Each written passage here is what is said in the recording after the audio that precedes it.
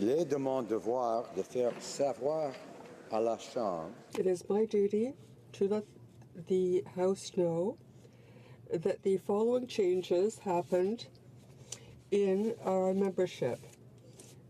Mr. Thomas Mulcair of the electoral district of Outremont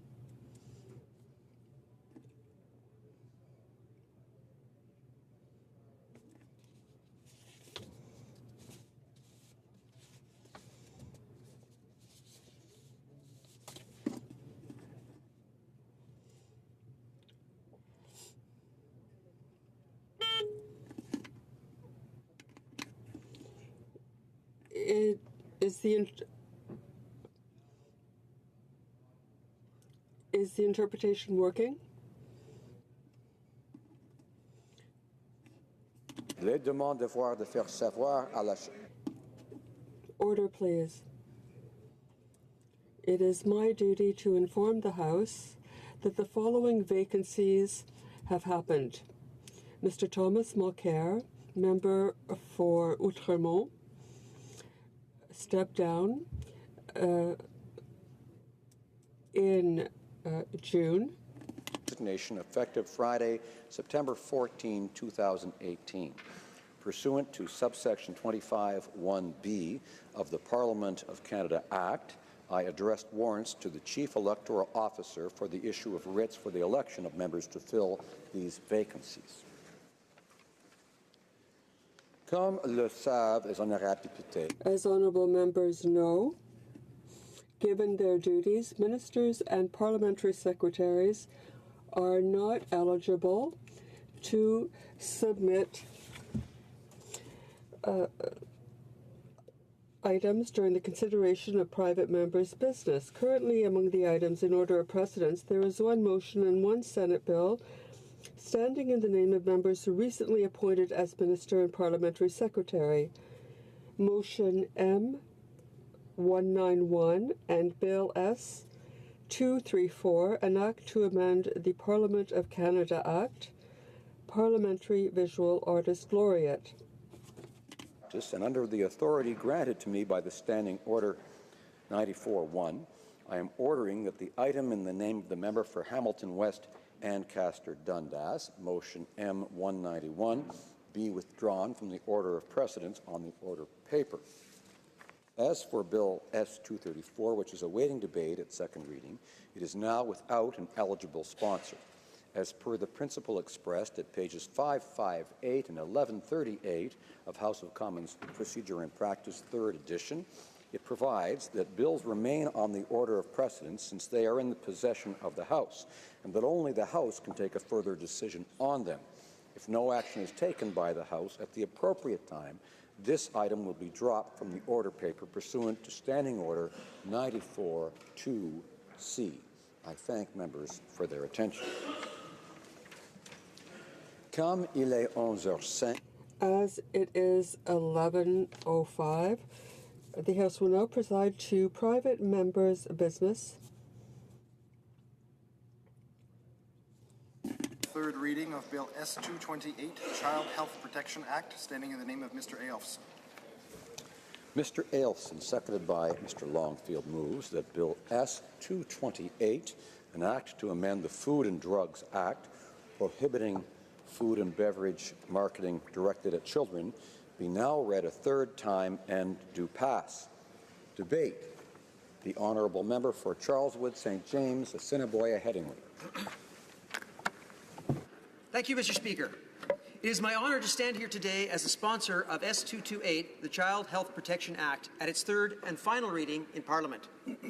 I would like to begin by thanking my fellow colleagues on the Standing Committee on Health for their thoughtful review of the legislation. It was an honour to work with all of them, and I look forward to continuing to work together on the issues affecting Canadians. Mr. Speaker, childhood obesity is an epidemic of such a magnitude that it's a matter of national concern. Today, 1 in 3 Canadian children is either overweight or obese. We know that obesity is linked to chronic conditions and illnesses such as high cholesterol, high blood pressure, sleep apnea, type 2 diabetes, heart disease, stroke, and some cancers, and its effects are compounded if the onset is premature. During my career as a physician, I noticed more of my patients were overweight or obese, and I was seeing instances of heart disease and type 2 diabetes in younger and younger people. According to the World Obesity Federation, if current trends continue, more than 10 million adults in Canada will be obese by 2025, and treating health problems caused by obesity will cost Canada nearly $34 billion per year. In its final report presented on January 25, 2016, the World Health Organization's Commission on Ending Childhood Obesity found that there is unequivocal evidence that the marketing of unhealthy foods and sugar-sweetened beverages has a negative impact on childhood obesity. The report recommended that any attempt to tackle childhood obesity should include a reduction in the exposure of children to marketing. This bill takes concrete steps to address this public health issue by eliminating the marketing of unhealthy food and beverages to children. During the committee stage of this bill, I introduced two consequential amendments to the legislation. The first was to alter the definition of a child from 17 years of age to 13 years of age. During Health Canada's consultation with stakeholders, it became clear that any regime built on restrictions aimed at older teenagers would be subject to considerable legal risks associated with the restriction on freedom of expression under the Canadian Charter of Rights and Freedoms. Currently, there is a strong precedent for defining a child as under 13 in the context of advertising restrictions in Quebec, and the province has withstood a charter challenge that was fully upheld at the Supreme Court of Canada. Recognizing there is evidence concerning the vulnerability of teenagers to marketing, as well as the experience in Quebec where industry shifted marketing efforts to teenagers when restrictions were imposed on younger children, I moved a second amendment that requires Parliament to conduct a mandatory review of the legislation with a focus on the definition of children within 5 years of the Act coming into force. Through the parliamentary review of the legislation, the government will also be obliged to report publicly on compliance with the bill and on progress towards our common goal of healthier children of all ages. This work will ensure that, if necessary, we will have the data needed to support a broadening of restrictions at a future date. During this bill's second reading and committee stage, there were also questions regarding the regulations that would be established. Recently, Health Canada released the document Restricting Marketing of Unhealthy Food and Beverages to Children, an update on proposed regulations. In this document, Health Canada stated that the new regulations will define unhealthy food, set out factors to determine if an advertisement is directed at children, and set out exemptions to the prohibition, such as children's sports sponsorship. There has been much discussion as to what qualifies as unhealthy food and beverages, and as such, Health Canada is considering a model to define unhealthy food as foods having a front-of-package symbol as proposed in draft regulations, or exceeding the threshold for the nutrient content claims, such as low in sodium and salt, low in saturated fatty acids, and or low in sugars. The specific nutrient content claim requirements, such as the ones previously listed, are used by the Canadian Food Inspection Agency to quantify food claims made by manufacturers. I encourage my colleagues to review the specific nutrient content claim requirements for salt, sodium, saturated fatty acids, and Health Canada's proposed requirements for sugars for the exact quantities under the proposed regulations and for what amounts of sodium, fats, and sugars would qualify a food or beverage as being unhealthy. With regards to the factors to determine if an advertisement is directed at children, we need to consider that the impact of marketing to children is a result of both exposure to unhealthy food ads through settings and media channels and the power of marketing techniques used. As such, the proposed approach addresses both by considering three primary elements of settings, media channels, and advertising techniques. Settings would include places, events, or activities, and could include daycares, schools, children's clubs, as well as children's concerts and festivals, among others. Health Canada would determine certain factors related to the settings, such as whether the setting is one where children are generally or frequently in attendance, and the nature and purpose of the event or activity when determining whether unhealthy food advertising is child-directed. Under the proposed regulations, marketing to children would be prohibited in child-directed settings. Where the audience has both adults and children, the marketing of unhealthy foods will be restricted only if the advertisement itself is found to have child appeal, and would be prohibited if the characteristics of the ad, such as color, theme, and/or language, was clearly directed at children. Children are also exposed to advertising through a variety of media channels, including digital applications, internet, television, films, and print. Health Canada is currently exploring the use of factors such as the nature and purpose of the media, whether it was intended or designed for children, and whether children constitute a significant portion of the audience when determining whether unhealthy food advertising is child-directed. With regards to the audience portion, Health Canada is considering a prohibition of marketing to children when the portion of children in the viewing audience is over 15%. For media channels where the proportion of marketing in the viewing audience is less than 15%, the marketing of unhealthy food will be restricted only if the advertisement is found to have clear child appeal. With regards to determining advertising techniques with child appeal, it must be understood that a wide range of powerful techniques are used to advertise foods to children. Therefore, Health Canada will need to determine whether the design, technique, or characteristic of the advertisement target will influence or appeal to children. For example, an ad for confectionery treats depicting child-appealing elements such as cartoon images and/or children's toys would be prohibited. Over the past several months, there have been concerns that there could be a negative impact on access to community sports if sponsorships were prohibited. In its proposed regulations, Health Canada will exempt children's sports sponsorships to address these concerns with only specific techniques designed to appeal to children under 13, such as mascots or product giveaways being prohibited. Marketing to children would be allowed for community sports teams, sporting events, sporting leagues and associations, and individual child athletes. For example, in the context of a sporting event where a company is supplying sports jerseys to a team, their logo can appear on the sports jersey. Mr. Speaker, working on this legislation has been a long and yet rewarding process. When I was practicing medicine, I would too often treat patients suffering from the numerous medical complications due to obesity. While I am not in the emergency room to treat patients suffering from these illnesses now, I am here in the House of Commons as a representative of my community to address the preventable issues that are hurting our society and burdening our healthcare system. We now have an opportunity to address childhood obesity, which should frankly be a nonpartisan issue. That's why I'm calling upon all members of this House to show their support and prove we're united in fighting this epidemic. Thank you, Mr. Speaker. Questions and comments? Question commentaire. The Honourable Member. Well, thank you, Mr. Speaker, and I'd like to thank my colleague opposite for his remarks. With respect to S228, the Minister of Health had stood in this House and had promised that sports scholarship programs would be exempt from this legislation in order to ensure that activities promoting healthy lifestyles and choices would continue. I brought an amendment exactly matching what the Minister had committed to committee, and it was rejected. Could the member comment on why the Liberals did not keep their promise? The Honourable Member for Charleswood, St. James, Assiniboia, Headingley. Okay, I'd like to thank the Honourable Member for her question and thank her for her valuable help on Health Committee in reviewing this bill.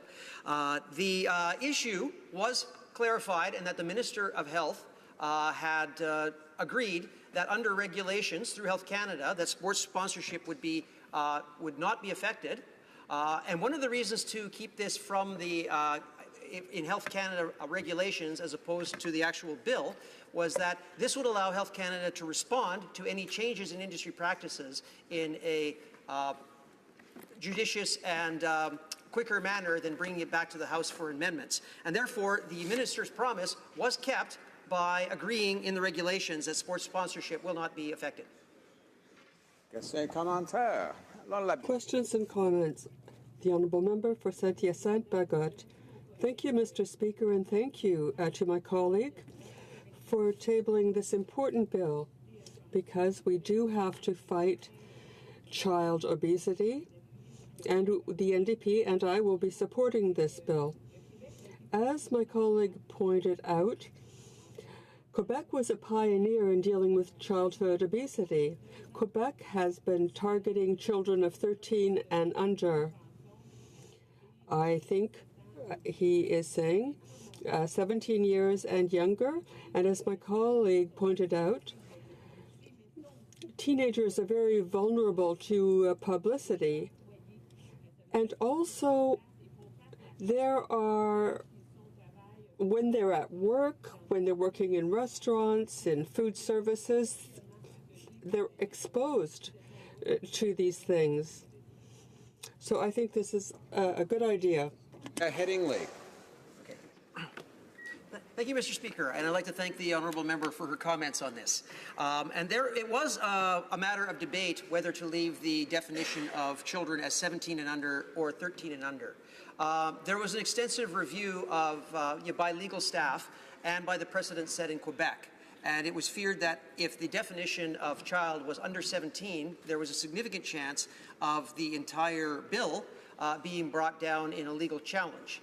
By the precedent set in Quebec, it was agreed that this bill in its form would withstand a charter challenge. And as a safety measure, we've put the mandatory 5-year review, therefore to address if there are companies that are shifting their marketing to undermine the effectiveness of this bill.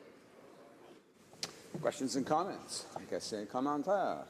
The Honourable Parliamentary Secretary to the Government House Leader. Yes, thank you, Mr. Speaker, and I appreciate the efforts of my colleague and friend from Winnipeg on this very important matter. And the question would be in regards to just the general acceptance of the legislation has actually been very encouraging, as people recognize that our young people do need to have legislation of this nature. It's in the long-term best interest of their health, and if it's in our young people's best interest, well, then it's in society's best interest as a whole. And if he can just provide his thoughts in regards to why, in essence, this is important legislation for our young people today. Member for Charleswood, St. James, Assiniboia, Headingley. Thank you, Mr. Speaker, and I'd like to thank the Honourable Parliamentary Secretary for his comments. This is a public health matter. Obesity is rising at an alarming rate, and the patterns leading to obesity are often starting in childhood. A number of years ago, before I was in government and practicing medicine, I was lobbying very heavily for anti-smoking legislation. Among the criticism was people saying, well, that's all well and good, but why aren't you also going after obesity, which is actually a bigger problem? This is one of the first valuable steps to address that. And it can address it at a very early stage where this is preventative rather than treatment, and should improve health and help to take the burden off our already overburdened healthcare system. Thank you. Resuming debate, the Honourable Member for Sarnia-Lambton. Merci, Monsieur le Président. Thank you, Mr. Speaker, and I hope that you had a good summer. I had an excellent summer myself, and I'm happy to rise today to speak to Bill S-228, an act to amend to the Food and Drugs Act, prohibiting food and beverage marketing directed at children. I'd like to start by thanking a large number of individuals and groups for their ongoing efforts on this bill. First and foremost, I'd like to thank retired Senator Nancy Green-Rain for her years of service and her ongoing dedication to the health and well-being of Canadians, and more specifically, the health of children. I'd also like to thank members from all parties, as well as the many witnesses, for their expertise and passion relating to this subject. Bill S-228 is designed to prohibit advertising for food and drinks targeting children under the age of 13. This bill was introduced to the House in a timely fashion, in fact, because the bill is part of the mandate letter for the Minister of Health. While this bill is well intended and designed to fight obesity among children, many witnesses and stakeholders expressed some concern with respect to the scope of the bill and the unintended consequences that the bill might have. Reference is often made to Quebec, where similar legislation already exists. In 1980, Quebec adopted an act to ban advertising targeting children 13 years of age and under. To clarify, it's true that Quebec has one of the lowest obesity rates in Canada. Nevertheless, this is not necessarily because of an advertising ban targeting young people. At committee, when I asked witnesses from the Coalition québécoise sur la problématique du poids if the obesity rate went down following the implementation of the Quebec Act, the witness said, and I quote, Quebec legislation adopted in 1980 was not to reduce obesity, but for ethical reasons and issues surrounding vulnerability regarding advertising. When it comes to data on obesity, unfortunately, we have not been in a position to measure that in the past. And that comparison was reiterated several times during the course of our consideration of the bill. However, it's rarely pointed out that, according to Mr. Ronald Lunn, a witness who appeared at committee, the obesity rate in Quebec is very similar to the obesity rate across the country. He said, fast it exploded and where it is today, the rates of obesity and overweightness in Quebec are basically not statistically different from the rest of Canada. I think it's off the website now, but you can still find the link on Quebec's Ministry of Health's own website. They talk about the great increase since 1978, and they add that the good news is it's not significantly different from the rest of Canada. Despite a homegrown test, the obesity rates in Quebec are not dramatically different. And so, Mr. Speaker, when we approach S228 and we talk about the legislation, while I am firmly behind the premise of the legislation, which is that we want to reduce obesity in children, we know that obesity in children is a predeterminant of very chronic disease as they get older. I'm just not sure that this bill is going to work. Certainly, I think there are some problems with the bill, and I'm going to address several of those. First of all, it was alluded to that the definition of healthy food was not nailed down. The discussion we had in committee talked about making it potentially the same as front-of-pack labeling, where things that were high in salt or high in sugar or high in saturated fats would be the ones considered to be unhealthy. But that could not be agreed upon, and there is currently no agreement about the definition. The Liberal government is content to leave that to the regulations, but I think we can see the same problem with the regulations that Health Canada is having when considering the Canada Food Guide and the front-of-pack labeling and coming with situations, for example, where apple strudel would be considered healthy, but cheese would not.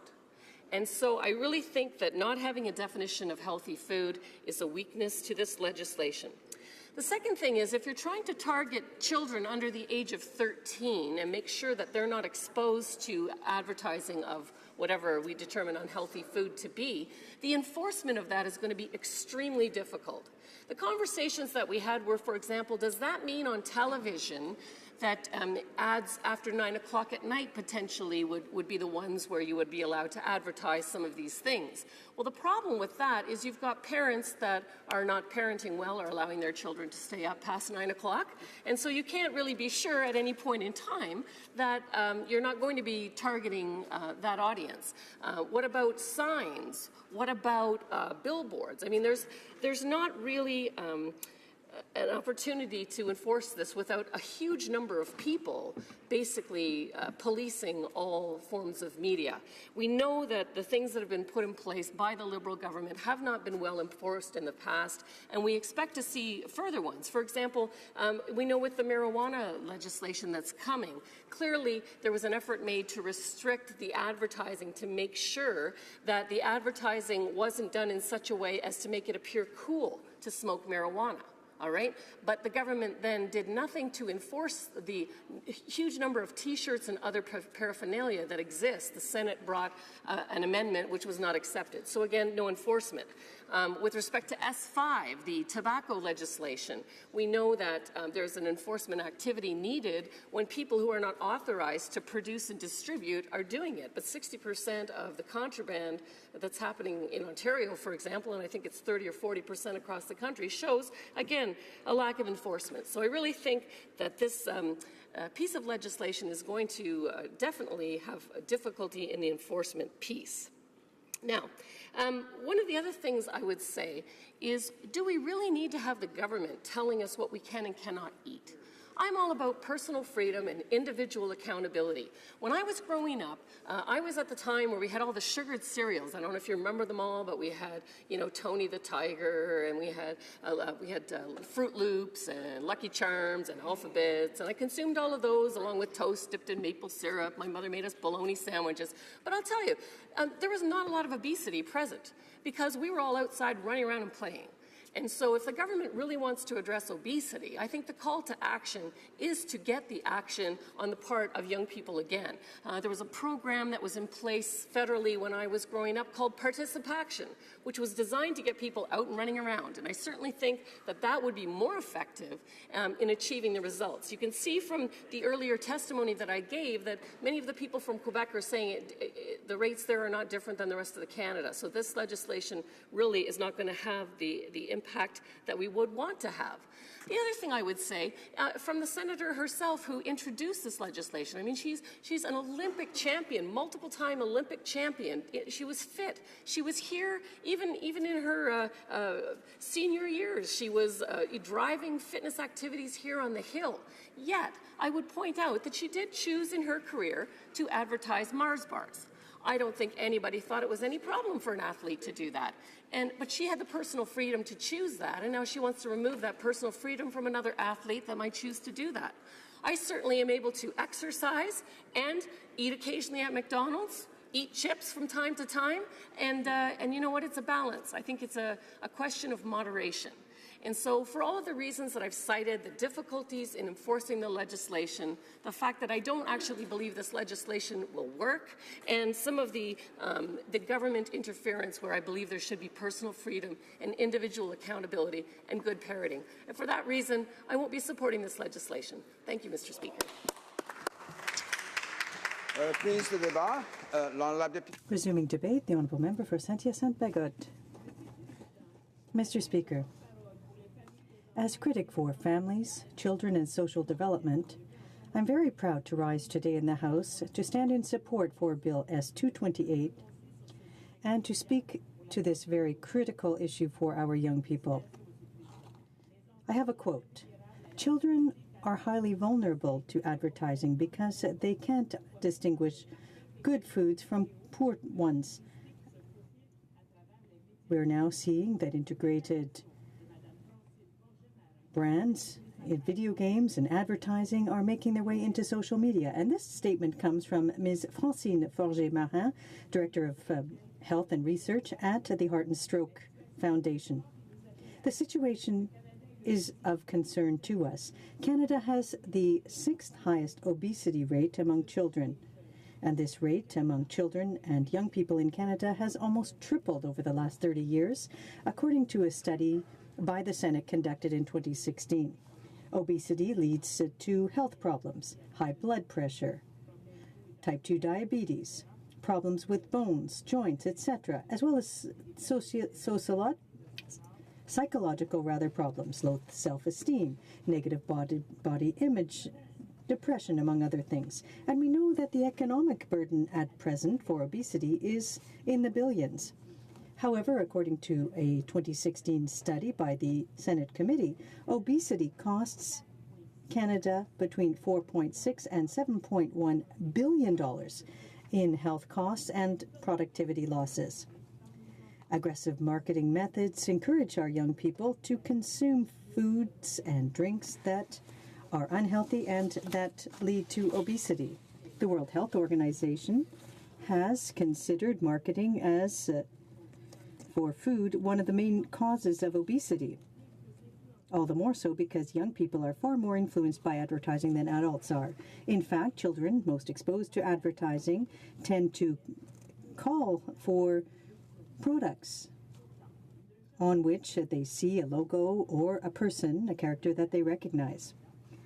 Research conducted for the Heart and Stroke Foundation in Canada showed that children see more than 25 million advertisements for food and drinks on their favorite websites. This figure is worrisome. And we know that juvenile obesity does not simply disappear when a child becomes an adult. Weight issues are more difficult, and youth are more difficult to lose and to recover from as an adult. So this is a long-term issue that needs to be addressed. And this is what Bill S-222 will do, in fact, by banning certain types of advertisements. It will eliminate the problem at the source. And that is why Bill S-228 is necessary, Mr. Speaker. Mr. Speaker, I'd like to take this opportunity to talk about efforts undertaken by people in my riding of Saint-Hyacinthe-Bagot in order to fight obesity. And I'm thinking about volunteers for the Heart and Stroke Foundation in Montérégie. Among others, I want to congratulate Ms. Linda Jaudoin, Stéphane Martin, and Mr. Jérémy Ménard for the work, their dedicated work to our community. These volunteers are fighting heart and stroke and have made it possible to save many lives through their efforts. And I'd like to thank them once again for their involvement and the incredible work they're doing for the service of our fellow citizens. As a Quebec member, I must also say how proud I am that Quebec is the only province to have a legislative measure in place. It has had the Consumer Protection Act in place since 1980, and since it was adopted, it has had a positive impact on child health. According to a study from 2011, Quebec has the lowest obesity rate among children aged 6 to 11 and the highest consumption of fruit and vegetables. So we can see how helpful and useful it is to legislate in this area. So I'd like to congratulate Quebec for its avant-garde consideration of this subject. The NDP has always expressed concern for this issue. In 2012, my extraordinary colleague, the member for New Westminster Burnaby, introduced Bill C-430. The bill was designed to amend the Competition Act and the Food and Drugs Act in order to expressly ban advertising targeting children under the age of 13, as well as the promotion of commercial products, foods, drugs, and cosmetics, as well as instruments. And it's because the NDP wants to reduce exposure by children to these ads that promote foods and drugs that are not good for one's health and lead to obesity and mental health problems that we support this bill. Mr. Speaker, obesity is based on two pillars: food habits and physical activity. By banning food ads and ads for unhealthy drinks, Bill S-228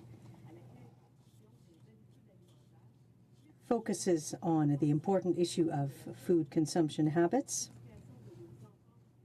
and will require us to take a look as a society at how we educate our children when it comes to eating.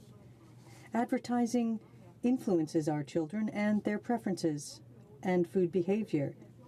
The ads also play an important role in their education when it comes to food. This bill will offset the shortcomings of the Quebec legislation dating back to 1980 that it is inspired from. The bill, the Quebec bill, is one that is important, but I spoke to the Quebec Coalition for Weight Issues, and they've reminded me of some of the exceptions under the Quebec bill that continue to pose a problem. With this bill, we will be able to ban advertising for food or drinks targeting children, and this includes the way that they're packaged, or the packaging. Supporting this bill sends an important signal to parents that we share their concerns and that we understand the marketing pressures that they are facing. Nonetheless, as members of the NDP, I believe that we must also respect provincial jurisdiction and that this bill must fit in with the Quebec legislation that inspired it. A total ban on advertising for food and drinks for children under the age of 18 is important. The food and restaurant service will be affected by this bill and share our concerns regarding it. They are in favor of strengthening measures designed to protect children under the age of 13 from obesity. They regret, however, that the age associated with the term child is not 17 years of age, but instead 13. I'm also aware that there are economic and legal repercussions stemming from this bill, and that at committee we need to take into account the point of view of the various groups affected by the bill. For example, Restaurants Canada states that the definition of food from Health Canada is problematic because it is very restrictive. It doesn't include food including between 5 and 15% of the daily recommended amount of saturated fat, sugar, or sodium. However, I think that by supporting this bill, Mr. Speaker, we are making the right choice. Taking action today will ensure that our children are healthier and our society is as well. The example from Quebec responded to this issue some 30 years ago, and the federal government must now follow along this path. It is in the best interest for our fellow citizens. Thank you, Mr. Speaker. Resuming debate, the honourable member for Toronto, Danforth. Thank you, Mr. Speaker. And I'm pleased to speak today in support of Bill S-228, the Child Health Protection Act, legislation that, if passed, would restrict the marketing of unhealthy food and beverages to children under the age of 13.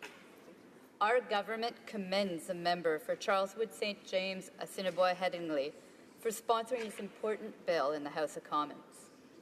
We also commend former Senator Greenrain for introducing this bill in the other place and for her tireless efforts to support healthy choices for Canadian children.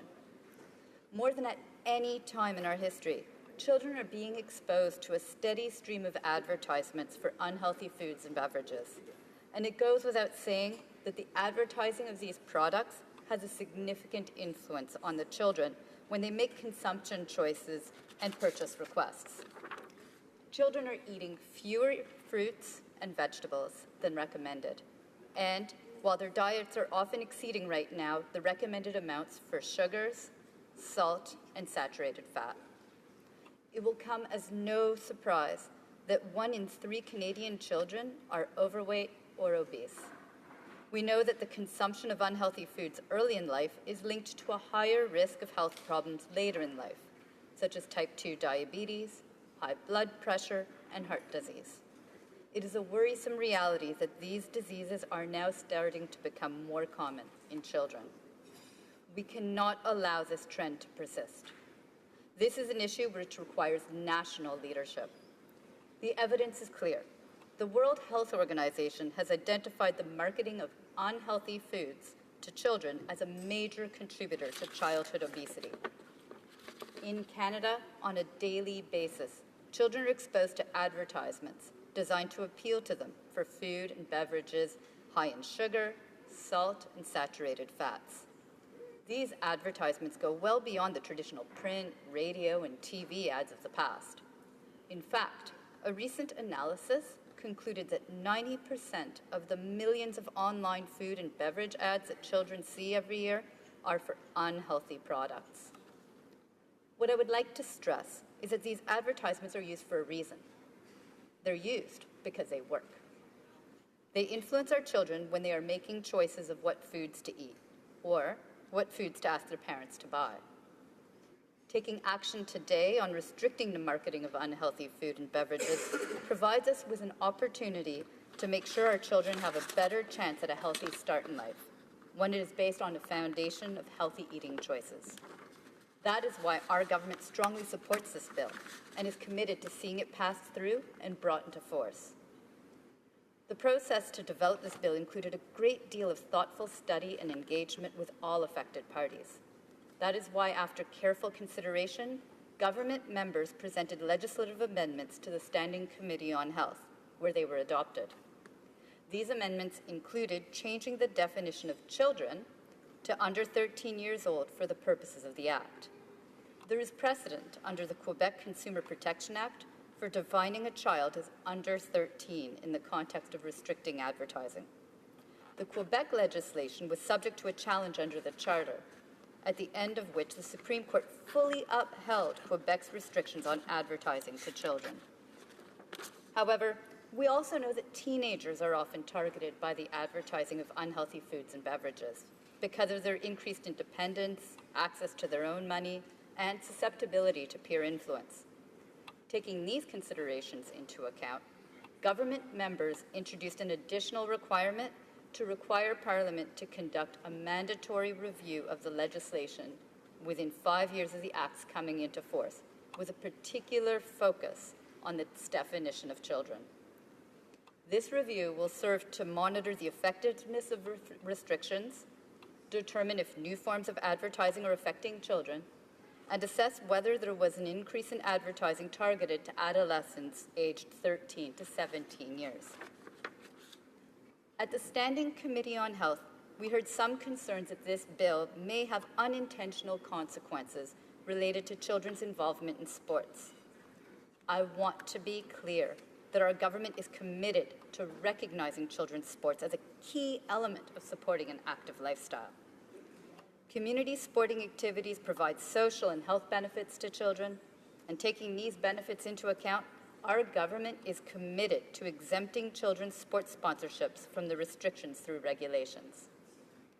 The development of this regulatory exemption will be informed by the Quebec Consumer Protection Act, with consideration given to prohibiting specific advertising practices targeted to children under 13, such as unhealthy food giveaways at children's community sporting events, those types of things that we'll be looking for. The amended bill, along with a regulatory exemption, will ensure that our approach achieves the best health outcome for children. Our government will not let up on the fight to reduce obesity and chronic disease. Restricting the marketing of unhealthy foods and beverages is a key part of our government's healthy eating strategy, a multifaceted approach aimed at improving the food environment and giving Canadians the tools to make healthier choices. Government action aimed at reducing chronic disease over the years has taught us a valuable lesson, that no single action, not one, alone is a silver bullet, but a suite of actions, complemented by effective public education, can turn the tide. We cannot underestimate the influence of these advertisements, nor can we sit idly by and watch the health of children decline due to poor eating habits. That is why I am encouraging all sides of the House to support this bill. Together, we can advance this important piece of legislation that will protect the health of Canadian children and make the healthy choice the easy choice, now and for future generations of Canadians. Thank you, Mr. Speaker. Reprise le débat. Resuming debate. The Honourable Member for Mégantic-L'Érable. Thank you very much, Mr. Speaker. It's a joy and a pleasure to see you again here today as we resume in Parliament. And I hope that all of my colleagues, like me, will enjoy being back here on this beautiful day. It's certainly lovely weather, and it's a nice time to come back and see all the colleagues again. So I'd like to thank Nancy Green for presenting this House in the other place and for her exceptional career. She's a model for all Canadians, particularly youth, and I did want to pay tribute to her. Now, obesity among youth costs Canadians a lot of money. We need to improve the quality of life of our children, and there are a number of studies that show that the costs of obesity are extremely high. In March 2016, before a Senate committee, a professor from the Faculty of Medicine of Montreal said that the economic burden related to obesity through productivity losses was estimated at being between 4.6 and 7.1 billion, not million, billion dollars a year. So 4.6 to $7 billion a year. That's the cost to our society. Now, I agree, and I think we all agree in this House, that we need to take action against this significant problem. We need to do better for future generations. So this leads me to Bill S-228, an act to amend the Food and Drugs Act, which would prohibit food and beverage marketing directed at children. In my opinion, it unfortunately will not really allow us to attack the problem of obesity. Canadians' lifestyle choices have a significant impact on their health, and I think that first and foremost, we need to focus on young people's lifestyle. Now, I would remind you that the previous Conservative government had a tax credit to promote athleticism among Canadian youth. Getting Canadians to be active is a real solution that would help us reduce obesity in a concrete manner. That tax credit focused on sports, cultural, and social development so that Canadian children from a very young age would start adopting a healthy lifestyle. And this was a concrete measure. We were inciting parents to have their children exercise, and we were helping them pay for that. Because, of course, often the bill can be very high if you want your child to participate in gymnastics or hockey. I had daughters who did gymnastics, and I can tell you, a year of that costs a lot of money. But at the end of the year, we got a tax credit that allowed us to say, well, we have enough money to have the entire family do more exercise. Unfortunately, one of the first things that this government did was abolish that tax credit. It was a concrete solution that would have helped us fight obesity, and I'm persuaded that there were hundreds of thousands of young people who could have benefited from that. Now, the Liberal government decided to deal with marketing instead of dealing with people's lifestyles. Once again, in my opinion, this shows that the government really doesn't understand what's happening in Canada, particularly in the regions. The government could look at organizations in Quebec and Canada and could give them money that would help people participate in more sports and be more active. Now, just last week, there was the half marathon in Thetford Mines, and so many people participated in that event. There were seniors who took up athleticism. There were families with very young children who showed up and decided to participate in this half marathon. What does this mean? It means that they trained for it. It means that they planned, they went out running as a family, and it's a really great family activity. And at Thetford Mines, we were able to do that half marathon because we have some financial partners, such as Les Jeux Oasis, Crispy Kernels, and companies like that, which unfortunately may in the future be seen as companies that are providing food that is bad for people's health. And I want to come back to this, Mr. Speaker, because I think that Health Canada is going to be changing the definition of what a junk food is and what healthy food is. And they're just giving Health Canada all of the leeway that they might possibly need to decide on their own what is healthy food and what is not. But a lot of these companies promote healthy lifestyles by partnering with athletic organizations. And if we look at this bill as presented, I mean, we wanted to present amendments that would exempt some of those companies from the marketing ban, particularly if they're partnering with sporting events. But the committee didn't want to accept the amendment that was tabled by my colleague, the member for Sarnia-Lambton, who does excellent work on the committee. I could mention Tim Hortons, for example, or McDonald's, companies that have long supported athletes in this country. And I think it's important that we recognize that. Now, why am I particularly concerned about giving Health Canada the power to decide what is junk food and what is not? Well, there's a direct link with the subject that I deal with, which is agriculture. And this has to do with food labeling. Currently, Health Canada is working on trying to find a system to tell people what's good for their health and what's not. But what about orange juice? Is that good for your health or not? What about yogurt? Is that good for your health or not, Mr. Speaker? What about cheese? Is that good for your health or not? These are questions that you could ask. I'm sure people listening at home will say, well, of course, we want young people to drink orange juice every morning. We want them to eat healthy yogurt. But according to Health Canada, those foods will have to be labeled, saying that they're too high in fat or sugar, or that they have too much of this or that. And that is a bill that is currently being studied by Health Canada. So are we going to ban cheese companies from marketing to children? Are we going to ban companies that sell natural orange juice from marketing to young people? Well, if we let Health Canada decide, I predict that those companies will no longer be able to market their products, even though their products are healthy. They won't be able to market them to young people. And the problem is that people don't want to study the science in depth. They want to make decisions based on what they've heard, based on public opinion, and they want to decide, okay, we're going to put this label on the product. But it's not. I mean, science has not clearly demonstrated that those products are harmful to your health. It's not necessarily true that the fat in yogurt is bad for your health. You need to eat some forms of fat and a certain amount of fat. But Health Canada has decided that, we're going to put a big warning label on these products. We're going to say they're dangerous. And with S228, now it's the same people who will be deciding which foods are bad for your health. Well, I'm scared. I'm scared for my dairy producers, my cheese producers, and for everyone who grows the fruits that are turned into juice, for example.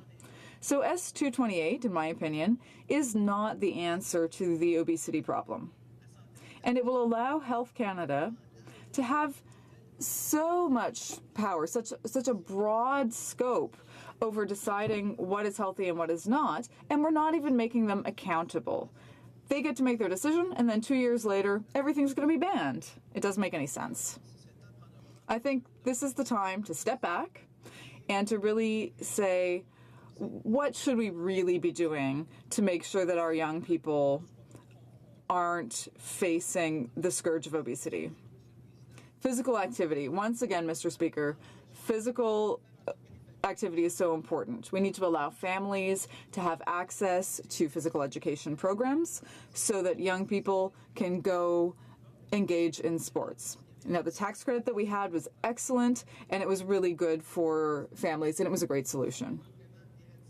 If we really want to get rid of obesity, we need to give Canadian families the means to buy healthy food.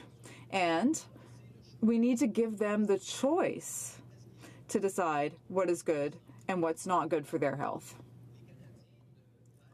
I think that Canadians between the ages of 13 and 17, they have the right to do a lot of things. They can drive a car.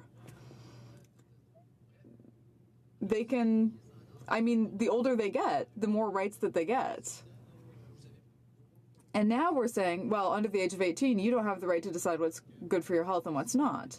I think that we need to educate our young people, but we don't need to force them to do things. We need to empower them to make healthy decisions that will last throughout their lives. Mr. Speaker, we're ready to work with the government to find solutions, and that's why we had submitted an amendment that would exempt companies that sponsor athletic activities so that those companies would be able to sponsor half marathons and races and so on. But unfortunately, that was rejected outright. If the government really cared about Canadians' health, they would have listened to our amendment. And to conclude, they certainly wouldn't have allowed the legalization of marijuana. Because if there's something that is certainly bad for your health, Mr. Speaker, it's legalizing a product that everyone knows is harmful. Thank you. Resuming debate. Reprise de débat. Resuming debate. Accordingly, I invite the honourable member for Charleswood, St. James, Assiniboia, Headingley for his right of reply. The honourable member has up to 5 minutes. The honourable member. Thank you, Mr. Speaker. I'd like to thank all the members for engaging in this debate. I think some very valid points have been brought up by all speakers. I will make this remark very, very brief. I would just simply like to say that we have looked at all the data available in this and all the different options available, and we are convinced that through past precedent and through current practice that this will be a bill that will improve the health of many Canadians. Thank you.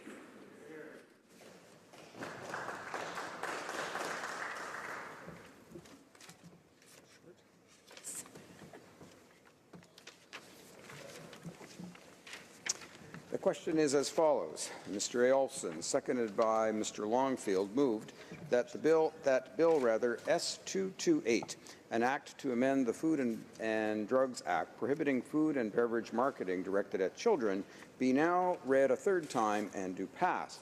Is it the pleasure of the House to adopt the motion? Yay!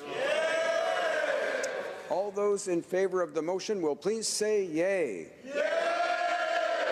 All those opposed will please say nay. Nay! My opinion, the yeas have it.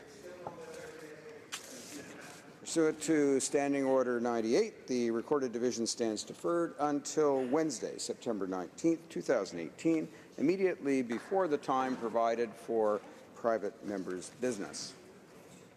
And it being only 11:58, the House will stand suspended until 12 noon.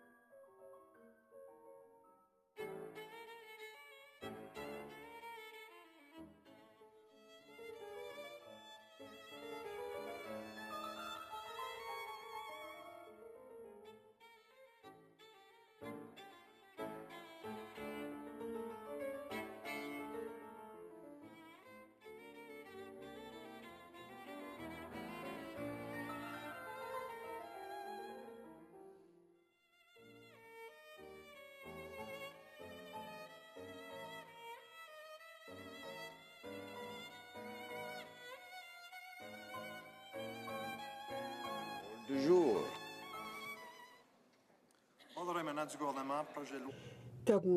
Government orders, government bills, commons, study, a second reading of the Agreement for Trans-Pacific, Comprehensive and Progressive Agreement for Trans-Pacific Partnership. Propose. Kerr. Minister Carr moves that the bill C-79 enact to implement the Comprehensive and Progressive Agreement for Trans-Pacific Partnership between Canada, Australia, Brunei, Chile, Japan, Malaysia, Mexico, New Zealand, Peru, Singapore and Vietnam be now read a second time and referred to the Standing Committee on International Trade. Member for International Trade Diversification. Thank you, Mr. Speaker. And it is with enthusiasm and optimism that I rise in the House today to speak about our government's plan to diversify Canada's trade.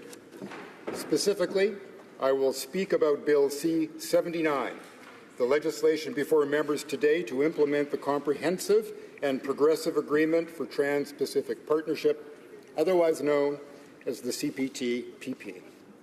This is the first government bill to be debated in the fall sitting, Mr. Speaker, and that is a statement in itself, and I intend to speak to that too. It reflects the importance we attach to swift ratification of the new CPTPP so that our farmers, ranchers, entrepreneurs, and workers from across the country can get down to the business of tapping new markets and bringing brand Canada to more corners of the world. Monsieur le Président, je souhaite m'adresser à vous au sujet du projet de la loi 79 qui se trouve devant vous aujourd'hui et qui vise à mettre en œuvre l'accord de partenariat transpacifique global et progressiste, aussi connu sous le nom de PTP-GP. Il s'agit du premier projet de loi émanant du gouvernement qui fera l'objet d'un débat cet automne.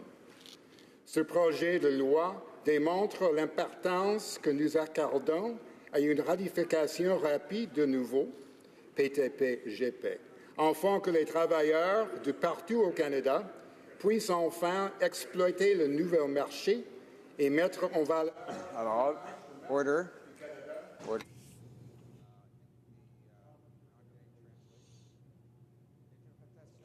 Interpretation?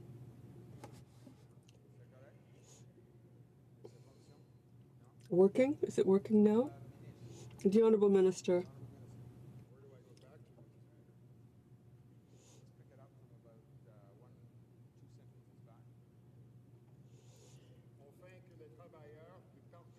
In order that workers all over Canada be able to exploit new markets and put forward Canada's brand in Canada and in a greater number of regions in the world. Time for Canadians to diversify. As a trading nation, we need to add to our list of customers and to the roster of our innovative, hardworking, entrepreneurial, and ambitious sellers. Just today, I'm meeting with my counterpart from the United Kingdom, and in the last 2 weeks, I was in Israel, Thailand, and Singapore. After the United States withdrew, Canada took the lead back in March 2017, relaunching stalled talks for the old TPP and then working tirelessly to secure a deal that reflected not just the ambitions of the few, but the dreams of the many. This effort was in large part about driving real changes for the middle class, who have not always seen their interests reflected in agreements. We changed the terms of trade protecting our intellectual property, our unique culture, and we expanded access to a market of 500 million consumers, covering 13% of global GDP. The new CPTPP was renegotiated with a view to looking beyond the few current large exporters to those unaccustomed or ready for new markets. Because while competition is a very healthy thing, if workers feel that their quality work going out the front door is undermined by weaker standards of work coming through the back door, support for trade suffers. Mr. Speaker, Bill C-79 is of critical importance to the Canadian economy. It is vital, particularly for our agricultural sectors that are now, even as I speak, reaping the harvests that will soon be shipped to new markets. As we have said from the outset, Canada will be among the first 6 countries to ratify as long as this House and the other place recognize the opportunity this deal brings to countless hard-working Canadians and move swiftly to pass this bill. Bill C-79 brings forward all legislative amendments required to ratify and implement the agreement. Other regulatory changes will also be required for Canada to ratify, and that regulatory process will follow royal assent of the bill. Mr. Speaker, this is not just a new trade agreement for Canada. This is a signal to the world that trade matters, that rules matter, and that we will not be drawn into the world of protectionism. This bill is a statement that we will seek out every opportunity and negotiate terms that benefit the middle class and those working hard to join it. Mr. Speaker, this bill also speaks directly to Canada's diversification imperative. As a middle power, we cannot afford the status quo, and we cannot afford to wait for the world to come to us. Our competitiveness depends on opening more markets and making those markets more accessible, particularly for small and medium-sized businesses. Mr. Speaker, on Friday, we will celebrate another landmark trade agreement secured under this government, the first anniversary of the trade agreement with Europe, CETA. And in just 1 year, business is booming. Just last week, we learned container traffic at the Port of Montreal is already up year on year, 20%. That is 20% more traffic in the made-in-Canada goods Canadians produce each and every day. And in addition to transatlantic trade, we are expanding preferential access across our hemisphere, moving forward on a free trade agreement our government initiated with Mercosur, including Brazil, Argentina, Paraguay, and Uruguay, and enhanced membership with the Pacific Alliance, including Mexico, Peru, Chile, and Colombia. And with the new CPTPP, we extend our reach to the Pacific with an eye to the long term. We are, after all, a Pacific nation. That is why reorienting and renewing what is now the CPTPP was so critical for us. Asia matters to Canada, Mr. Speaker. Asia is home to the world's fastest-growing middle class. By 2030, nearly two-thirds of the world's middle class, estimated to be 3.5 billion people, will call Asia home. The CPTPP is a cornerstone for Canada's greater engagement with the Asia-Pacific countries and solidly anchors Canada's place in the Asian market. There are 10 new markets on offer: Australia, Brunei, Chile, Japan, Malaysia, Mexico, New Zealand, Peru, Singapore, and Vietnam. That is a trading bloc representing close to 500 million people and 13.5% of global GDP. The PTPGP, the CPTPP, will be advantageous for consumers who will benefit from a drop in prices and far more choice. It will also be advantageous for workers because of the creation of far more jobs, quality jobs, in the export sectors, and this across Canada. Translates to benefits for farmers and growers, fishermen and women, lumberjacks and Jills, Bay Street and Main Street, miners and chemists, manufacturers and service providers. The CPTPP will also level the playing field for Canadian exporters, staying even with competitors that already have preferential access to countries like Japan, the world's third largest economy. Last year, our bilateral trade with Japan reached $29 billion. Just imagine, Mr. Speaker, next year. The opportunities are enormous. For example, the quality and beauty of Canadian wood is world-renowned. In Japan, indeed throughout the Asia-Pacific region, the environmental and structural benefits of wooden construction are being embraced, including plans for a 1,148-foot wooden skyscraper. The home for the world's current tallest wooden building is here in Canada, a residential structure at the University of British Columbia. Incidentally, as Canada's Minister of Natural Resources, I had the pleasure of cutting the ribbon on that project. With the advent of CPTPP, market opportunities for Canada's forest products sector are inviting and impressive. Canadian high-tech companies like OpenText have been battling and succeeded in the ultra-competitive Asian markets for decades. The IP protection secured in the CPTPP will protect the investments these companies have made in Canada and allow them to compete and win in Asia. Mr. Speaker, we consulted extensively with Canadians for more than 2 years to get the agreement right and fought hard on their behalf to make important changes. Suspensions to certain articles or side letters with the full force of international law in areas such as intellectual property, investor-state dispute settlement, culture, and autos. The CPTPP also includes many other significant achievements. For example, financial service providers will benefit from enhanced investment protection and preferential access, including in Malaysia and Vietnam, where commitments go far beyond what either country has offered in any FTA. Through the government procurement chapter, Canadian businesses will be able to access open and fair procurement in all CPTPP markets. CPTPP parties will eliminate tariffs on over 95% of tariff lines, covering 99% of current Canadian exports to CPTPP markets, with the vast majority to be eliminated immediately upon entry into force of this agreement. The CPTPP also addresses non-tariff measures that we know are prevalent and which create business uncertainty for our exporters. And that includes the auto sector, where we know non-tariff barriers have been a constant irritant.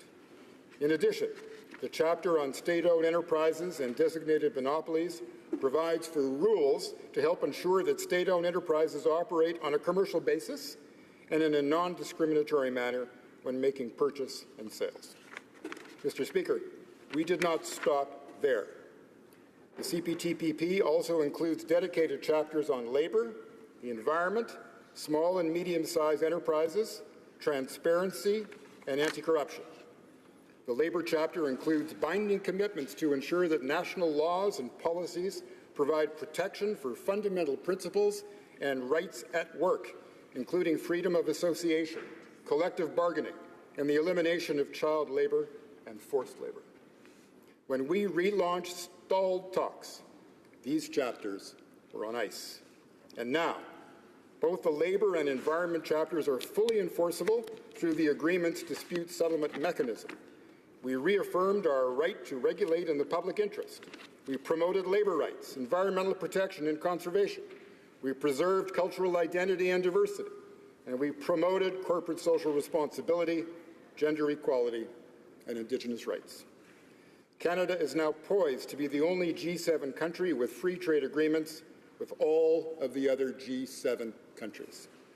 To realize that remarkable value proposition, diversification into new markets must be a national project to which every farmer, rancher, fisher, manufacturer, entrepreneur, business owner, and innovator commits their efforts.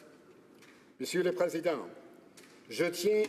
Mr. Speaker, I want to be crystal clear on this point. Diversification is a national priority. Indeed, diversification has to be something within whose context farmers, ranchers, fishermen, manufacturers, entrepreneurs, business owners, and innovators can show what they can do. To grow their business, to think global. We have countless people-to-people ties to almost every country on earth. These are the bridges over which more trade can flow. We also need to support our youth in gaining global experience for their future career prospects and securing Canada's place in the global economy. We will not stop until Canada is the epicenter of global trade and the world's most connected, stable, predictable, innovative, and in-demand market on earth. We are focused on providing the middle class with unparalleled access to sell east across the Atlantic, south across our hemisphere, and west across the entire Pacific Basin. Mr. Speaker, my first trip as the Minister of International Trade Diversification outside of North America was to Thailand and Singapore. In Singapore, I pushed for an acceleration of talks towards a possible free trade agreement with the ASEAN nations, adding some of the largest and fastest-growing countries to our ever-expanding piece of the Pacific pie. While we must open opportunities for all Canadians, we must also focus on areas where Canada has a clear global competitive advantage. Our most innovative business sectors have the greatest export potential.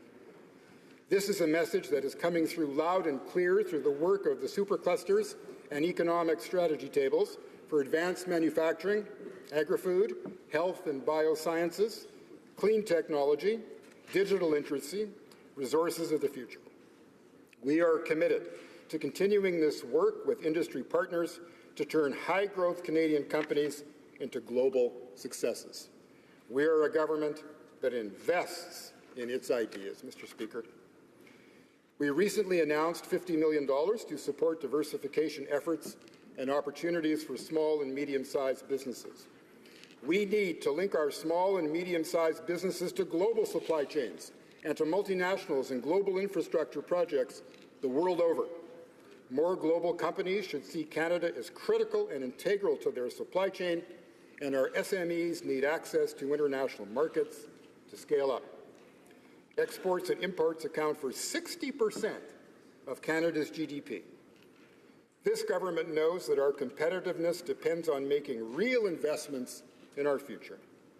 Mr. Speaker, the previous government talked a good game but focused only on the detail that worked for the top 1%. They scaled back the programs available through our Trade Commissioner Service so it could only serve the privileged few, the ones largely operating overseas. We will reverse that trend and get our sales numbers way up. Mr. Speaker, Canada will also carry the mantle of defender of the global rules-based order. Canada played a key role in building the multilateral trading system of the last century, and we will not see it eroded. We will defend it, and we will reform it. Our convening power and commitment to the rules-based order is an essential strength, and we will put it to work for more Canadians. That is why next month I will host a WTO Reform Summit in Ottawa. Mr. Speaker, Canada is the home of Marconi's Signal Hill and Bell Northern Research, precursors to our current successes in high-tech. We were the birthplace of the Skidoo and the regional jet, the home of canola, an agri-innovation that helps feed the world, and Cirque du Soleil, which helps feed the soul. We are the home of international gaming studios and the burgeoning hub of artificial intelligence.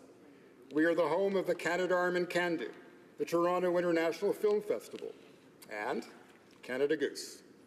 There is nothing like brand Canada. We are naturally global, but we haven't always been actively global. The CPTPP is a call to action. Monsieur le Président. Mr. Speaker, I urge all members in this House and on the other place to move swiftly on this bill. Now is our time. Thank you. All members in this House and the other place to move swiftly on this bill. Now is our time. Thank you. Merci.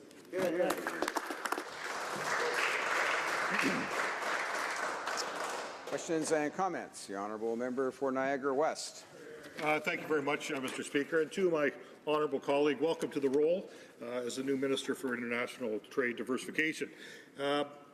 Just a couple questions I have for the Minister. I just want to point out that it was this party here and this leader that said in June we would pass this bill at all stages so that we could move forward on this initiative. It was also this party and this leader that said we would come back in the summertime and actually move forward on moving this thing. So I just want to point out a couple clarifications. It was also this party that actually, under the former leadership, actually had strong chapters on the environment and labor, which remained virtually unchanged with the CPTPP. I want to mention that as well. So my question is, and I did read the article on the Port of Montreal receiving 20% more, and we see the trade is up 12%. The challenge is that exports are only up 1% to CETA countries, to European countries. And so my question to the government is, given the fact that he talks about certainty, he talks about the best place to do business, the challenge we have right now is around regulation and red tape. It's around getting some type of rules in place so people understand so they can invest in energy, et cetera, in this country. So my question is, what is this government going to do to show the world that we are a predictable, reliable place that they can actually invest in. Honourable Minister of International Trade Diversification. Thank the honourable member for his intervention and his question, and how much I'm looking forward working with him to make sure that this bill can move as expeditiously as possible through the House of Commons and the other place. The honourable member knows that in order to have expedited processes, it requires unanimous consent of all members of the House, all parties of the House. That was not possible. The member knows that. But I take it from his very constructive intervention that he will work with us to make sure that the process is as smooth as it can be, and we both undertake to have serious conversations with our counterparts on the other side of the House to make sure that the bill moves as fast as we know the Canadian people want it to move. Yeah. Mr. Speaker, the member also knows that we have taken many steps to ensure that the regulatory process is more clear, that the timelines are more predictable, that investors understand at the front end precisely what's involved in the process. We think that's a step forward, and we hope that for many, many years to come, it will serve the people of Canada. Questions and comments? The honourable member for Essex. Thank you, Mr. Speaker, and I too welcome the Minister, but I'm quite stunned by the Minister's speech here today because it indicates to me that the previous Minister and his team have not fully briefed him on the impacts of NAFTA for working people, which he mentioned throughout his speech. And I just wanted to let him know that we had 400 witnesses at committee on the TPP, and we had written comments from 60,000 Canadians, 95% of which opposed the Trans-Pacific Partnership under its previous iteration. But really, then the Minister should really be well aware that industry and labour groups in the auto and auto parts sector in Canada are strongly opposed to the CPTPP.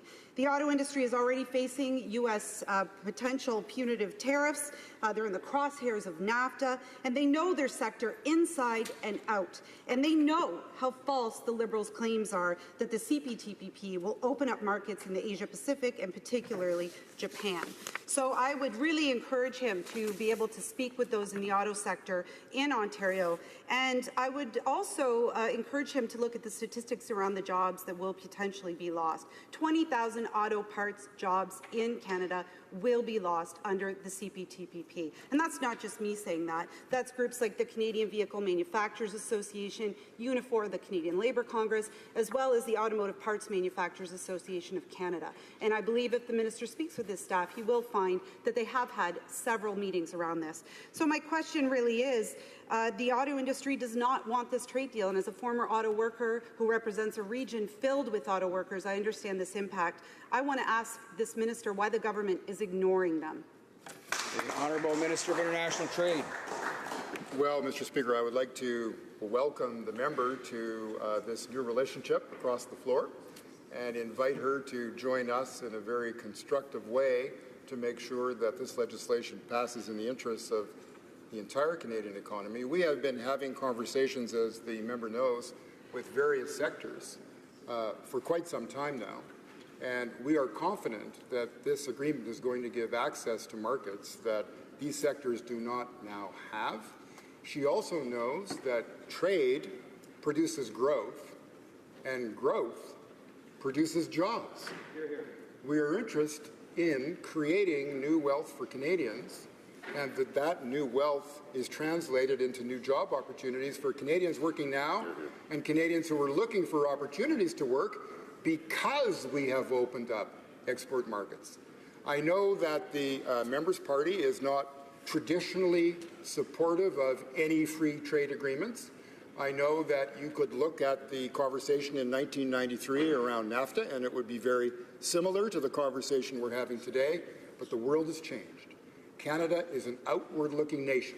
We know that these agreements will create opportunities for the working people of Canada, and we invite the member to join us to make sure we get there as quickly as we can. Questions and comments. The Honourable Member for Peace River Westlock. Thank you, Mr. Speaker, and it's great to be back here in this chamber, this place of seat of democracy here in Canada. And I listened intently to the minister's speech. One of the things that I heard over the summer was that the business climate in Canada, particularly in northern Alberta, Peace River Westlock, the riding that I come from, we're seeing mass amounts of capital fleeing the province of Alberta fleeing Canada. And I know that this government wants to use this piece as like, hey, Canada's open for business. What is the government's plan to ensure that we can get some of these major energy projects up and running again, particularly in Northern Alberta? Thank you, Mr. Speaker. Minister of International Trade Diversification. Mr. Speaker, as the member knows, I had the privilege for the last 2.5 years, almost 3, working with the people of Northern Alberta, working with the energy workers of Northern Alberta. And I also know that in my travels around the world, and most recently in the Asia Pacific, that there is a real appetite to have more and more serious conversations about the resources that are so important to the member's constituents, his province, and indeed for all Canadians. So the sustainable development of our natural resources and the exploration of new export markets for those resources is a very important part of the government's strategic role, and I look forward to working with the honourable member to make sure that we do it in the best way we can. Questions and comments? The Honourable Parliamentary Secretary to the Government House Leader. Yes, thank you, Mr. Speaker, and I appreciate the comments from the Minister. And we recognize Canada as a nation that's really dependent on world international trade. And since day one, Mr. Speaker, this Prime Minister is focused on Canada's middle class and those aspiring to become a part of it. And trade, in many ways, is one of the ways in which we can enhance and grow that middle class, Mr. Speaker. And I'm wondering if my colleague can just provide to the House his thoughts in terms of how it is having trade agreements and trade in general enhances the opportunity for Canadians in all regions of the country to benefit, in particular what has been the Prime Minister's #1 priority, and that is Canada's middle class. Minister of International Trade. Thank you, Mr. Speaker, and I'm glad for the question from my fellow Manitoban.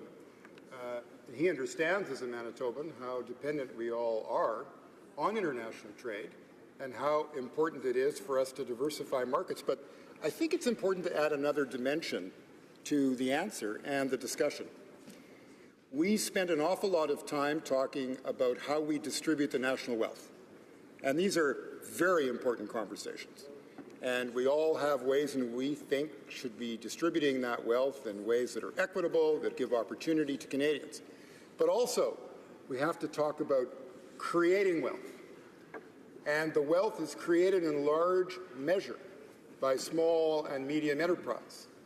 And those enterprises that are the ones who trade most freely, particularly in expanding markets, are the ones who create good jobs, the ones who create higher paying jobs.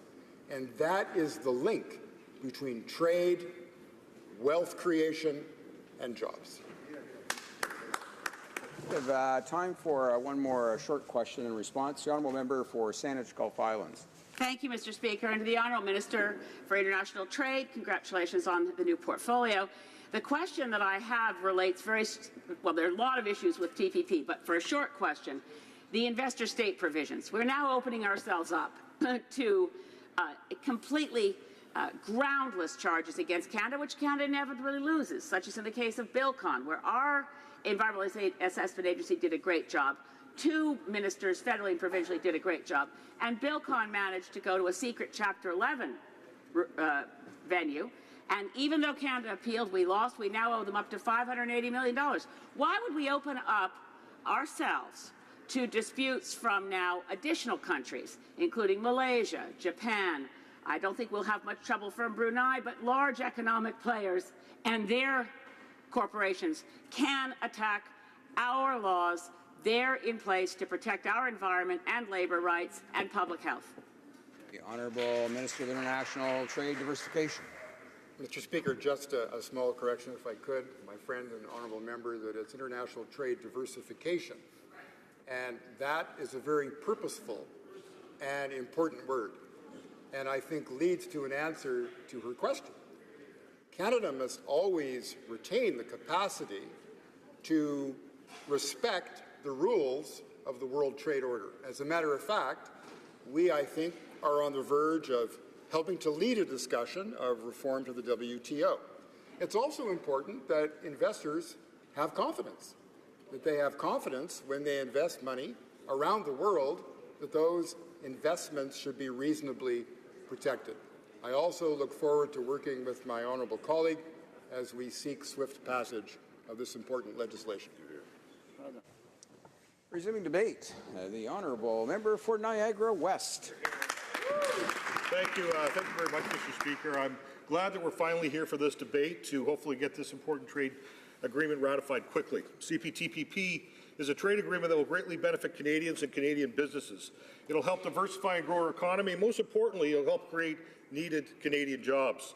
I have to say that it's taken longer than we thought that this government would be able to get this implementation process in place.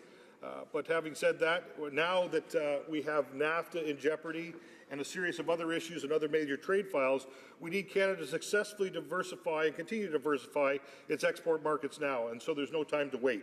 We could have easily have done this earlier in the summer when the opposition leader offered the Prime Minister and to immediately convene an emergency session in the House to approve this agreement, but it was just disappointing to see that the Liberals rejected this offer. But we're here now, and we're ready to get it done. For Canadians watching at home, it's important to explain what the CPTPP is. It's important because 1 out of every 5 Canadian jobs depends on international trade, and these are essential trading relationships to help generate the 60% of our GDP. CPTPP stands for the Comprehensive and Progressive Agreement for the Trans-Pacific Partnership. It's a successor to the TPP agreement signed by our previous Conservative government. It includes 11 countries: Australia, Brunei, Canada, Chile, Japan, Malaysia, Mexico, New Zealand, Peru, Singapore, and Vietnam. It was signed in March of this year and is still waiting to be ratified, and hopefully the government will finally get this job done. CPTPP reduces tariffs in countries representing 13% of the global economy, or a total of $10 trillion. The Pearson Institute for International Economics estimated that the TPP, in the version signed by the Conservative government, would boost Canadian income by over $20 billion over the next decade. The agreement comes into force 60 days after at least 6 signatory countries ratify it, and the deadline to ratify this is in February 2019. After that, we lose our first mover advantage, and Canada will have to play catch-up with the other signatory countries. Mr. Speaker, the Prime Minister replaced his International Trade Minister earlier this summer and told Canadians his government would renew its efforts to diversify our exports. This opportunity is now. In fact, the opportunity was there even in June, when on this side of the House, we stood ready to get this deal ratified while the House was still sitting. It's not just Conservative MPs, but Canadians throughout the country that have been waiting for this Liberal government to wake up to the many threats that loom large over our national economy. The Liberals are doing poorly on many fronts: market access for our natural resources, tax and regulatory competitiveness, and international trade diversification. They're also pursuing failed policies to increase taxes and drive down growth. They're trying to ram through a carbon tax, and we are going overboard with overregulation. Imposing the carbon tax on provinces, businesses, and families has been a complete disaster for the Liberals. Now the Environment Minister says that any province that doesn't get on board with the Liberals' climate plan won't get their share of the government's $2 billion low-carbon economy fund. So we ask, why are they blackmailing the provinces? Despite this, many provinces have refused to sign on to the Liberals' carbon tax. Even Alberta's NDP Premier withdrew her support for Ottawa's national climate change strategy. Seeing this, the Prime Minister tried quietly to walk back how much of some large companies will have to pay under this new carbon tax, yet he still plans to impose this carbon tax on smaller businesses, with families to make up for taxes the big guys aren't paying. This makes no sense and is fundamentally unfair. I mean, the carbon tax is bad for everyone, not just the companies that can afford it most. The fact of the matter is that Liberal carbon taxes increase the cost of living for every Canadian, including driving already skyrocketing gas prices even higher. And on top of everything, the Liberals are refusing to come clean on the true cost of the carbon tax on the average family. What we know so far is that gas prices will go up by at least 11 cents a litre, and the cost of living for one heating their home will increase by over $200. But again, they won't tell us the overall cost to an average Canadian family because they don't want people to know what this scheme will actually cost. The Parliamentary Budget Officer released a report recently that found the carbon tax will take over $10 billion out of the Canadian economy by 2022, while other estimates argue that this cost could be as much as $35 billion a year. This will, without a doubt, hurt jobs, workers, and their families. The good news is that common sense is winning the debate on this issue. More and more Canadians realize that the carbon tax is unfair and will leave them with less and less of their hard-earned tax dollars. Foreign investors are concerned because the Liberals are simply making Canada a less attractive place to invest. Investment from abroad went down by 42% in 2016 and a further 27% in 2017. Even CEO of the CIBC, Victor Dudig, is sounding the alarm over falling levels of foreign investment in Canada, warning that the country needs clear rules to shore up investor confidence. Last week, the Globe and Mail reported that during a lunchtime speech in Toronto, Mr. Dudig said he is increasingly hearing from the bank's clients that opportunities for investment returns are better south of the border. He cites several reasons, from the U.S. tax cuts and regulatory changes to trade uncertainty. He also went on to say that Ottawa's criteria for approving large deals involving foreign firms are not always clear, creating uncertainty for potential investors. And he pointed to the debate over the Trans Mountain Pipeline expansion project as a prime example of Canada sending the wrong signals.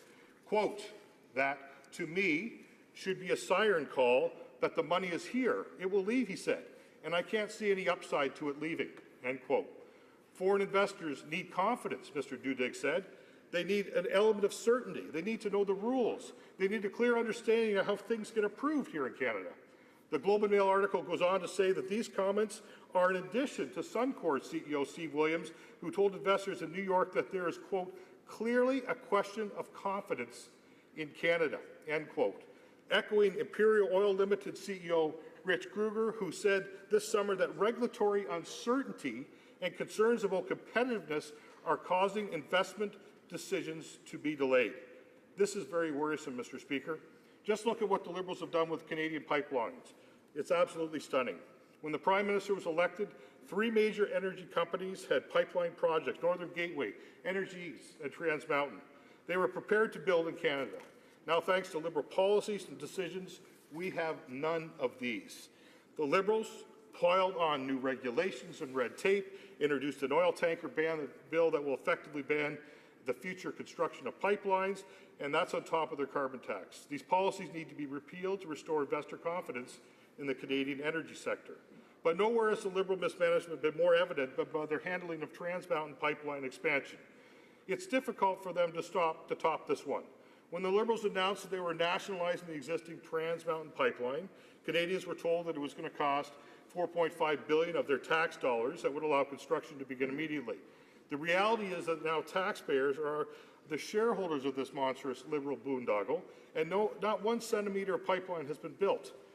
It's absolutely unacceptable that Canadian taxpayers are on the hook for $4.5 billion of pipeline that may never be built. And that's in addition, Mr. Speaker, to the estimated cost of somewhere around $9.3 billion additional dollars to actually be able to twin the pipeline.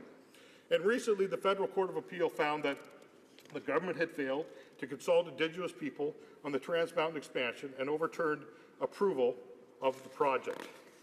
Thousands of Canadians have lost their jobs because of Liberal failures. We give the Prime Minister another opportunity to outline his plan on how he'll get Trans Mountain expansion built and Canadians back to work. We tried to do this through an emergency meeting of the Standing Committee on Indigenous and Northern Affairs. Yet again, the Prime Minister forced the Liberal MPs to shut down the study of the government's handling of the Trans Mountain expansion. His government has been given multiple chances to reassure Canadians, but instead he has chosen to rely on empty rhetoric. Our hardworking men and women in the resource sector, whose jobs and livelihoods depend on these projects, deserve to have a competent government who doesn't get in the way of resource sector jobs at every opportunity that it gets. These workers deserve a concrete plan to ensure that the Trans Mountain expansion is actually going to be completed. The failure to get Trans Mountain expansion built is now threatening other expansions in the oil and gas sector, adding to the total number of jobs at risk.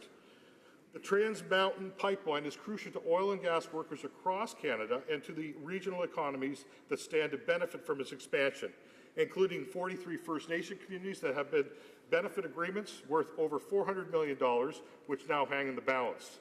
And I'll also mention, Mr. Speaker, that right here in Ontario, there's all kinds of businesses here close to my riding and in southwestern Ontario that also benefit as a result of being able to build pipelines. So how do we persuade potential trading partners that our country is open for business when Liberal policies proves the opposite? The Liberals haven't been able to address Canada's faltering position on the global economy, its position they put us in with their policies. Mr. Speaker, it's one thing after another with this government. In fact, it's difficult to think of the example of a foreign policy win for this government since they took office in 2015. That's why I hope the ratification of CPTPP goes through smoothly. We can't afford any more issues and delays. Time and again, the Liberals have demonstrated their lack of seriousness to our potential international trading partners. Last year, the Prime Minister touted a free trade agreement with China. What happened there, Mr. Speaker? Well, the Prime Minister's visit to Beijing actually set back our trading relationship. It also failed to address any of the concerns Canadians have about trade with China. The Prime Minister then skipped a critical meeting on CPTPP, angering our Asia-Pacific partners like Australia, New Zealand, and Japan. And of course, there is his embarrassing trip to India that still haunts him to this day. Mr. Speaker, it's time that the government and this Prime Minister take trade and our relationships around the world seriously. I want to dedicate some time to speak about our trade relationship with the United States, who at one point was a signatory to the original TPP agreement. It is important to note that the United States is Canada's most important trading partner. 20% of Canada's GDP is tied to our commercial relationships, and over 74% of Canadian exports go to the United States. So it's no secret that the government is in the midst of a very difficult NAFTA negotiations. At this stage, the Americans seem to have already struck an agreement with Mexico and are using that as leverage. This could potentially impact millions of Canadian jobs.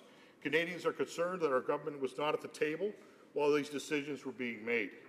It seems like we were on the outside looking in while major sectors of our economy and millions of Canadian jobs hang in the balance. We are heavily dependent on our American neighbours. This makes any tariff action against us very painful for our economy. American tariffs imposed on Canadian steel and aluminum are just another example of why we need to expand foreign markets for Canadian manufacturers. CPTPP is one effective avenue for this expansion. It has the potential to boost Canadian income by billions over the next decade. That's why we can't risk losing our first mover advantage. We don't want to jeopardize jobs and supply lines by not being part of the first six. We all know that this agreement has broad support. Several industry groups representing agriculture, agri-food, and forestry have all come forward in support of CPTPP.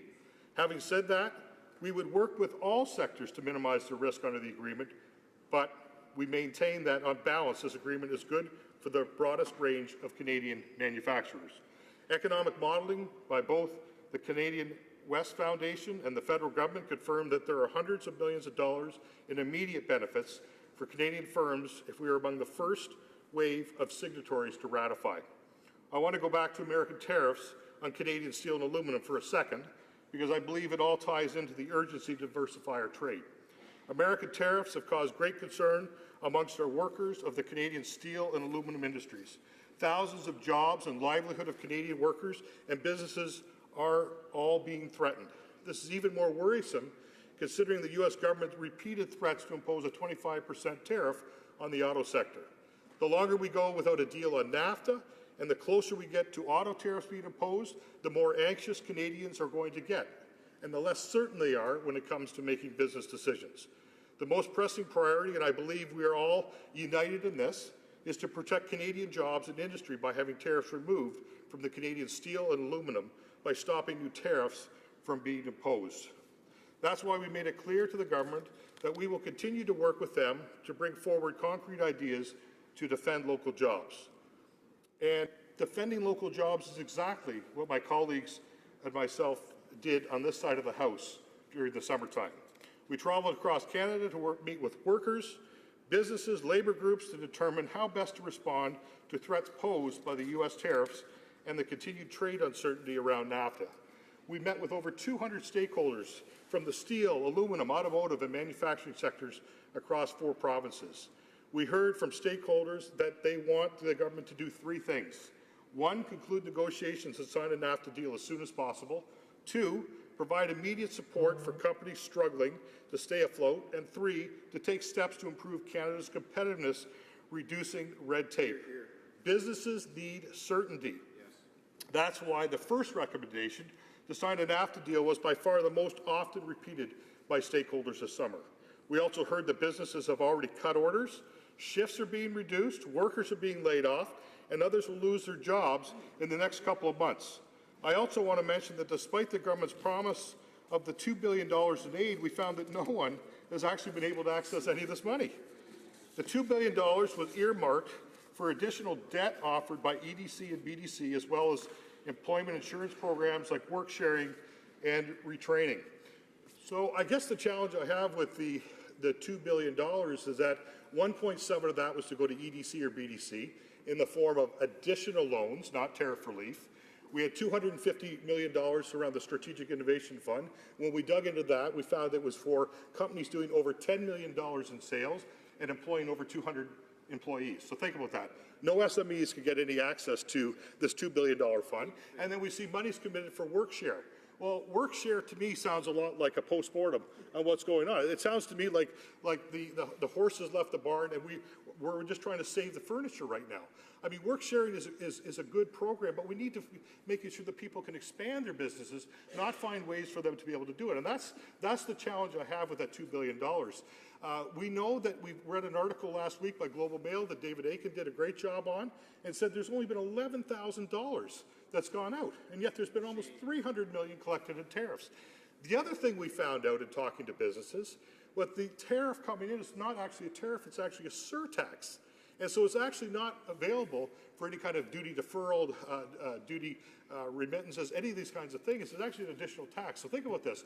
We've got over $16 billion of items being tariffed, anywhere from 25% to 10%, depending on what the products are, which would, as you calculate that out, be somewhere in the neighborhood of $2 billion in additional tax revenue. And yet we've got not one nickel of that going back to SMEs. So think about that, $2 billion in tax revenue coming in the form of surtaxes. And right now we have no plan other than what was a perceived announcement on how our small and medium-sized enterprises are actually going to access any of that kind of tariff relief. And when some of them are going to have this conversation and say, how do I get this money back? They're saying, well, we'll have to let you know in 60, 90 days, whatever the case may be. I heard one company say maybe up to 200 days. Think about that. Some of these companies will not be around if that is allowed to continue. And so as we talk to companies, and I was up with one of our members up in Concord, and we asked this aerospace company, what happens if we don't resolve this issue around tariffs? And they said it represents an existential threat to our company. So think about that, where they have parts that have gone up almost 100%. So we see what's happened because of tariffs. We see steel and aluminum prices, steel in particular, going up anywhere from 25 to 50% across this country, and I think that possesses a real problem. I just don't think that piling on more debt, as I mentioned before, or easing workers' transitions into unemployment are adequate solutions. Companies affected by steel and aluminum tariffs are struggling to stay afloat and need immediate support. This tit-for-tat with the United States makes it even more urgent that we seize every opportunity to expand and diversify our trading relationships. On this side of the House, we have always supported this. The previous Conservative government had the foresight to conclude free trade negotiations and investment agreements with 53 other countries, including the countries of the original Trans-Pacific Partnership and the other 28 countries of CETA, which concluded in 2014. Speaking about CETA, another Conservative trade accomplishment, last week the Financial Post reported that CETA has posted container shipping and promoted a hiring spree at the docks of Montreal. So once again, the minister mentioned this, that there had been some increased activity in the docks of Montreal, and it's certainly great to see this in Canada, that the European Free Trade Agreement is doing exactly as it's designed to do. What I would say, though, I would caution is that as we've seen exports increase by 12% to Canada, our imports expand by 12%, our exports have only gone up by 1%, which means there's more work for our government to do to get our companies prepared to be able to sell into these markets. The Financial Post goes on to say that the Employers Association, which handles the training for the Post, the port workforce, as well as the Montreal Authority, attribute much of the container flow to the CETA agreement. So that is a good news story, but there's still more work that we need to do in terms of expanding our exports. It's also said that the extra dock traffic spurred on by the association to start hiring 50 more longshoremen and 50 more auditors, and resulted in several key terminals nearly doubling their operating time to 17 hours each workday. So this is an incredible accomplishment and evidence that benefits come from diversifying Canada's trade. Mr. Speaker, Canada's Conservative Party is the party of free trade, and we understand the importance of reliable access to markets for Canadian businesses and workers. In conclusion, I'd like to say that given the importance of the bill to Canadian livelihoods, it is crucial to the public interest that Canada ratify the CPTPP agreement as soon as possible. Thank you very much, Mr. Speaker. Questions and comments. The Honourable Parliamentary Secretary to the Minister of International Trade and Diversification. Thank you, Mr. Speaker. And let me start off by saying I look forward to working with my colleague across the aisle on this important legislation and other legislations that will benefit the entire population of Canada. And I would like to start off by advising my colleague not to talk down our economy. I mean, there's absolute room for debate and discussion. But this constant talking down our economy while all experts, economists are talking about the growth of our economy, one of the fastest in the G7, the lowest unemployment in 40 years. Those are good measures. Doubling foreign direct investment from last year. These are good measures. Yes, there's room for debate, absolutely, and let's debate that. And I want to ask him, does he not agree that had we followed his party's advice, the previous TPP left so much on the table? Does he not agree that this version of the TPP, the CPTPP, has protected better Canadians' interest in intellectual property, on jobs, on environmental standards, on labour standards? I'm curious to see if he agrees with me or not. The Honourable Member for Niagara West. And I want to thank the member from Mississauga Centre, the Parliamentary Secretary. I look forward to working with him as well. You know, one of the things I need to say is that it's not a question of talking down the economy. You know, I personally talked to almost 150 stakeholders at over 26 meetings across the country this year, and what I'm hearing over and over again is this fact that we have got huge uncertainty in this economy. People are not making investments here because they say our taxes are too high. Our regulations are too high. They're saying that, quite frankly, the regulatory pathway and how we approve energy projects makes no sense. And I wasn't even talking to necessarily just energy people. And the fact remains is that we've got a whole bunch of issues on here on the table that make Canada less competitive. And we talk to industries right now, they're saying, listen, we're not looking at investing in Canada. We're actually thinking of moving our investment dollars south of the border. So when you look at high taxes, when you look at regulatory uncertainty, when you look at increased red tape, and when you look at the fact that that's, by the way, that's not even a carbon tax, that it is true. And so what we're trying to point out to the government is that there's more work that this government needs to do if we're going to be competitive, if we're going to attract investment dollars, and quite frankly, if we're going to continue to grow our economy. Questions and comments. The Honourable Member for Essex. Thank you, Mr. Speaker, and I thank my colleague. We both serve as vice chairs on the International Trade Committee. And I take his point about the tariffs.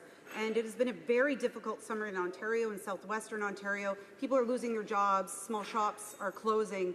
It's quite devastating. We in the NDP have called for a national tariff task force. And I hope that my colleague of the Conservative Party will join us in this effort to address all of the issues that he highlighted and the fact that only $11,000 has been paid out to people who are struggling incredibly when almost $300 million has been collected. This is a broken system, and we have people that are losing their jobs. My question really to him focuses around the auto sector that's under attack right now. And I've often said throughout the summer that it's as though Donald Trump has custom-made these tariffs for southwestern Ontario in particular, but certainly our auto sector. We have the steel and aluminum tariffs. We have the threat of a 25% auto tariff. We have NAFTA uncertainty, and now we have the CPTPP. And, this puts 58,000 manufacturing jobs at risk in Canada, 20,000 out of our automotive parts supply chain in Canada. So my question really to my Conservative colleague is, does he not think that our auto sector in Canada has given enough in trade agreements, and will the Conservatives not defend auto and stand with the NDP against this trade deal that will harm them significantly? A member for Niagara West. Thank you very much, Mr. Speaker. To my colleague from the Honourable Member from Essex, I did have a chance to be down in her part of the country this summer. I had a chance to tour the Chrysler plant and listen to some of their concerns. They employ over 6,000 jobs, as I know she's well aware, as well as another 4,000 jobs in Brampton. And so very much so in talking to them, they're very concerned. Like 95% of the cars they produce go to the U.S. And so as they talk about the threat of potentially a 25% tariff, that is something that concerns them greatly.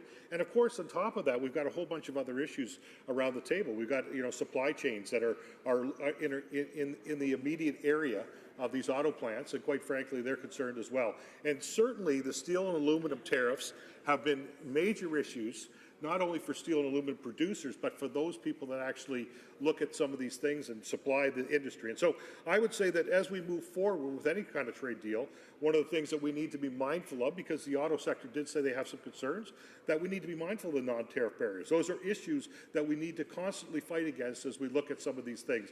And we need to go into this agreement with eyes wide open, realizing that there will be more work to be done to make sure the deal continues to do what it's supposed to do.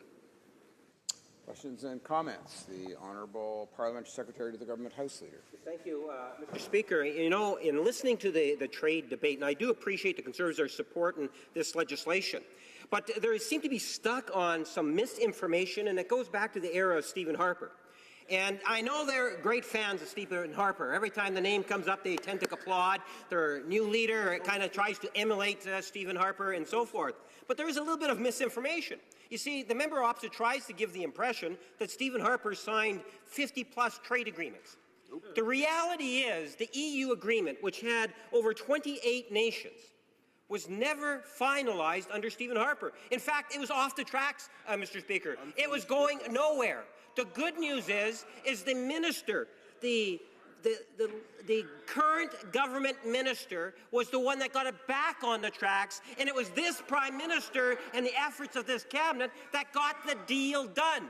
The good news, Mr. Speaker, is that the minister that was responsible for getting it back on the tracks is the one that's negotiating the NAFTA agreement, Mr. Speaker. That's good news for all Canadians. And I would ask my colleague, would he not agree that achieving a good deal is the type of thing in which we should be striving for first and foremost for all Canadians?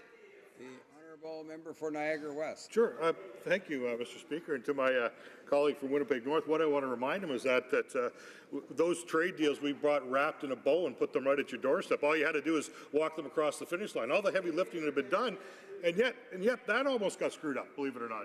It's like unbelievable in terms of walking out, leaving people sitting at the leaving the former trade minister at a table trying to explain where the Prime Minister was. And it was like, well, what happened? There was no comments. And I think it's actions like that that actually created a conflict that didn't previously exist. And quite frankly, when we look at what's the difference is by CPTPP, other than the name, which is mostly all that's different about that, the same strong regulations around labor and environment are still there. There is a few sidebar agreements, but quite frankly, most of these are non-binding. And so at the end of the day, the deal that we have in place under CETA was largely negotiated by this government. Yes, they still had to ratify it. Individual member states still need to do that, as a matter of fact, today. And TPP was the same. And so I think, this government should be thankful for all the heavy lifting that was done by this government to get us to where we were. And yes, they almost messed up some of those agreements, but thank goodness they finally saw the light and were able to move these things across the finish line. Questions and comments. The Honourable Member for Prince Albert. Thank you, Mr. Speaker. And it's interesting to listen to the Liberals say, don't talk down our economy. You know what? The last 3 years, that's all the Liberals have done is talk. Reality is, if they would have signed TPP 3 years ago, Obama would have signed it, we would not be in NAFTA negotiations as we sit today, and a lot of these problems that Canadian businesses face would not be there. Hear, hear. But what did they do? They talked, and they talked.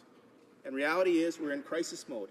So I know this member has been across Canada talking to businesses, talking to labor groups and different people right across Canada. Don't talk down our economy. Tell us what they're telling you in those meetings. Hear, hear. Member for Niagara West. I want to thank my honourable colleague because I know that he has also been on the road talking to businesses this summer, and I'm sure he's hearing some of the same things I've heard. I've heard a number of things. The first thing is that we need to get a NAFTA deal done yesterday. And the challenge is right now is that the uncertainty that it creates around businesses that normally like to plan 2 to 3 to 5 years out. Some of these businesses are saying we can't even plan for the next 3 to 6 months because we don't know what's going on. I've heard story after story. I have personally talked to over 150 stakeholders, business people, associations, chambers of commerce. This is not stuff I'm making up. This is stuff I've heard from people on the ground. And I know that my honourable colleague has also heard of the ground. They're saying that uncertainty is the killer of business. Uncertainty is what kills business in terms of being able to figure out what you're doing next week, next quarter. I've heard a number of people say, as a matter of fact, we have issues. I had one company I talked to that said already laid off 25% of their workforce because of the uncertainty. The number of other companies in the steel and aluminum industry that said we don't have any. There's no way for us to figure out the tariffs going across the border, and because of that, we actually have to lay off some of the people on our side of the country. And so the challenge I have is that when businesses don't have certainty, there's no way that they can plan for the future. I had a number of businesses that were actually going to invest double the size of their company here in Canada, no government money, and they put their investments on hold. Think about that. These are companies that were going to actually invest in their own businesses that have put on hold because of the uncertainty in this country. Resuming debate, the honourable member for Essex. Thank you, Mr. Speaker. I've been preparing for a long time to rise in this place to debate Bill C-79 at second reading, an act to implement the comprehensive and progressive agreement for the Trans-Pacific Partnership between Canada and 10 other countries: Australia, Brunei, Chile, Japan, Malaysia, Mexico, New Zealand, Peru, Singapore, and Vietnam. It is critically important that we have the opportunity to debate this implementing legislation, as the CPTPP is a massive agreement with far-reaching implications for Canadians. The Liberals and Conservatives tried to bypass this debate we are having today. They tried to shove through the legislation without parliamentary oversight. Mr. Speaker, I'm proud of our NDP caucus, who has stood up for full democratic debate and a vote on this agreement, which has working people across our country very nervous. I have committed to auto stakeholders, supply management firms, building trades, and the 60,000 Canadians who wrote to the Trade Committee to have this debate. As many will remember, the CPTPP started out as the TPP, which included the United States. Canada was late joining at the negotiations, and we were forced to accept everything that had been negotiated to that point. To say that we entered in a weakened negotiating position is underplaying the terms we accepted on key issues, including intellectual property, digital and cultural policies, and ISDS provisions that will allow foreign companies to sue domestic governments like ours in Canada. The agreement was negotiated with little transparency or accountability, as Canadians were left in the dark about the government's agenda. This is an unfortunate trend that has only continued under the Liberals in the same way it was under the Conservatives. A deal was finalized back in October 2015 in the midst of a federal election campaign, when many Canadians were asking if the Conservative government had a mandate to do so. I remember this time well. Like many of my colleagues, I was knocking on doors and talking to voters across my riding. And people in Windsor, Essex were very concerned about the TPP, and for good reason. Many are employed in sectors that would be negatively impacted in this agreement. In our region, we build cars and supply auto parts. We work in tool and die shops.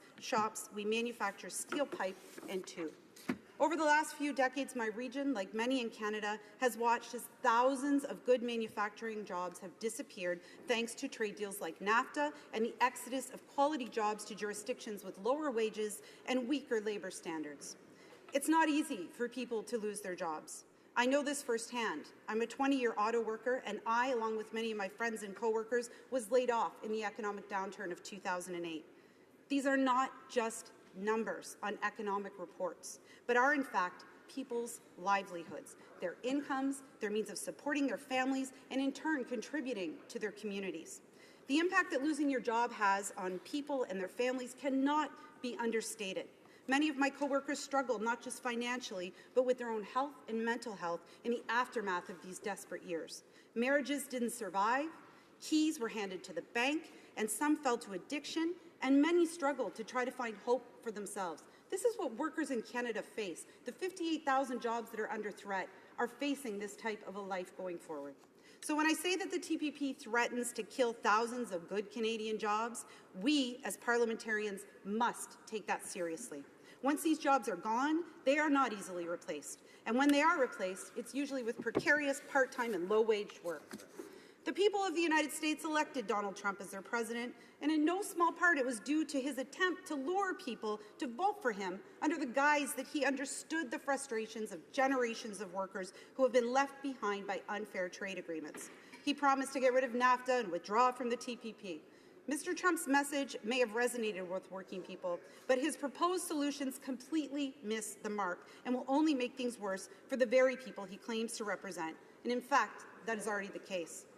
After President Trump withdrew from the U.S. from the Trans-Pacific Partnership in 2017, the remaining signatories continued to meet quietly behind closed doors, once again in secret, which I find beyond insulting to those who are involved in the current NAFTA renegotiations.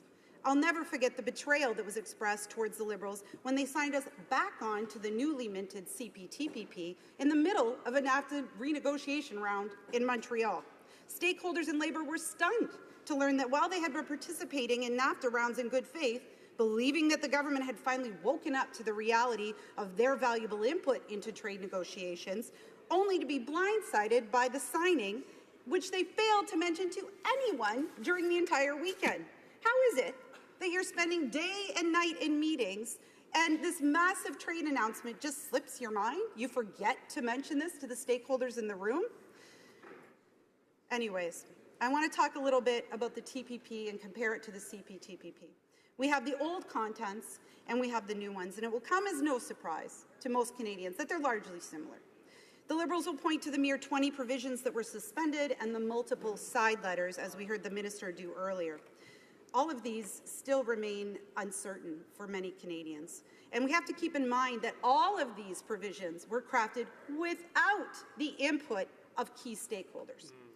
The CPTPP contains the same harmful provisions on auto, dairy, temporary foreign workers, and labour mobility, and the investor-state dispute settlement. The idea that the TPP was somehow transformed into something progressive is laughable and appears to be a cynical attempt at misleading Canadians. Trade agreements can't be just made up of shiny fluff, the products of public relations and rebranding. They need to be meaningful to the lives of everyday Canadians. Canadians don't even know what was agreed to in the multiple side letters, including those on culture and autos.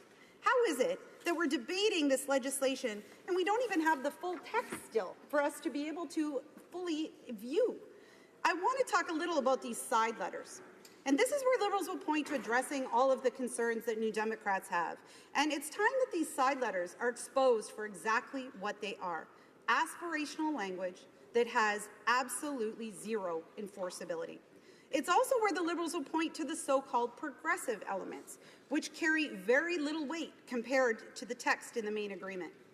Side letters cannot supersede the text of the main agreement. And a side letter is not enforceable through the agreement's dispute settlement mechanisms unless it's explicitly mentioned. And if a Liberal MP stands in this House and defends this agreement based on the side letters, then they should be ashamed for fooling people that they represent, or they clearly don't understand the way trade agreements work at all. And I hope that my colleagues on all sides of this House in auto ridings will keep that in mind when they're explaining to the people who will be losing their jobs. Of the 20 suspended provisions, 11 come from the chapter on intellectual property. Many critics of the original TPP have welcomed these changes. However, it's important to remind Canadians that these suspensions are not set in stone and could enter into force at future dates. Suspensions are little more than a way to sell the agreement. Don't worry, it's suspended. And this is a dangerous sense of security because those provisions could reappear in the agreement very easily. The original TPP's chapter on intellectual property contained harmful proposals that would have impeded Canada's access to affordable medicines. These include extending the patent terms for medicines, 70-year copyright terms, minimum terms of data protection for biologics, and rules that would have encouraged the pharmaceutical practice of evergreening. If the United States were to rejoin the pact, the suspended provisions could be brought back to life with consensus of treaty members. This is very dangerous. It could lead to more stringent patent terms and higher drug costs for Canadians. In fact, we are anxiously waiting to see right now if a revised NAFTA agreement will contain some of these same or even worse proposals. Canadians are very worried about this. At a time when the government should be introducing universal pharmacare and not just studying it again, and working to lower the cost of Canadians' prescription medications, they could, in fact, be setting us up for the opposite. Now, I want to talk a little bit about the rebranding and about the P in the TPP that stands for progressive. How can Liberals brand this deal progressive? Let's talk about some of the issues that exist in that. The new mandate letter, actually, I should point out, for the new international trade diversification minister omits any reference to this Liberal so-called progressive agenda, which, is quite telling, I think, Mr. Speaker. The CPTPP has no chapters on gender or on the rights of Indigenous people, something that this government said was important in the course of NAFTA negotiations. Why has it disappeared from the CPTPP? The CPTPP doesn't even mention the words climate change, and its labor provisions are extremely weak. It contains provisions that will weaken Canada's supply managed sector. It contains harmful ISDS provisions, which have been destructive to our environment and corrosive to the sovereignty of our government. None of those things are particularly progressive, Mr. Speaker. And I'll give you a quote from Scott Sinclair of the Canadian Centre for Policy Alternatives. If the Trudeau government's rhetoric about progressive trade and inclusive growth means anything, which is an open question, then it requires a genuine rebalancing of trade treaties to better protect workers, citizens and environment, and to confront the 21st century challenges of extreme inequality and runaway climate change. The next thing I'd like to discuss a little bit is the consultations, and certainly this Liberal government is in favour of consultations, although the meaningfulness of those consultations has really come under some scrutiny, I would say, in particular over the summer, over the NAFTA talks that have been happening. And the Conservatives, as I said, signed us on to this deal in 2015 during the campaign, and as soon as the Liberals took office, they promised that their new government would be different and that it would consult with the public. So instead of undertaking meaningful public consultations, the government passed this on to the International Committee, the International Trade Committee, of which I'm the Vice Chair. So our Trade Committee's so-called public consultations were widely criticized for restricting public participation in a variety of ways. For example, we received over 8,000 submissions from Canadians, but we struggled to be able to translate and to adequately review all of these submissions. The fact is that the committee, not just my own, have limited resources and are not equipped to do true public consultations. The Liberals love to say they're consulting, but their shallow definition of what constitutes public consultation is very troublesome. And this was shown in the recent court ruling on the pipeline and the government's failure to properly consult Indigenous people. On the TPP, the Trade Committee hearings allowed for a 1-hour time slot for the public to make presentations. Every city that we toured, Mr. Speaker, was filled with people who wanted to speak about the TPP. In Montreal, 19 out of 19 public presenters were opposed. In Quebec City, 3 out of 3 were opposed. We heard from more than 400 witnesses and received written comments from more than 60,000 Canadians, of whom 95% were opposed to the TPP. And according to Global Affairs, documents that were obtained by the Council of Canadians, only 2 out of 18,000 Canadians wrote to the government in support of the TPP. That means that only 0.01% of everyone who participated in these email consultations supported the deal. And I want to repeat that, Mr. Speaker. 2 out of 18,000 people that wrote the government expressed support. It's no wonder that the Liberals are using the guise of public consultations as cover to sign Canada onto the job-killing TPP. So let's talk about the timing. At a time when the Trump administration is threatening to implement devastating auto tariffs, both the Conservatives and Liberals are championing a trade deal that would put 58,000 Canadian jobs at risk, 20,000 in auto parts alone. The leader of the Conservative Party asked to recall the House of Commons in the summer in order to ram through the TPP trade deal, which would decimate these industries that are already endangered under Trump's outrageous tariffs.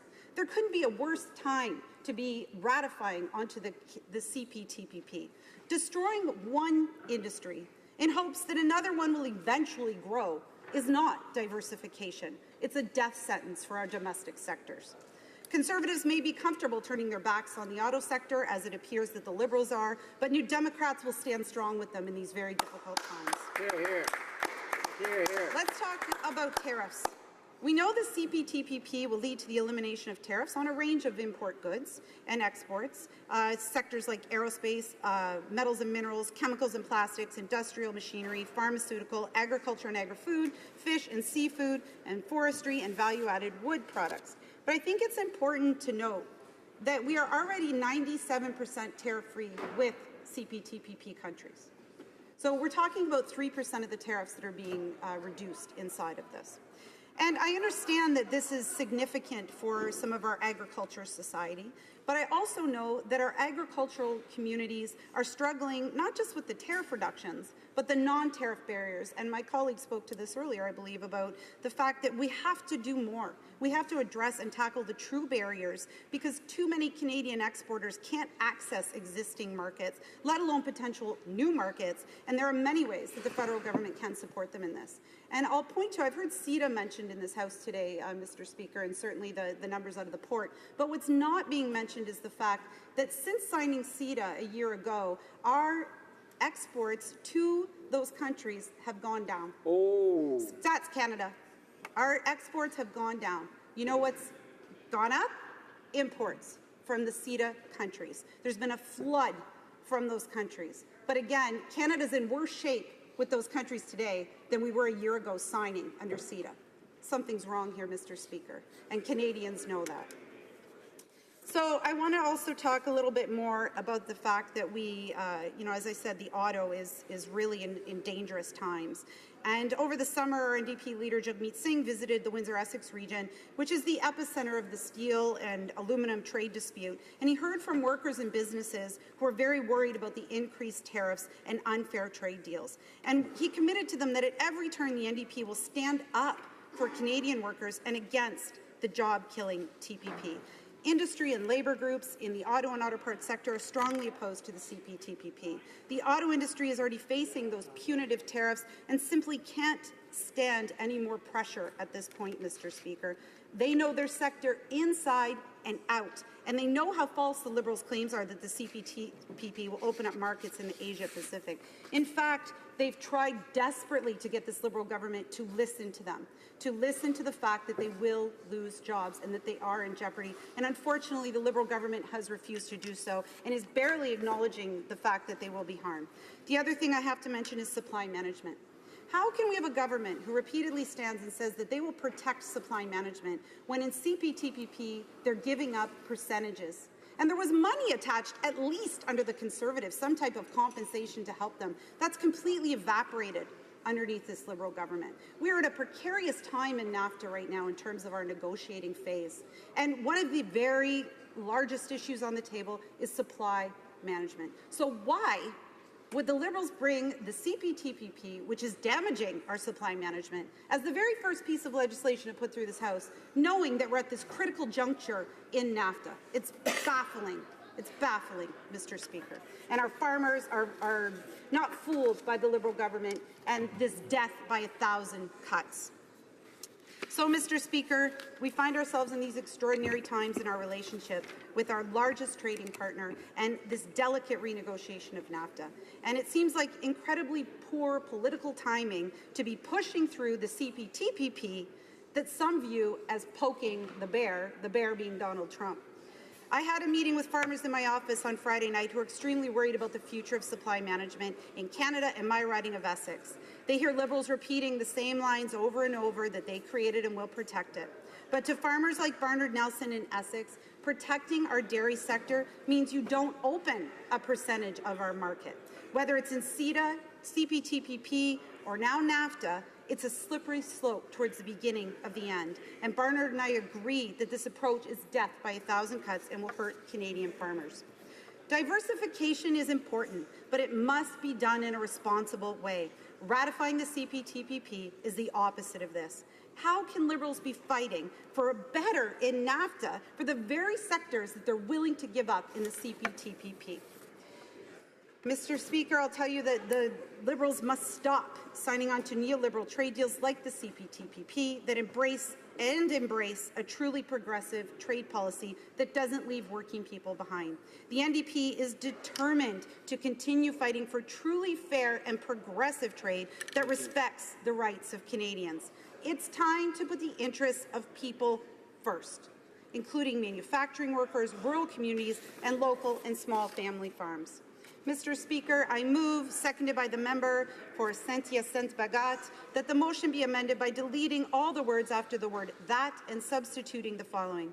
The House declined to give second reading to Bill C-79, an act to implement the Comprehensive and Progressive Agreement for Trans-Pacific Partnership between Canada, Australia, Brunei, Chile, Japan, Malaysia, Mexico, New Zealand, Peru, Singapore, and Vietnam because, A, 95% of the more than 60,000 Canadians who made submissions to the deal were opposed to it. B, experts have said this deal could cost Canada 58,000 jobs. C, the negotiations were shrouded in secrecy despite promises of transparency from the government on trade deals. And D, the agreement contains weak labour and environmental standards and puts our public services and cultural sectors at risk. Thank you, Mr. Speaker. Hear, hear. Hear, hear.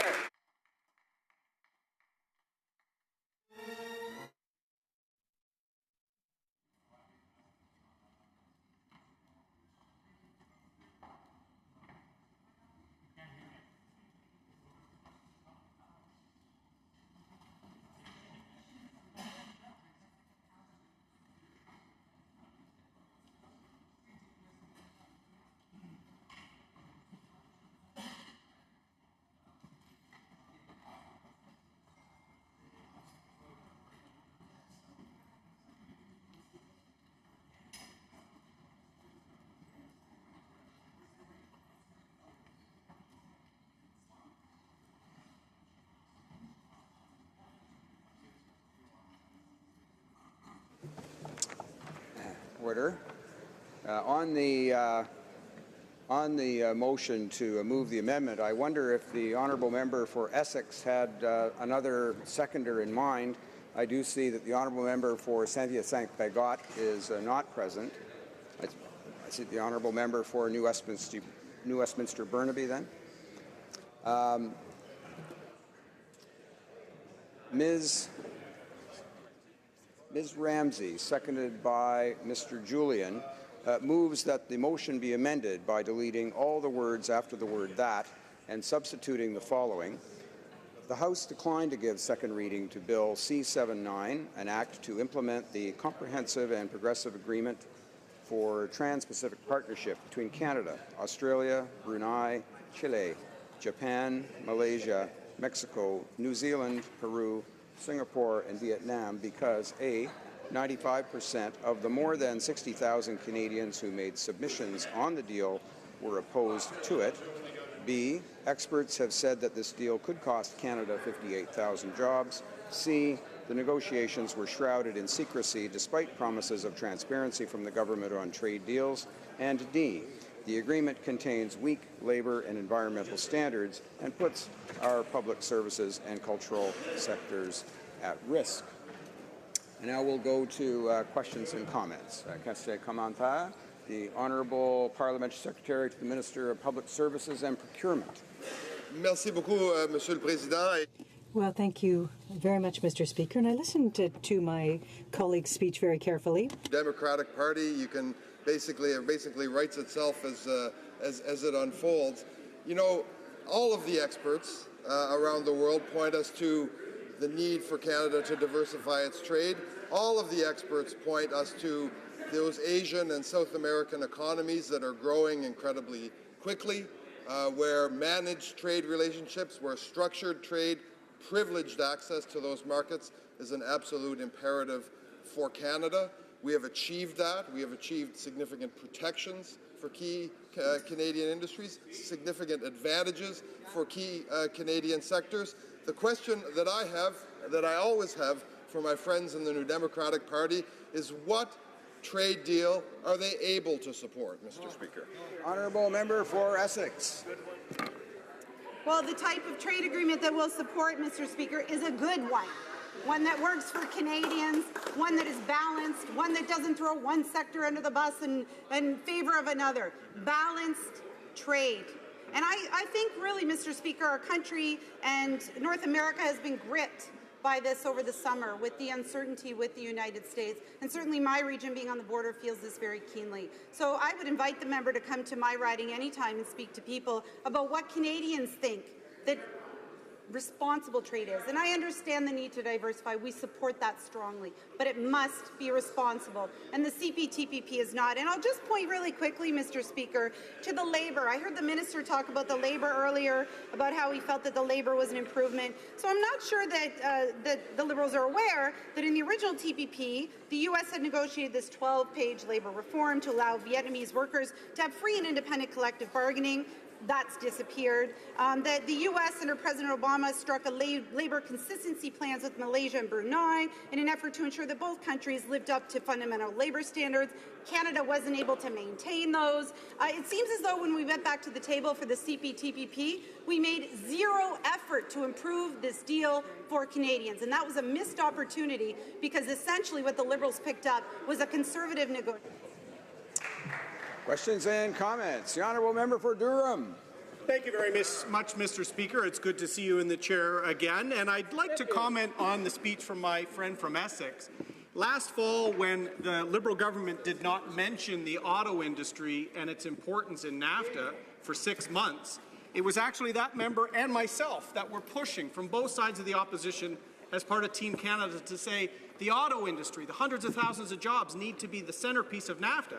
So why can that member now say that the manufacturing auto jobs in Windsor are not going to benefit by the TPP? If we are not part of the TPP, Mr. Speaker, we will not be able to compete with Mexico. We will not be able to compete with the global auto industry. So we can't choose only one deal and not others, Mr. Speaker. We have to have confidence in our auto supply sector, in our auto assembly sector. I'd ask the member for Essex why she doesn't have that confidence.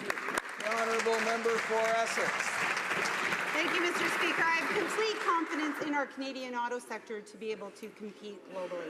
Absolutely. But when we're setting up trade deals where they're actually identifying to us that that's not the case, we need to listen. On the CPTPP, the auto sector was not part of the consultations under the Conservatives and not part under the Liberals. And so it isn't me, Mr. Speaker, as the member for Essex, that's saying that this deal will harm auto. It's the Canadian Vehicle Manufacturers Association. It's the Automotive Parts Manufacturers Association. It is Unifor. It is the Canadian Labour Congress. This isn't a reflection of myself and what I think will benefit my region. This is what we're hearing from these stakeholders. And it's baffling to me that in NAFTA, all of these stakeholders are in the room, being part of the conversation, driving where we're going to potentially go in a better NAFTA. But in the CPTPP, none of that happened under the Liberals or the Conservatives. So it's not myself who is kind of creating these questions of what is going on in these trade deals. It's the behavior of the Conservatives and the Liberals when they're negotiating them and forgetting about the people that need to be in the room when you're talking about the jobs that they represent. Questions and comments. The Honourable Parliamentary Secretary to the Government House Leader. Yes, thank you, Mr. Speaker. And I would like to provide some clarity to my friend across the way. When it comes to trade agreements, as has been cited, you know, the NDP have been consistent. They have consistently voted down trade agreements, Mr. Speaker. Now, Canada itself is a trading nation. We need to trade with the world. If you want to grow our middle class, Mr. Speaker, you need to have trust and faith in the Canadian companies that are there today, including our automobile industry, Mr. Speaker. We have the finest workers in the world here in Canada. By taking on trade agreements, we are bringing in potential opportunities for growth in many industries. Mr. Speaker, my question is very clear. Why, no matter what the trade agreement, you know, there might have been one, I think it might have been Jordan, but with the one possible exception, Mr. Speaker, the NDP have never supported the middle class by voting in favour of a trade agreement. Why not, Mr. Speaker? The Honourable Member for Essex.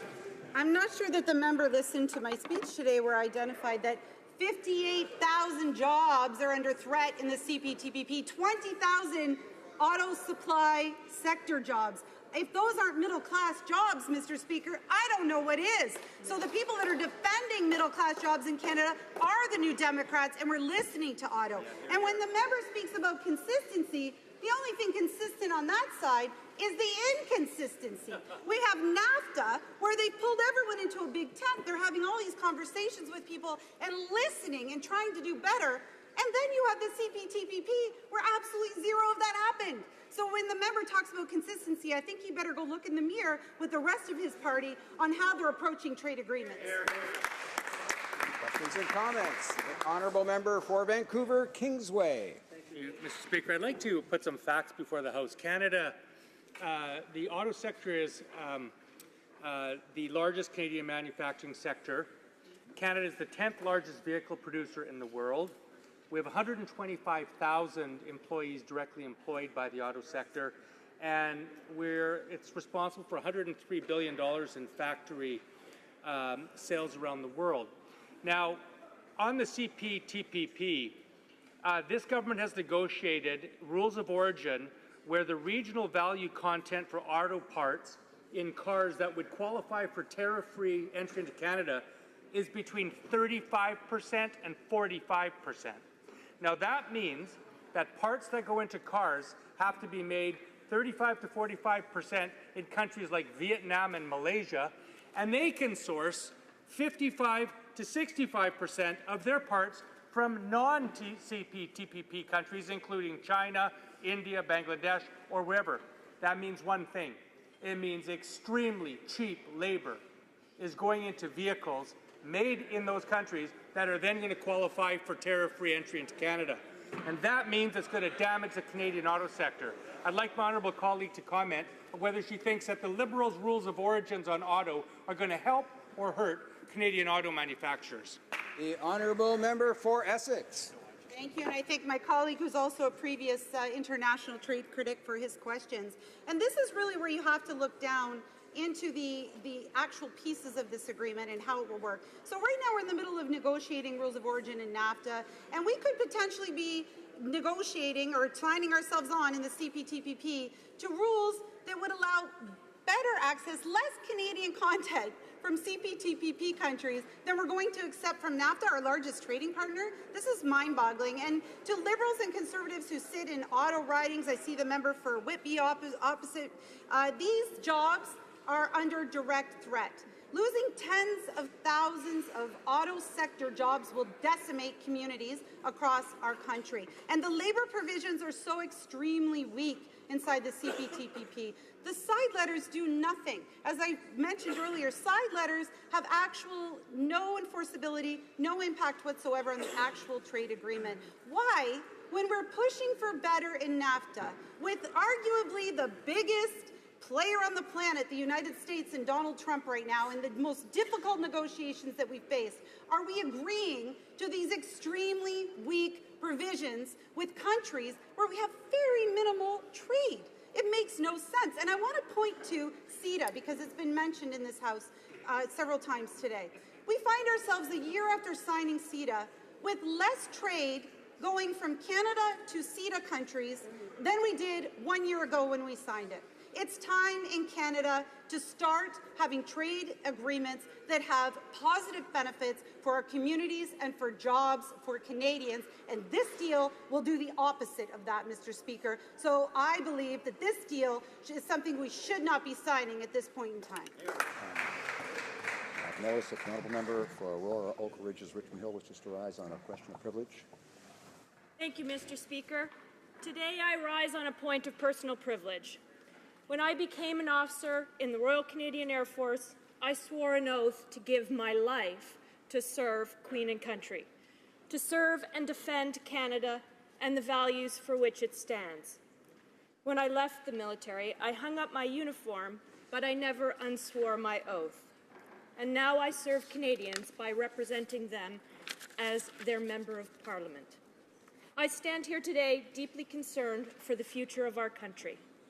After 3 years of hope and hard work, I find myself asking, am I doing everything I can to serve the citizens of Aurora Oak Ridges Richmond Hill and my country? Canadians expect and deserve nothing less. The citizens of my riding and all Canadians need a government that delivers foundational change for the things that matter. The world has changed dramatically in the last 3 years. We find ourselves in a time of unprecedented global instability. We are seeing fundamental shifts in the global economy, while trade relationships, international agreements, and defence structures are under threat. Canada faces a perfect storm of serious challenges at home and abroad. Here at home, we see large amounts of capital investment leaving Canada, while tax structures, federal infrastructure problems, and politics prevent us from getting goods to market, deter companies from expanding, and undermine our competitiveness. This is not a strong economy. Beyond our borders, our position remains vastly diminished. Our foreign policy is disconnected from our trade relationships, and our ability to deliver on our defence commitments is undermined by politics. On the world stage, Canada has yet to rise to the occasion. The world has changed, and Canada must change with it, and we don't have the luxury of time. We must recognize that foreign policy, trade, defence, and our economy all depend on each other and cannot be viewed separately. As a former Air Force officer, a global business consultant at IBM, an aircraft manufacturing manager at Bombardier, and a small business owner, I understand the role and impact of government actions on Canada's economy. To have a strong economy and a strong country, we need strong federal leadership to rebuild our nation's foundations, tax reform, employment reform, a comprehensive foreign policy, and a modernized military to reassure our allies and defend Canada's interests at home and abroad. My attempts to raise my concerns with this government were met with silence. It's my duty to stand and be counted. Our country is at risk. The government must be challenged openly and publicly. But for me to publicly criticize the government as a Liberal would undermine the government and, according to my code of conduct, be dishonourable. After careful and deliberate consideration, I must withdraw from the government benches to take my seat among the ranks of my Conservative colleagues and join Her Majesty's loyal opposition.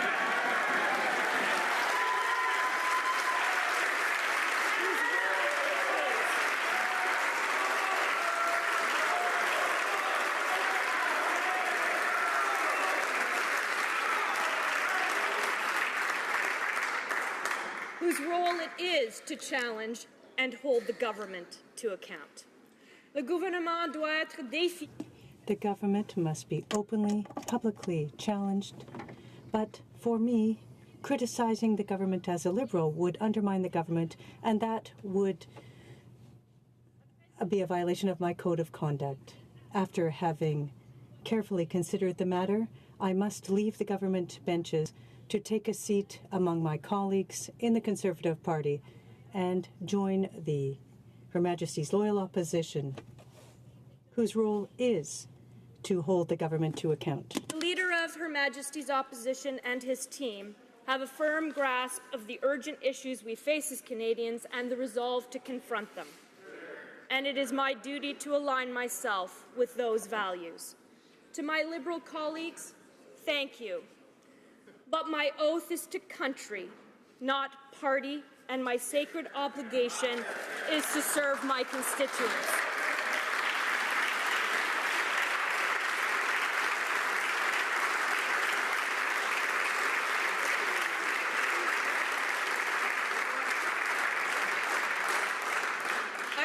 Citizens of Aurora, Oak Ridges, Richmond Hill to continue to hold me to account as I serve and work with a new team focused on the challenges facing our nation.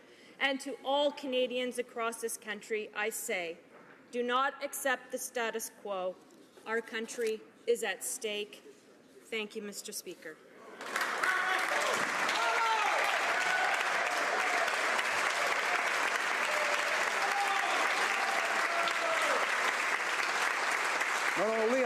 that way.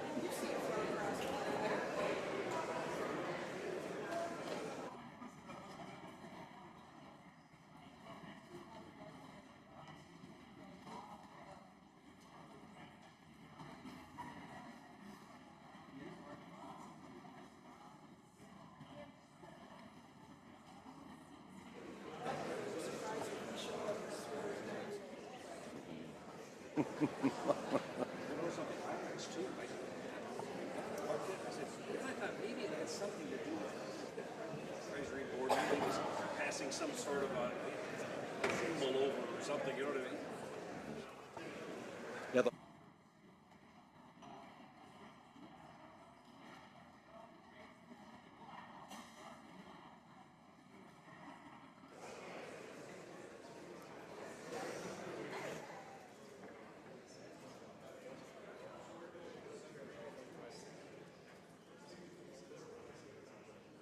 Thank the honourable member for Aurora, Oak Ridges, Richmond Hill for her comments. Resuming debate, the Honourable Parliamentary Secretary for International Trade Diversification. Thank you very much, Mr. Speaker, and good to see you. I am honoured to stand here on the first day of the fall parliamentary session to express my gratitude for being appointed as the Parliamentary Secretary for International Trade Diversification and to commit to working with my colleagues on this side of the House and across all party lines and with our colleagues in the Senate to ensure the passing of this bill, Bill C-79, and to ensure that I work with stakeholders and all Canadians for the benefit of all Canadians to grow our economy, to create jobs, and to ensure that our values are protected. So, Mr. Speaker, it's a great pleasure to rise in the House today in support of Bill C-79, the implementing legislation for the Comprehensive Progressive Agreement for Trans-Pacific Partnership, or CPTPP. At a time when protectionism is on the rise, Canada's participation in the CPTPP sends a strong signal that Canada is open for business with the rest of the world, that our government is opening doors for our citizens and businesses to create more jobs and offer more choices, and that our government is committed to a fair, rules-based international trading system. Now, more than ever, it is essential for us to ensure that the trade agreements Canada implements respond not only to the needs of our commercial interests, but also bring tangible benefits to all Canadians. Mr. Speaker, this agreement is about creating economic growth, high-paying jobs, more choices for Canadian consumers, and above all, making sure that all Canadians benefit, not just a few. My honourable colleagues will know that the CPTPP represents an opportunity for Canada. Implementing and ratifying the CPTPP will help diversify Canada's trade and investment towards the Asia-Pacific region and solidify Canada's role in the economic landscape of Asia. The CPTPP will serve as a cornerstone of our government's trade diversification strategy, connecting Canadian trade and investment to this dynamic and fast-growing region. In a region as deeply integrated and adaptable as Asia, the benefits of the CPTPP extend beyond enhanced market access to new and growing markets. Canadian exporters will also benefit from increased access to diverse and regionally integrated value chains with global reach. Asia is important to Canada, and we see the CPTPP as a crucial step in our ambitious free trade agenda in the region. To this end, Canada is also engaged with China and the Association of Southeast Asian Nations, ASEAN, in exploratory discussions towards potential free trade agreement negotiations. We also have ongoing comprehensive economic partnership agreement negotiations with India. Ambitious and high-standard agreements like the CPTPP will help strengthen the rules-based international trading system and create a level playing field for Canadian businesses. It will also help us ensure that the benefits of trade can be widely shared across all segments of society. Diversifying Canada's free trade network will help ensure that Canadian exporters can have preferential access to major markets beyond North America. The CPTPP will build on the achievements in our recent free trade agreements like the Canada-EU, CETA, once the CPTPP enters into force. Canada will have preferential access to 51 different countries through 14 trade agreements, representing nearly 1.5 billion consumers and over 60% of the global economy. The 11 CPTPP members represent a total of 495 million consumers and 13.5% of global GDP. Canada's export to our CPTPP partners totaled nearly $27 billion in 2017. The scope and ambition of the agreement means that businesses of all sizes, in all sectors, and all regions of our country will find new opportunities to do business in Asia. The CPTPP is projected to boost Canada's GDP by $4.2 billion over the long term, and that growth will be driven by increased exports of goods and services and increases in investment and international partnerships. This, Mr. Speaker, means more jobs and more prosperity for Canadians. Implementing and swiftly ratifying the CPTPP will allow Canada to strengthen our economic ties with 10 key markets in the Asia-Pacific regions, including the current free trade agreement partners in Chile, Mexico, and Peru, and 7 new FTA partners in Australia, Brunei, Japan, Malaysia, New Zealand, Singapore, and Vietnam. For example, Canadian businesses will begin to enjoy the benefits of new preferential access to Japan, the world's 3rd largest economy and our 4th largest trading partner. In 2017, bilateral merchandise trade between Canada and Japan reached $29.3 billion. Japan is also Canada's largest source of foreign direct investment from Asia. The CPTPP will provide preferential access to Japan, eliminating or reducing tariffs on a number of key Canadian exports, ranging from canola, beef, pork, and salmon to lobster, lumber, and steel and aluminum products. This will level the playing field for Canadian exporters with respect to competitors that already have preferential access to Japan. such as Australia. This will also help Canadian exporters gain a competitive advantage over exporters without preferential access, like the United States, and Canada does not currently have an FTA with Japan. Canadian service providers will also benefit from enhanced access and greater predictability and transparency in Japan and other markets. The CPTPP will create new opportunities for Canadian service providers in sectors such as professional, research and development, environmental, and transportation services. Canada will also have new access to the rapidly growing economies of Malaysia and Vietnam. Vietnam has been Canada's largest trading partner within the Association of the Southeast Asian Nations since 2015 and has a forecasted GDP growth of over 6.3% in 2018. The CPTPP will provide preferential access to Vietnam for key Canadian exports in agriculture and seafood, including beef, pork, canola, ice wine, and lobster, as well as in other sectors like forestry and industrial products. Financial service providers will also benefit from unprecedented access to the Vietnamese market.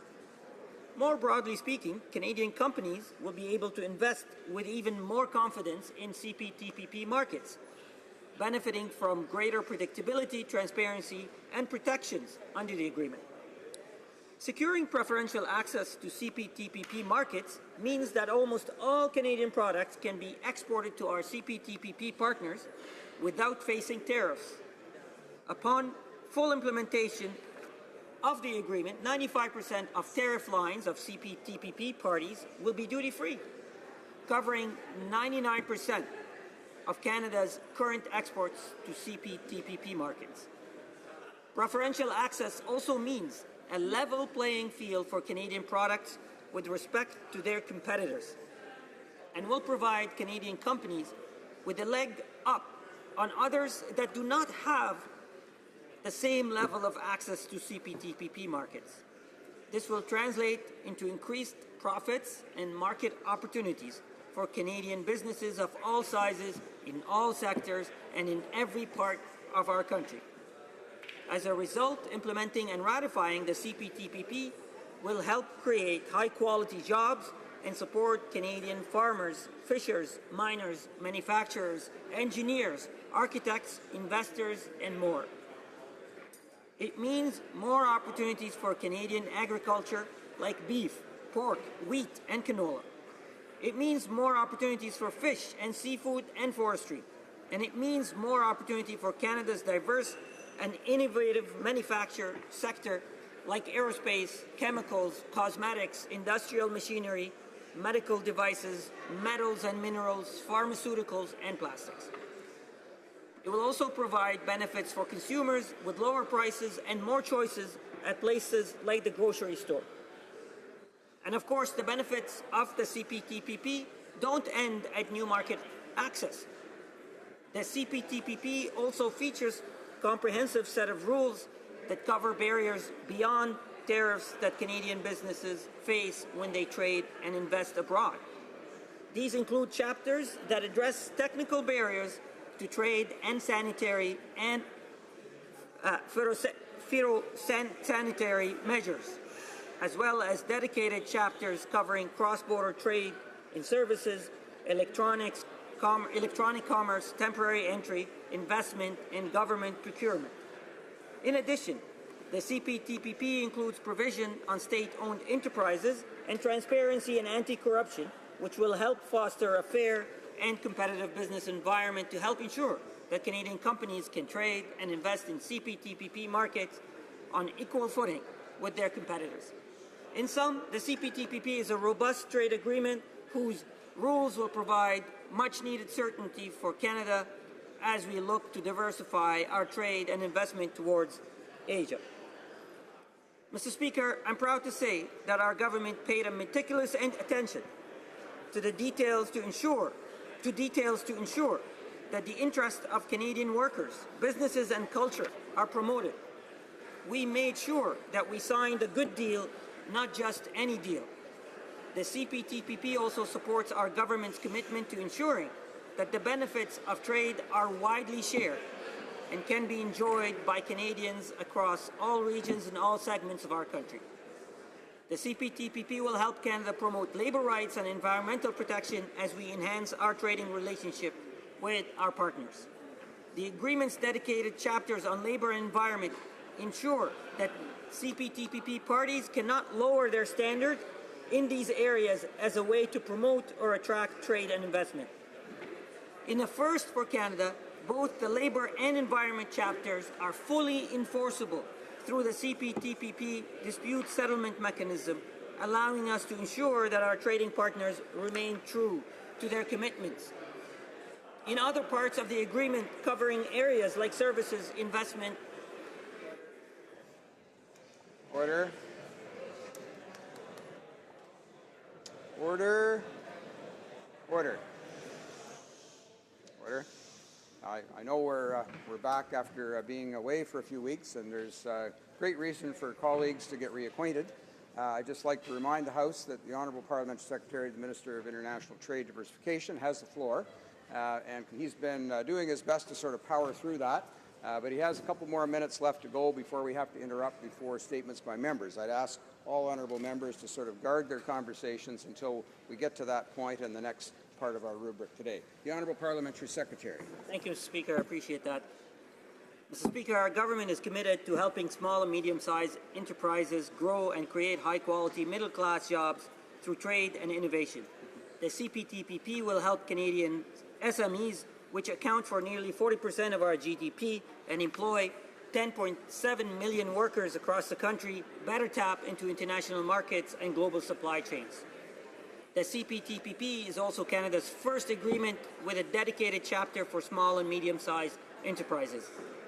The CPTPP includes commitments that promote the sharing of information online to help facilitate trade, as well as rules aimed at reducing costs and enhancing predictability and fairness so that SMEs can gain access to CPTPP market. These are just some of the ways in which the CPTPP builds upon its ambitious markets across access outcome for businesses so that benefits enhanced trade investment can be dispersed more broadly and support sustainable and inclusive economic development and job growth in Canada. Mr. Speaker, CPTPP is the beginning of a new chapter in Canadian trade relations. As we seek new markets and diversify our trade, we can be excited upon embarking on this new chapter together as we continue to open new markets and opportunities for Canadian businesses, workers, and consumers, and ensure that benefits of trade can be felt in all parts of the country. Thank you very much, Mr. Speaker. The Honourable Parliamentary Secretary will have up to 5.5 minutes remaining for his remarks when the House next gets back to debate on the question, and then, of course, the usual 10 minutes for questions and comments. Mais maintenant, nous commençons avec... And now we will start with statements by members. La députée de Repentigny. The Honourable Member for Repentigny. Mr. Speaker, in this first statement of this session, I would like to offer the Bloc Québécois' sincere condolences to the friends and family of our great Quebecer, Madame Lise Payette, feminist, minister, journalist, TV host, and sovereigntist. Lise Payette dedicated her life to building and emancipating Quebec. Over a media career that spanned 7 decades, she focused on Quebec women. She was at the very heart of political activity, and she was elected at the same time as René Lévesque. Madam Minister, and I insist on this title because since Madame Payette, who made the word feminist, worked full out in order to adapt the services of the state to the reality of women. With hindsight, we see that Madame Payette left us a more egalitarian and proud society. Thank you so much, Madame Lise Payette. Thank you, Mr. Speaker. This past summer was a great one in Brampton East as we got an opportunity to reconnect with the constituents that sent us here in the first place. When I got an opportunity to knock on some doors, I talked about the Enhanced Canada Child Benefit, and it was positively received by the people in my riding, as they're using it for school supplies and other initiatives to help support kids. At the same time, the over 500,000 jobs that our government has created since we came into office in 2015 is being felt right home in my home riding, in my home region of the region of Peel. You know, the support that we're giving to post-secondary students and enhanced tuition relief is helping more students in my riding attend university and college. But that's not it, Mr. Speaker. This summer, I also had the opportunity to get married, and I want to thank my lovely wife, Dika, for her ongoing support. And we're all here because of our families, and we should never forget that. And moving on into 2019, all I can say is to the people of Brampton East, I'll never forget that you sent me to this place to be your voice. If I can be of any service, please don't hesitate to contact me. Hey. The Honourable Member for Bruce Grey, Owen Sound. Mr. Speaker, today all throughout Bruce Grey, Owen Sound, residents are performing good deeds to honour one of Bruce Grey's finest, Mr. Bob Wallace. It was 1 year ago today that we lost the lovable radio personality to complications from an undiagnosed case of leukemia. Bob was truly a community icon and touched numerous lives both on the air and off. On numerous mornings at precisely 8:08, Bob would present the time to his listeners. He would ask, "What does that spell?" Why, Bob, of course. 8:08 affectionately became known as Bob O'Clock. To honour Bob's memory and community legacy, the Dock radio station is asking everyone to participate in their 808 Good Deeds Day by performing a small good deed in their local community. Whatever the deed, be sure to post and use the hashtag 808GoodDeeds. Mr. Speaker, I encourage all residents of Bruce Grey, Owen Sound, all members of this House, and all Canadians to perform a good deed in memory of the one and only Bob Wallace. Hear, hear.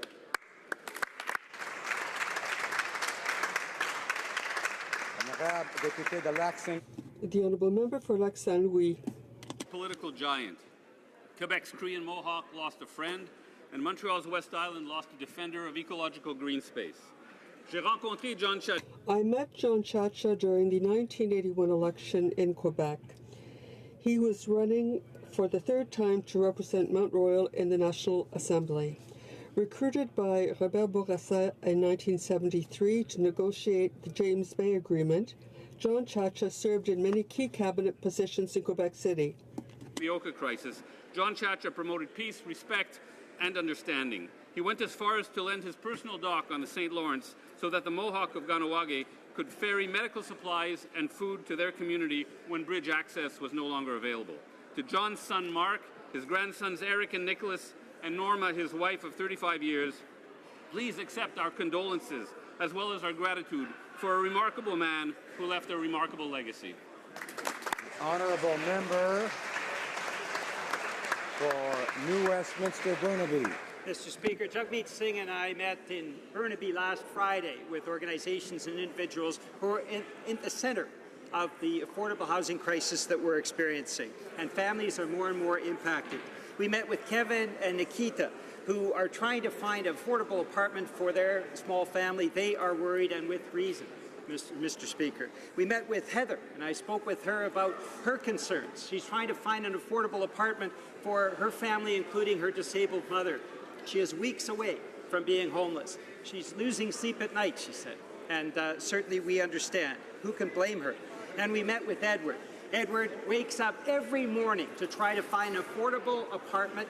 He said to me that he, as a senior, worked all his life and never expected to be homeless, but in 13 days, Mr. Speaker, he will be without a home. Now, the Prime Minister says that Canadians can wait, but people in Burnaby can't wait. British Columbians can't wait. Canadians can't wait.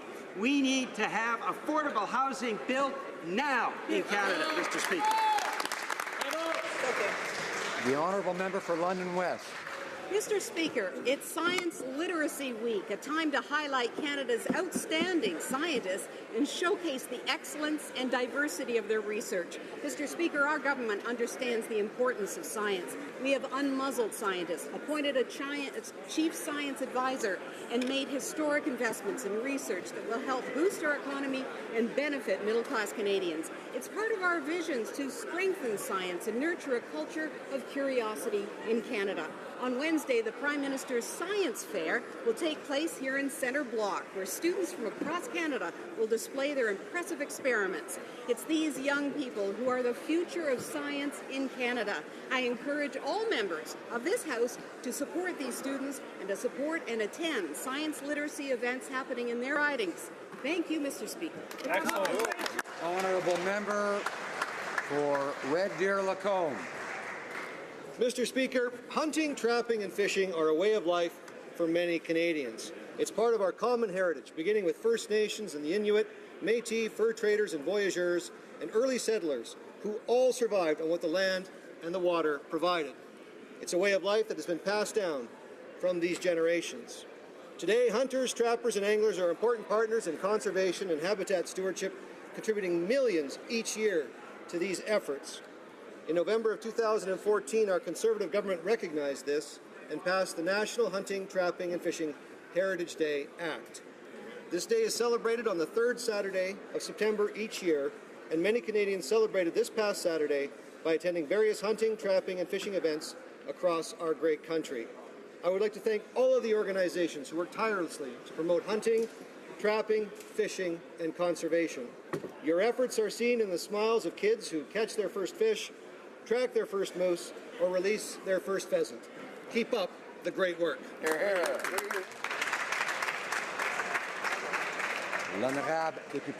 The Honourable Member for Châteauguay-Lacolle. Mr. Speaker, in July I went to Seoul in South Korea as co-chair of the Multi-Party Caucus on World Health in order to participate in an important meeting on tuberculosis. This visit, organized by Results Canada, had as a goal to talk to representatives of Stop TB Partnership Korea and members of the civil society about my experience in the fight against tuberculosis. Participants identified ways to make sure that the deadliest infectious disease on the planet is made the subject of a high-level meeting at the UN.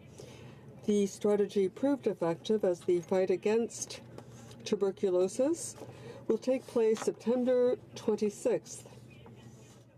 I am eager to see what commitments result from the discussions. Thank you, Mr. Speaker. For Ottawa West Nepean. Mr. Speaker, today I stand to provide an update on the situation of Canadian citizen and Pussy Riot member Piotr Verzolov, who has left Russia and is currently being treated in Berlin. I am sure that I join many other members of this House in saying that we are very concerned by Mr. Verzolov's situation. I would like to assure all Canadians that our government is following this case very closely. The Minister of Foreign Affairs is seized of this case and has contacted Mr. Verzolov's family directly to pass on our wishes for a speedy recovery to Mr. Verzolov and to assure them that the Government of Canada is ready to provide assistance to him and his family. Our sincere thoughts are with Mr. Verzolov's family and friends at this difficult time. Thank you, Mr. Speaker. Honourable Member for Calgary Signal Hill. Mr. Speaker, this past weekend, the City of Calgary lost one of its pillars of the community, Mr. Clayton Riddell. Now, Clay, as he was better known, Mr. Speaker, was the founder of Paramount Resources. He was a co-owner of the Calgary Flames, but he was probably best known for his philanthropic initiatives across the country, Mr. Speaker. Included in that is his name on the University of Manitoba Faculty of Environment, Earth and Resources. He's also well known for one of the largest donations ever at Carleton University, where many of the people on the Hill today, Mr. Speaker, come from the graduate program in political management. Mr. Speaker, Mr. Riddell was one of those guys that whether you met him in his office or on the midway of the Calgary Stampede, he was Clay. Mr. Speaker, we will miss Mr. Riddell and his philanthropic initiatives, but I can say that for the many generations going forward, Canadians will benefit because of this outstanding Canadian. We express our condolences, Mr. Speaker, to his children, Sue and Jim, who are also leading Calgarian businessmen. Thank you.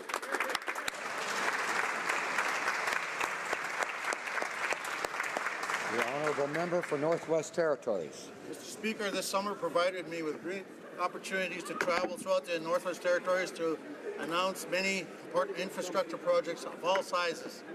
Through the National Trade Corridors Fund, we invested $102.5 million towards the Mackenzie Valley Highway project. This includes construction of a bridge over the Great Bear River. From the Small Communities Fund, we invested over $1.1 million in the community of Betchico for their new 6-bay garage to support the community's water and wastewater management. With $180,000 in support from Enabling Accessibility Fund, 2 churches, a museum, and an Indigenous Council facility will be able to improve accessibility infrastructure for Canadians with disabilities with the installation of ramps and automated door openers.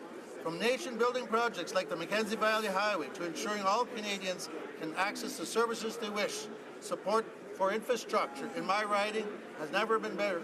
Thank you, Mr. Speaker. The Honourable Member for Louis Hébert. Thank you, Mr. Speaker. Over the last elections, the Canadians could choose between conservative austerity and liberal investment in the economy, an economy that works for all. The results speak for themselves. More Canadians are working. There's less unemployment, the least unemployment in 40 years. The confidence of investors is high, and everywhere in the country, Mr. Speaker, our stimulation of the economy has led to more jobs. 1 million jobs have been created since our election, and the economy of Canada is growing the fastest among the G7. The child benefit and the middle class tax cut, while there's more work to be done to ensure that every Canadian has a real and fair shot at success. Real progress has been made, Mr. Speaker, and we're very proud of that. We'll continue to build on that. Thank you, Mr. Speaker. Honourable Member for Kamloops, Thompson, Caribou. Mr. Speaker, it was almost 3 weeks ago that Trans Mountain decision was rendered. Since that time, we have heard nothing but mixed messages from this government. As each day passes, the costs and losses mount. Where is the Liberal plan? Up to $400 million per day is lost to the economy. Thousands of BC workers sit idly by. Roughly $7 million in 11 BC community benefit agreements are threatened. The government has failed 43 First Nations in BC and Alberta who negotiated landmark agreements, jeopardizing life-changing economic opportunities and badly needed infrastructure. As each day passes, the Liberals continue to fail workers, communities, and Indigenous Canadians who saw hope and opportunity in this project. The reality is that now taxpayers are the shareholder of this monstrous Liberal boondoggle, and not 1 centimetre of pipeline has been built. The Honourable Member for London North Centre. Mr. Speaker, as it is the first time that I rise to speak during the fall session, I'd like to take advantage of that fact to thank once again the people of London Centre North for their trust and their support. I had the honour of spending my summer holiday in my riding and listening to people who have given me the great privilege to represent them in Parliament. Today, I'd also like to pay tribute to the dedicated first interveners who were on call day and night to ensure Canadian safety, and this nationwide. For the RCMP O Division, London Police Service, and London Fire Department, to these dedicated professionals and all first responders across Canada, Mr. Speaker, I say thank you. Thank you for spending time away from your families and going above and beyond to make sure we are kept safe. Know that your sacrifices are deeply appreciated. The Honourable Member. L'Honourable Député de Berthier-Maskinongé. The Honourable Member for Berthier-Maskinongé. Thank you, Mr. Speaker. On September 5th, a great lady in Quebec died. Lise Payette left behind an extraordinary legacy.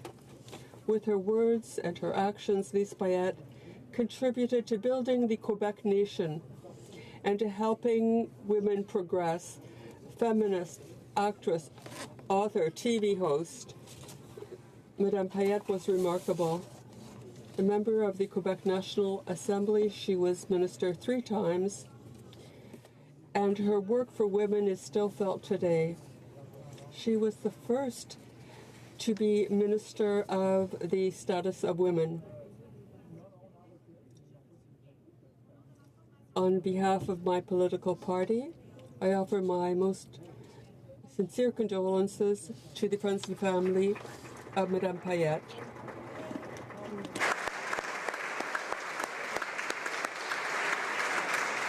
The honourable member for Barrie-Innisfil. Mr. Speaker, as I traveled around my riding of Barrie-Innisfil in the country this summer, I spoke to thousands of Canadians, and let's just say if this Liberal government was hoping to avoid negative interactions this summer, all Canadians got was a summer of failures. The Liberals failed this summer on issues that matter to Canadians, like ethics. Pipelines have been reduced to pipe dreams. NAFTA has gone south along with Canadian jobs and investment. The talk among Canada's veterans and the many veterans who call Central Ontario home is how the Liberals, some of them who serve themselves, have failed them or worse yet, lied to them.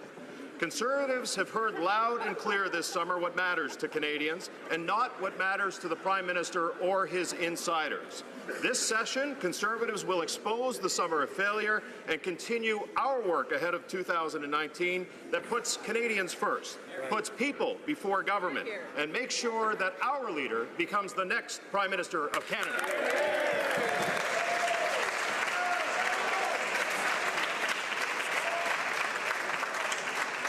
Honourable member for Oakville North Burlington. Order. Mr. Speaker, Terry Fox, a Canadian hero. After losing his leg to osteogenic sarcoma, he embarked on a cross-country marathon of hope to raise money for cancer research. When Terry could no longer run, Canadians took up the mantle. Yesterday, my friend and colleague from Scarborough Agincourt joined me in Oakville as Canadians participated in the 38th annual Terry Fox Run to honour and remember loved ones.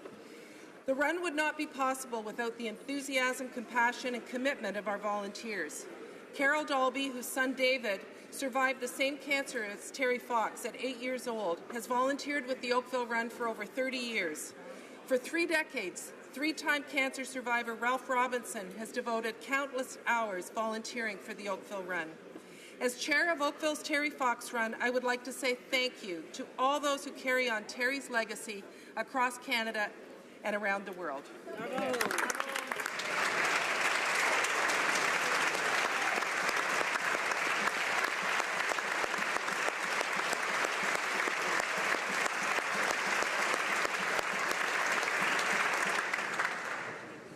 Alors, j'ai l'honneur d'informer la Chambre que le... I have the honor to inform the House that we have received from the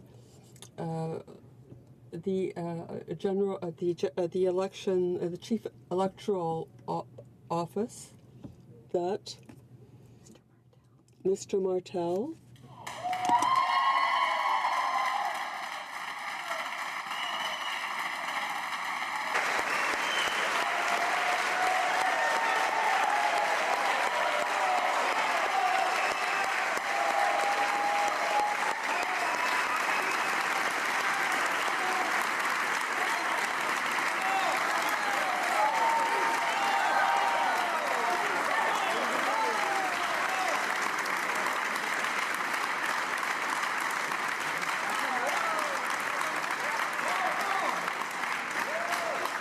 Monsieur le Président, j'ai l'honneur. Mr. Speaker, I have the honor of presenting Richard Martel, member for Chicoutimi-Le who has affirmed solemnly and now claims the right to sit in this House. Richard Martel, member of the electoral district of Chicoutimi-Le who has made an affirmation, signed the roll, and now claims the right to take his seat. Hear, hear. Yeah.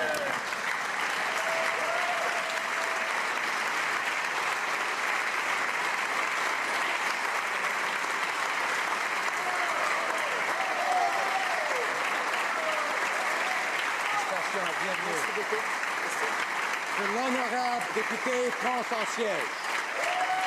Let the honourable member take his seat.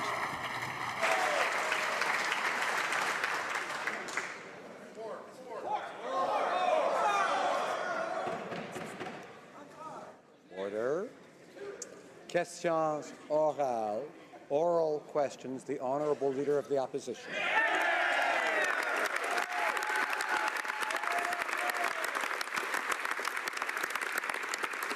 Mr. Speaker, Canadians watched for the last 2 years and thought to themselves, there's no way the Prime Minister could possibly fail any more this summer than he has been for the past. And what did the Prime Minister say? Hold my beer. His carbon tax coalition is in shambles. The U.S. went ahead and negotiated a new deal with Mexico while Canada was on the sidelines, and there's still no plan to deal with illegal border crossers. But the Prime Minister's biggest failure was the Trans Mountain Pipeline. The courts ruled that he failed to execute the process, and he has no plan to restart it. Does the Prime Minister understand that his failures are hurting Canadians all over the country? The Right Honourable Prime Minister.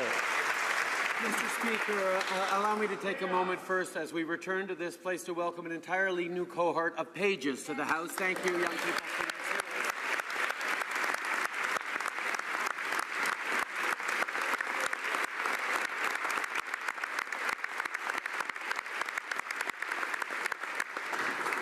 Mr. Speaker, over the past 3 years, we've seen the lowest unemployment in 40 years. We've seen the creation of over 500,000 new full-time jobs, the fastest growth in the G7 last year.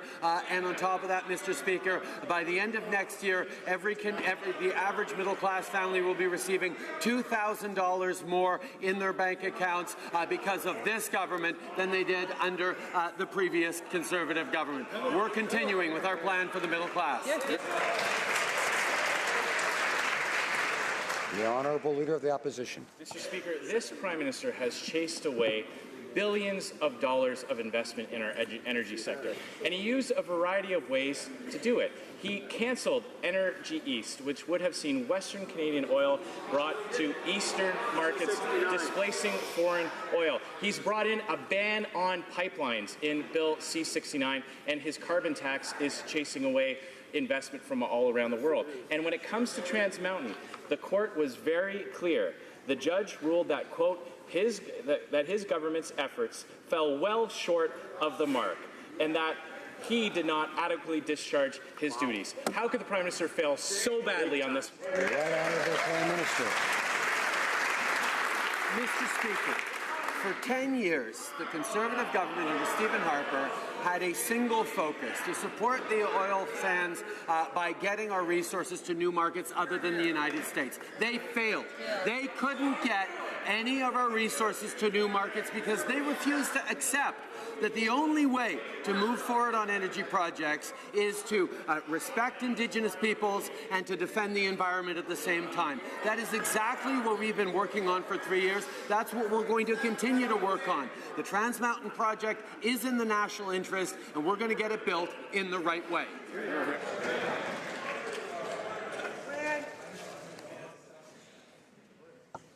The Honourable Leader of the Opposition. Well, Mr. Speaker, let's look at the facts. Before this Prime Minister took office, you didn't need an act of Parliament to get a pipeline built. Americans were trying to put their money into Canada. Now this Prime Minister is writing a check to buy them out of the energy sector. And the facts are also clear. Under the previous Conservative government, 4 major pipelines were built: the Enbridge Alberta Clipper, the Trans-Canada Keystone, Kinder Morgan Anchor Loop, Enbridge Line 9B Reversal, all approved and built under a Conservative government. His policies have failed, and the judge was very clear. He failed to get this job done.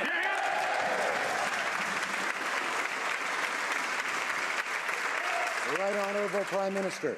Mr. Speaker, the Alberta oil industry, indeed Canadians, know well that our priority is getting our resources to new markets other than the United States. We get a discount of about $15 billion every year because we are trapped to the American market. We need to get our resources to new markets safely, securely, and that's where the previous government failed.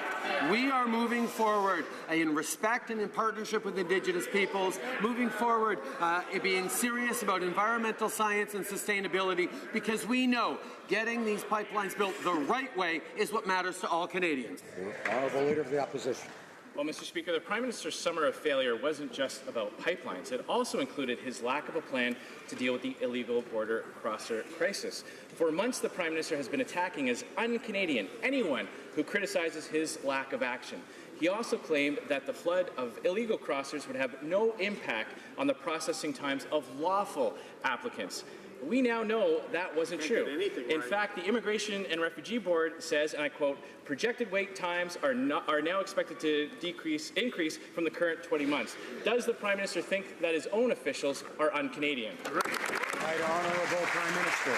Mr. Speaker, over the past year and a half, we have seen people crossing from the American side in greater numbers, which represents a challenge. That's why we have invested in the necessary measures to process and evaluate anyone crossing the border irregularly to ensure that we continue to apply our entirety of our immigration rules, our refugee rules, and our security rules to them. This is something we will continue to do. We have lots more work to do, but we are on the right track on this, and Canadians can be reassured that our immigration system remains secure and strong. The Honourable Leader of the Opposition. Mr. Speaker, the Prime Minister also failed to stop the number of illegal crossers at the borders, and this has serious consequences.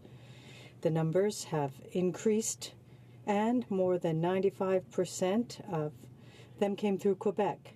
Now the figures are showing that people following the regular process will have to wait even longer because of the increase in the number of illegal border crossers. Quebecers and Canadians want to know why the Prime Minister has failed to protect our border. The Right Honourable Prime Minister. Mr. Speaker, Conservatives want to instill concern and worry among Canadians. We want to reassure Canadians that our immigration system is being fully implemented. We are fully verifying the backgrounds of people coming in. We are applying our immigration system to the letter. We can rest assured that we have a good system that is serving Canadians, and we are continuing to invest more resources into this system. The Honourable Member for Rimouski-Nejet-Témiscouata-Les-Basques. Mr. Speaker, the dairy producers I met with this summer are facing serious sacrifices under CETA, and now they're having trouble making ends meet. What they're concerned about is that the Liberals are saying they're going to be protecting supply management, but they're also talking about concessions at the same time. They heard the same promises under the previous Conservatives. I'd like a clear answer, Mr. Speaker. Do the Liberals intend to fully protect supply management under the NAFTA negotiations? The Right Honourable Prime Minister. Mr. Speaker, as people know, we are continuing our work as part of to renegotiate NAFTA. We have been very clear. We are going to protect supply management, and we are going to ensure that our economy, citizens, and benefit from a good agreement. Not just any agreement, a good agreement. The new NAFTA agreement we will make sure, be a good agreement for Canadians. That is what Canadians expect from us. NDP leader Jagmeet Singh was in Burnaby South this weekend talking with people who can't find affordable, quality housing. One of these people, a senior named Edward, hasn't been able to find a place and will be homeless by the end of this month. Liberals acknowledge we have a housing crisis, but instead of acting to fix this crisis, they are following the Conservative example and holding back funding for housing until after the next election. Will the Liberal government stop telling Canadians like Edward to wait and invest in housing now and not in 2 years? Honourable Prime Minister. On the contrary, Mr. Speaker, our investments in infrastructure, in housing across this country are making a real difference for Canadians, and we are indeed moving forward on something the Conservatives never did. We see a federal role for housing. That's why we've put together a $40 billion plan to invest in housing, a national housing strategy that is going to deliver for Canadians right across the country. We understand the pressures faced by Canadians in our large cities, in small communities right across the country, and this government is stepping up to help them.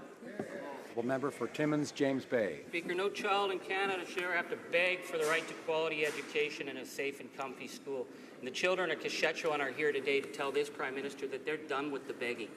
They are tired of the positive words and the broken promises. They are tired of the squalor and the flooding and the children being medevaced out when they're sick. So to the Prime Minister, let's just cut to the chase. What is the financial commitment he will make today to ensure that we get those children off that floodplain and into a safe and comfy school that they deserve? Honourable Prime Minister. Mr. Speaker, no relationship is more important than that with Indigenous peoples, and that's why from the very beginning we invested $8.6 billion over the coming years in making sure that we move towards parity in education. In working with the community of Saskatchewan, an interim solution has been found to allow classes to start this week while a longer-term solution is identified. We're supporting the community's request for a long-term modular school solution, and we will be working with them to expedite the project. Saskatchewan students remain our priority as we determine next steps, with further updates on the solutions expected later this week. I thank the member opposite for his question. For Timmins, James Bay. An interim solution. You know, this past week, the Prime Minister berated First Nation leaders for wasting his time, and he said it wasn't reconciliation. If he talks to the children of Saskatchewan, they will tell him that positive words isn't going to build them a school. It takes political will. And in their short life, they have seen endless broken promises from government. So now we have the promise of another Band-Aid. So let's cut to the chase. If he won't cost out the price of those Band-Aid solutions, give us the timeline. When is he going to get those children off that floodplain and into a safe and comfy school? Give us that answer now and stop wasting our time.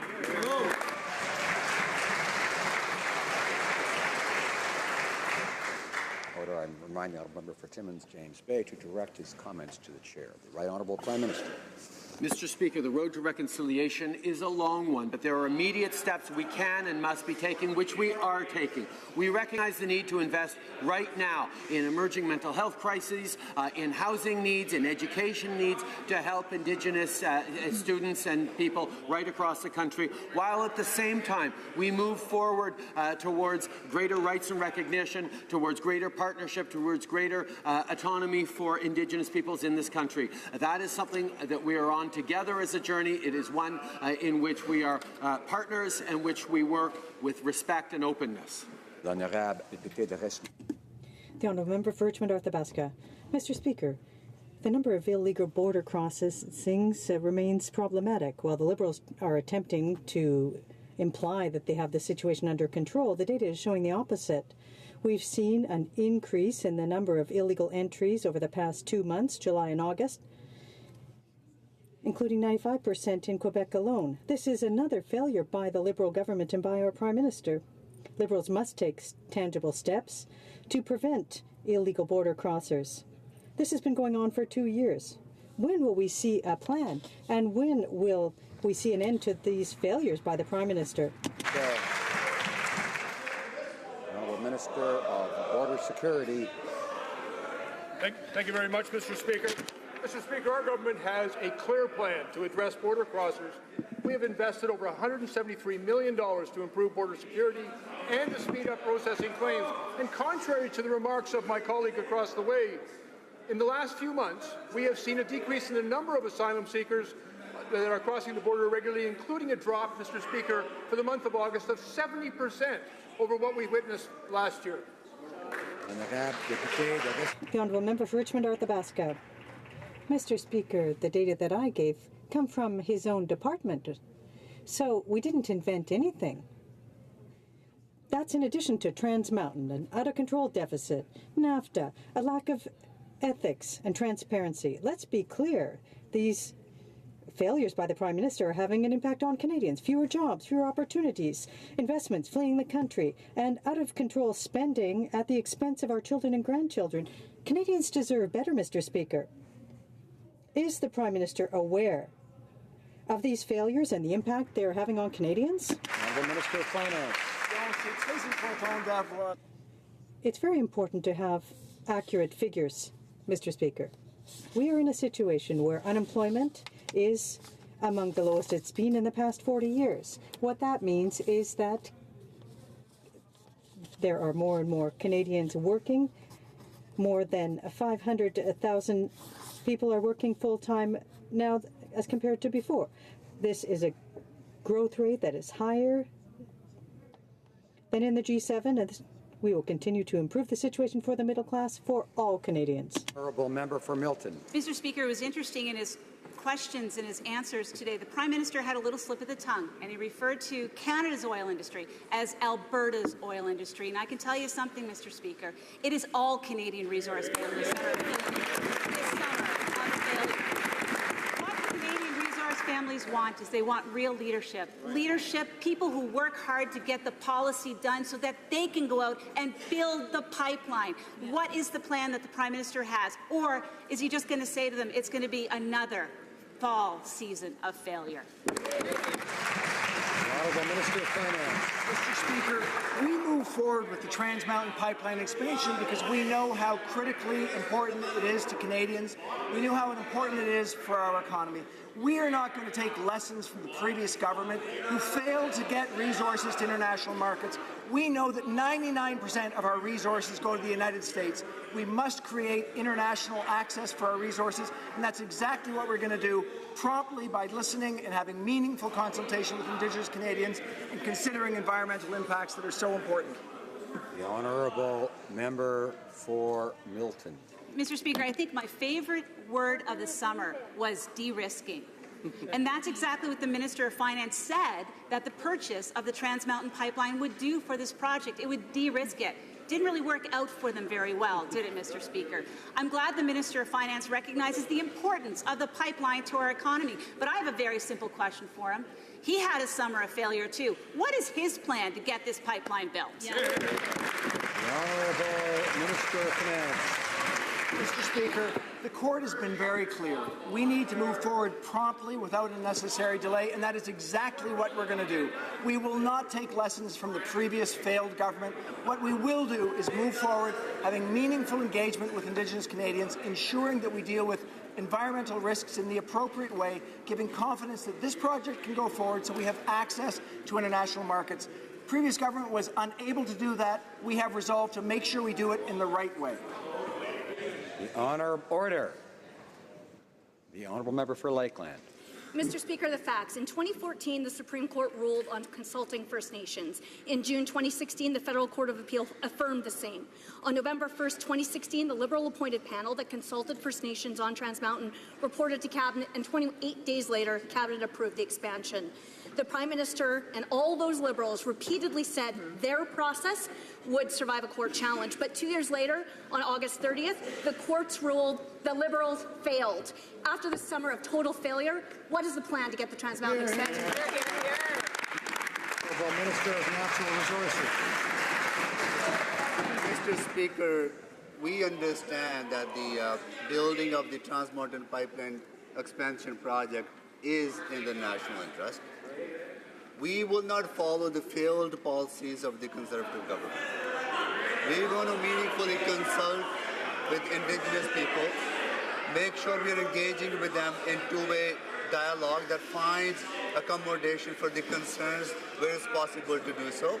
We're going to look after the environment and making sure that we're meeting our environmental obligations. We're going to move forward on this project in the right way to build so those...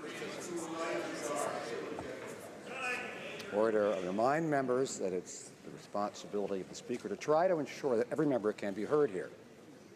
And therefore, I'd ask other members not to interrupt and not to speak when someone else is speaking. It's simple respect. It is certainly worth the dignity of this chamber and our responsibility to Canadians. The honourable member for Lakeland. Mr. Speaker, 4 new pipelines built under Conservatives, and the reality is the Liberals failed on the consultation on Trans Mountain. They failed to give certainty to Kinder Morgan that it could be built. They promised a law and failed to deliver. They failed to find a private sector investor for Trans Mountain. They failed to get shovels in the ground this summer. And now the Liberals have failed for 3 weeks to tell Canadians their plan to respond to the court's ruling and to get the Trans Mountain expansion built. They killed thousands of jobs. They've spent billions of tax dollars on a pipeline they can't expand. Is this all part of the Prime Minister's plan to phase out the oil sands? Honourable Minister of Natural Resources. Mr. Speaker, for almost a decade, the previous government failed to build a single pipeline to expand our non-U.S. market. 99% of our oil is landlocked because they failed to explore and expand their global market. We are committed to making sure that we follow the highest standard that Canadians expect us to follow when it comes to consulting with Indigenous peoples, when it comes to protecting the environment. We will do and build this pipeline in the right way, Mr. Speaker. Good job. Député de Jonquière. The Honourable Member for Jonquière. The contribution by dairy, poultry and egg producers is essential for the Quebec economy and represents some 92,000 jobs. Unfortunately, since 2015, the government has just been perpetuating the Conservative legacy by sacrificing these producers in trade agreements like the Trans-Pacific Partnership. Supply management is more than an industry. It's about our regional way of life, the way we use the land, and our family farms. When will the Liberals commit to adequately protecting our producers? And when will they stop signing bad agreements? Well, Minister of Agriculture. Thank you, Mr. Speaker. I appreciate my honourable colleague's question, and I can assure her that we have and will continue to support supply management and our farmers in this system. The Prime Minister, myself, and many other ministers have indicated quite clearly that we have and will support the supply management system. It's important to note, Mr. Speaker, we are the party that fought to implement supply management, and I can assure my honourable colleague we're the government that's going to protect. Honourable Member for Essex. Supporting means no increase in quota. Canadians spent the summer worried about their jobs under steel and aluminum tariffs, a shaky NAFTA, and repeated threats from the White House. This is especially true in my riding of Essex. This government says they're fighting to help Canadians like auto workers and supply management farm families. If that's true, how can their first piece of legislation this fall be the ratification of the job-killing CPTPP? Canadians are buying the bogus argument that this is good for Canada and working people when the deal will cost us 58,000 jobs. Will this government do the right thing and take the CPTPP off the table? Honourable Minister of International Trade, Diversification. No. And we would want the honourable member to know that trade means growth and growth means jobs, quality jobs for Canadians. And as we expand our export markets, we expand the possibilities for these Canadians to have the chance to sell to these markets, mostly small and medium-sized enterprise. We are looking for swift passage of this important legislation, and we hope the New Democrats will cooperate. Honorable Député. The Honourable Member for Charlebourg-Saint-Charles. Mr. Speaker, many illegal migrants don't show up for their interviews, and CBSA officers are being muzzled by senior management, even though they're very concerned about cuts to security stages. They're being told to skip stages. And now Canadians are convinced that the Prime Minister doesn't care about their security. They know that we have a plan, but do they have a plan? Does the government have a plan? Minister of Border Security. Mr. Speaker, let me assure this House that our government will never compromise the safety of Canadians. Irregular border crossers are thoroughly screened, and they do not get a free ticket to remain in Canada. We on this side of the House will always stand to protect Canada's system and are taking concrete measures to do so. And it's important to recall that the Conservatives would like to talk a good game, but they cut nearly $400 million for border security measures when they were in office. L'honorable député de Charles. The Honourable Member for Charlebourg-Saint-Charles. Mr. Speaker, the Minister has just shown up and perhaps he doesn't have updated information. We know that the CBSA is being called to cut stages in the security process, and only a handful of these illegal migrants have been deported. The new mandate letter doesn't contain any specific directives to resolve the crisis. So how can the minister resolve the problem without clear direction from the Prime Minister? We have a plan. Do they have a plan? Minister of Border Security. Mr. Speaker, I've received very explicit instructions to lead our government's response to irregular migration. We remain unwavering in our commitment to protect the safety of Canadians. As I've already stated, we've invested $173 million to replace some of the resources that were taken away by the previous government. Let me assure this House that everyone ordered removed has been given due process, and as all orders can be challenged through various levels of appeal, but once those legal avenues have been exhausted, individuals are expected to respect our laws and leave Canada. Thank you, Mr. Speaker. Honourable member for Calgary Nose Hill. Mr. Speaker, the minister has gotten up and talked about the hundreds of millions of dollars that this government has spent on illegal border crossers. Yet, from January and August in 2017, the numbers were 13,221. January to August this year, it was 14,125. The problem is getting worse. There's only one way this is going to get solved. That's by closing the loophole in the Safe Third Country Agreement. Right. Has the minister done anything of import, like asking the Americans to close the loophole in this agreement? Honourable Minister of Border Security. Mr. Speaker, as the Minister for Border Security, I have been tasked with leading the engagement with the United States on the Safe Third Country Agreement. To that end, I have communicated with Secretary Nielsen and asked that government to engage with us on this important issue. There have been some discussions to date, and that will continue. Honourable member. The Honourable member for Calgary Nose Hill. I'll summarize that as no. Mr. Speaker, the member for Scarwood-Gilwood said the following. People who have come to the conclusion that these people, illegal border crossers, are not refugees and they should be returned sooner rather than later. A Conservative government would close the loophole in the Safe Third Country Agreement and remove those expeditiously who do not have a legal reason to be in Canada. Mr. Speaker, that's very simple. It's what Canadians want. That is a Canadian thing to ask for. When will this government close the loophole in the Safe Third Country Agreement? Honourable Minister of Border Security. Mr. Speaker, Canada has a long tradition and proud tradition of providing protection to those who need it most by providing refuge to the world's most vulnerable people. And at the same time, we must ensure the security of our communities and the integrity of our border. The Immigration and Refugee Protection Act requires the ongoing review of all designated third countries to ensure that the conditions that led to their designation continue. And as I have already indicated, I have reached out to Secretary Nielsen to discuss issues related to irregular migration and the shared border, including ways in which we might enhance the Safe Third Country Agreement. Honourable member for Saint-Hyacinthe-Bagotte. Mr. Speaker, supply management works. Martin Joubert and Émilie Courchaine of Upton's Ferme de la Carrière have told me how important supply management is to their survival.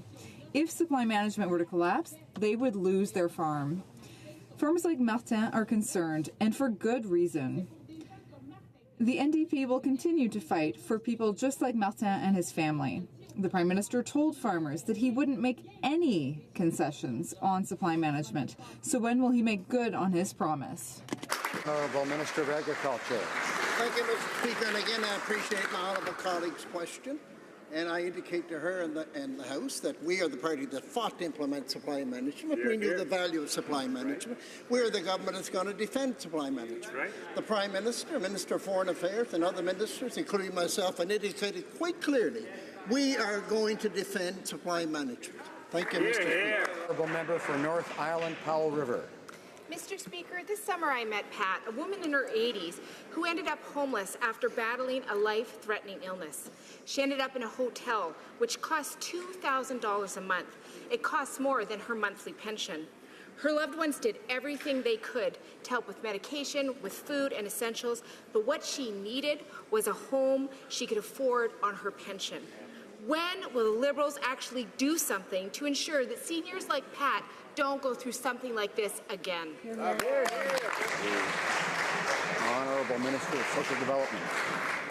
Thank you, Mr. Speaker. I'm proud and pleased to be able to answer this question. We have invested resources which seniors had long awaited for in our last budgets. We have invested in the guaranteed income supplement. We have moved the age of eligibility to old age security back from 67 to 65, thereby avoiding 100,000 seniors from falling into severe poverty. We are investing in a 40 billion plus housing strategy, which is going to give a safe and affordable home to hundreds of thousands of Canadians in the next 10 years. I invite my colleague to be in touch with me so I can demonstrate to her how effective our policies have been and will be. Honourable member for Toronto Danforth. Mr. Speaker, we all have a responsibility to keep our children safe and to protect them from becoming victims of child sexual abuse and exploitation online. When this imagery is posted online, it continues the victimization of the most vulnerable members of our society. Can the minister please tell us what he is doing to help victims and to remove this horrendous imagery from the internet? Public safety. Speaker, online sexual exploitation is an absolutely horrific crime. We are fighting it on many fronts. For example, we're investing $4.1 million in the Canadian Centre for Child Protection to help identify victims, improve support services, and develop high-tech tools to shut criminals down.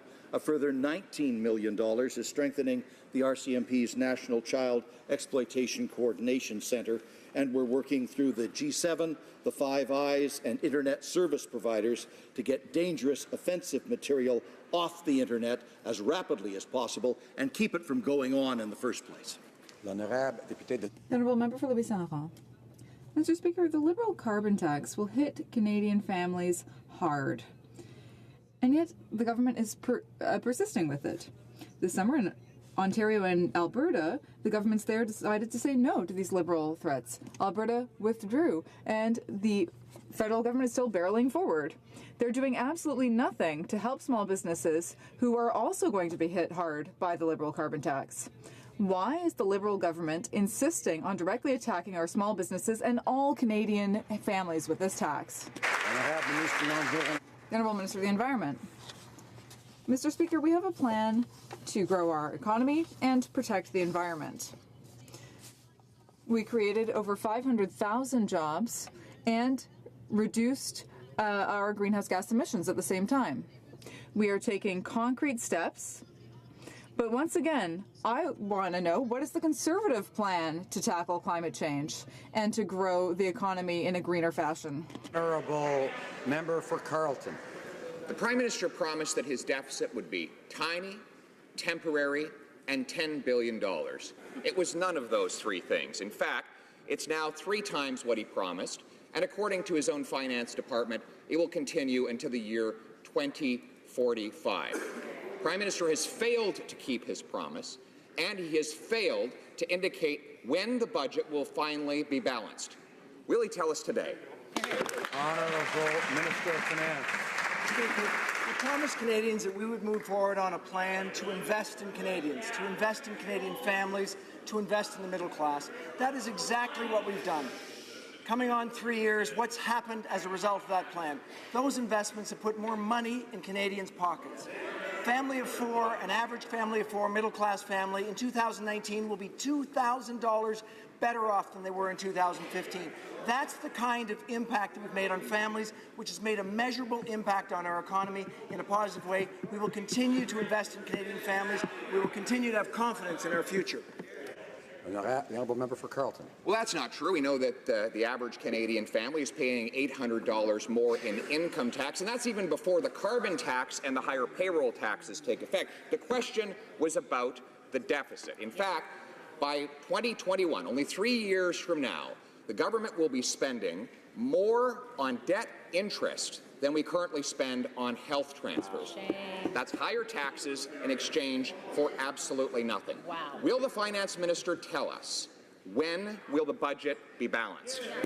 Honourable Minister of Finance.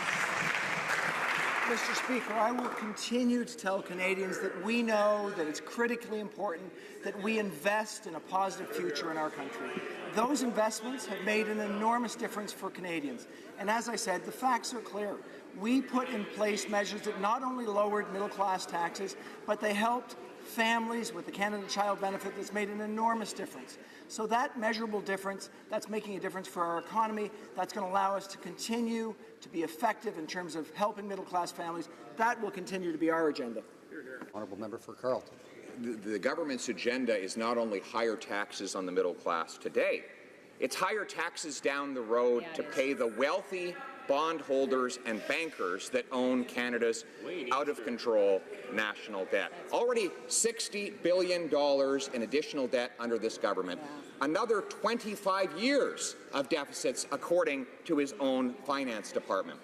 Will his fall economic update include a deadline for a balanced budget, and will he tell us today what that deadline is? Honourable Minister of Finance. Mr. Speaker, we will not take any lessons from the party that left us with the lowest growth rate since the Great Depression. What we are continuing to focus on is how we can grow our economy. We know that puts us in a better position for tomorrow. We know that our debt as a function of our GDP is going down over time. So we're doing, in a fiscally responsible way, what we promised we do. Make life better for middle-class Canadians, put more money in their pockets so they can raise their families and have a successful and optimistic view of the future. The honourable member for Victoria. I've been getting calls from so many Canadians and constitutional experts deeply concerned about the reckless erosion of our Charter of Rights and Freedoms. These people are outraged that a premier has casually promised to repeatedly use the notwithstanding clause to override our constitutional rights whenever he disagrees with the courts. So, Mr. Speaker, will the Liberals support my motion in the Justice Committee to meet and discuss how we can end the reckless erosion of our Charter? And will the Prime Minister commit today to never use the notwithstanding clause? Bravo. Honourable Minister of Intergovernmental Affairs. Mr. Speaker, obviously committees are free to determine their own agenda. Mr. Speaker, our government believes that Canadians expect all orders of government to uphold their rights and freedoms as guaranteed by the Charter and respect the rule of law. The rights and freedoms guaranteed by the Charter are of utmost importance in our society, and our government will always stand up and defend them. The notwithstanding clause is an extraordinary part of the Constitution that should only be used in the most exceptional of cases, and the Government of Ontario's disappointing decision to use this clause, we think Ontarians will ultimately decide on the actions of their provincial government. The honourable member for Trois-Rivières. Mirabel Chicoine and hundreds of other victims of pyrrhotite who are caught in a regulatory grey zone have no access to any financial aid. Why? Because up to now, both Conservatives and Liberals have refused to solve the problem by funding a scientific study on pyrrhotite. So Ms. Chicoine, like many other families who have tried to sell their houses, risks losing a lifetime's worth of investment. Mr. Speaker, will the Liberals play politics at the expense of victims, or will they announce now a solution to this ongoing problem? Honourable Minister of Economic Development. In terms of ensuring consistency in design and construction of new buildings in Canada, the National Research Council of Canada, in partnership with University Laval, is leading a Canada-wide research development and technology transfer project to resolve the outstanding issues raised by the member opposite. The project will really look at issues to ensure Canadian safety and minimize future economic impact of the issues raised by the member opposite as well. Thank you very much, Mr. Speaker. Member for Caribou, Prince George. Mr. Speaker, the Prime Minister's summer of failure included his close childhood friend and most trusted minister being found guilty of breaking ethics laws. Now, the Prime Minister stood in this House time and time again, telling Canadians how proud he was of his friend's decision to award a lucrative contract to close Liberal friends and his own family. Now that the Ethics Commissioner has found his good friend guilty, will the Prime Minister continue to turn a blind eye, or will he set aside friendship, do the right thing, and fire his morally challenged friend? Honourable Minister of Intergovernmental Affairs. Mr. Speaker, as public office holders, all of us have an obligation to follow the Act. And when there is uncertainty about the interpretation of the Act, Mr. Speaker, it's our responsibility to work with the Commissioner's office to get that clarity. While the Commissioner found in this case that there was no financial benefit and no preferential treatment given, he said I should have consulted his office prior to making the decision. Mr. Speaker, I accept the Commissioner's finding, and obviously I'll work with his office on any future action. Very good. The honourable member for Thornhill. Mr. Speaker, in their summer of failure, this Liberal government and its ministers reminded us that they're just as willing to break their own rules as the Conflict of Interest Act. Caught in big-ticket cash-for-access fundraisers, the Prime Minister promised strict new rules, but today we learn that registered lobbyists are still buying their way into exclusive Liberal fundraising events to mingle with ministers and PMO power brokers. Mr. Speaker, why doesn't the Prime Minister stop the double talk and simply order an end to this highly unethical practice? Modifying institutions. Mr. Speaker, we are taking concrete action to improve our already strong and robust rules around political fundraising events. We are proud that the Liberal Party is already disclosing more information about their fundraisers. However, Mr. Speaker, what we don't know is who is attending high-ticket cost fundraisers from the other side, Mr. Speaker. Like, what about the $1,000 fundraiser that was held on February 28, 2018 by the Conservatives? Or how about the $1,550 fundraiser that was held on May 25th, 2017 by the Conservatives? Who's attending those fundraisers, Mr. Speaker? The honourable member for Beauport, de Beaupré, Ile-d'Orléans, Charlevoix. We've learned that the Liberals broke their own fundraising rules. They allowed lobbyists to pay to have access to ministers several times. Ministers and the Prime Minister have been caught by the Ethics Commissioner, but they continue to roll out the red carpet for lobbyists who try to influence their decisions. They think that laws are for others, but not for them. Mr. Speaker, why are the Liberals so corrupt? Why are they continuing their summer of failure? The Honourable Minister.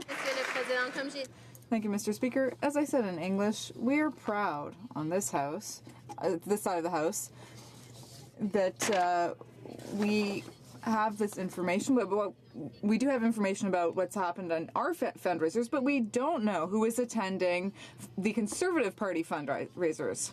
There are a lot of events that are held in secret, and we don't know who attends. Honourable member for Niagara Centre.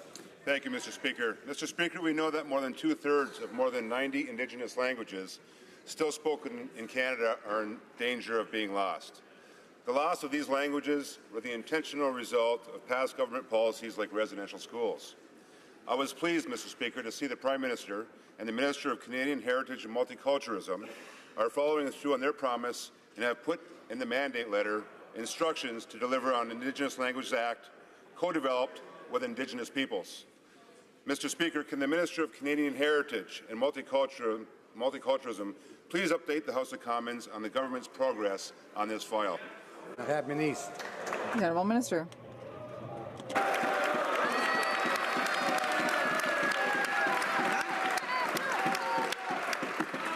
Mr. Speaker, I'd like to thank the member from Niagara Centre for his question. As he knows, no relationship is more important to our government than the one with Indigenous people, and we continue to engage with First Nations, Métis, Inuit peoples on this important issue. Et ce projet de loi, Monsieur le Président, va nous... This bill will allow us to preserve, promote, and revitalize Aboriginal languages. This is an absolute priority for me and for the Prime Minister and the entire government. The Honourable Member for Chicoutimi-Le-Fjord.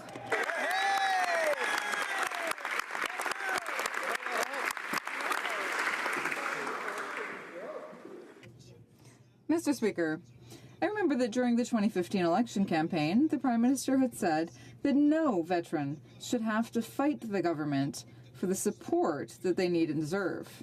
But a few months ago, he told a former soldier that he was asking too much of the government. And today, we've learned that $372 million that had been earmarked for our veterans have been sitting idle in government coffers. Why this other broken promise, and why can't the Prime Minister respect our veterans?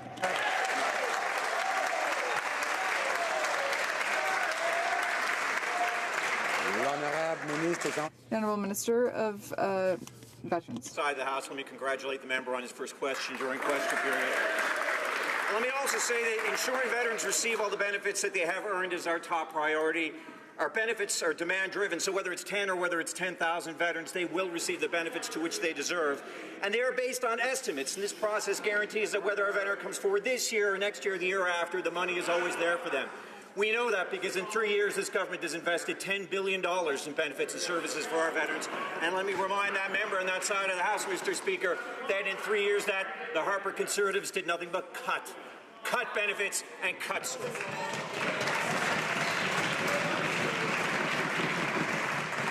Order. I remind the member for Durham that ensuring that all members can speak when it's their turn is a responsibility not only of the Speaker, but of all of us. Honourable Member for Longueuil Saint-Hubert.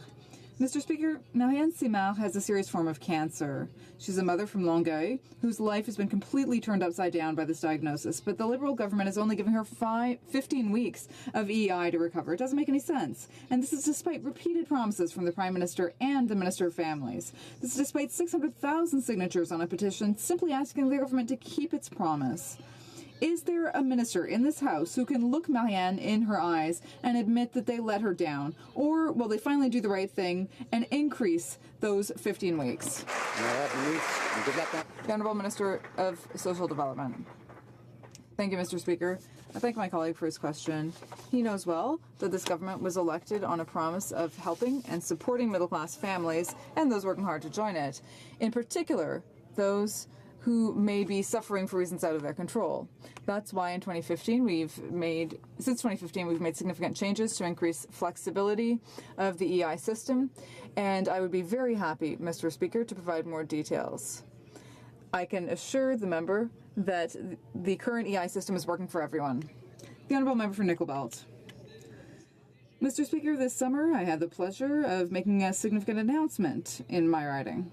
Our Liberal government will be improving a significant grade crossing in the city of Capreol. Not only will this investment improve safety for pedestrians and drivers, it will also allow trains to move faster, and it will reduce wait times at the Yonge Street crossing. In light of this important announcement, could the Honourable Minister of Transport update this House about our engagement toward rail safety? The Honourable Minister. I'd like to thank the member for Nickel Belt for his question and for his hard work in his riding.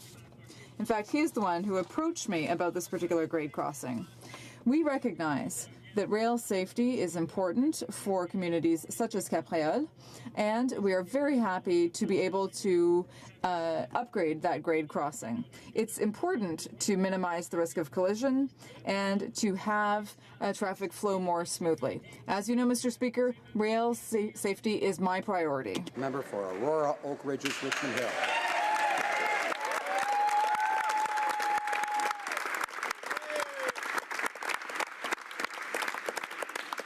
Mr. Speaker, under this Prime Minister, Canada's position in the world has been diminished, and our ability to deliver on our defence commitments has been undermined by politics.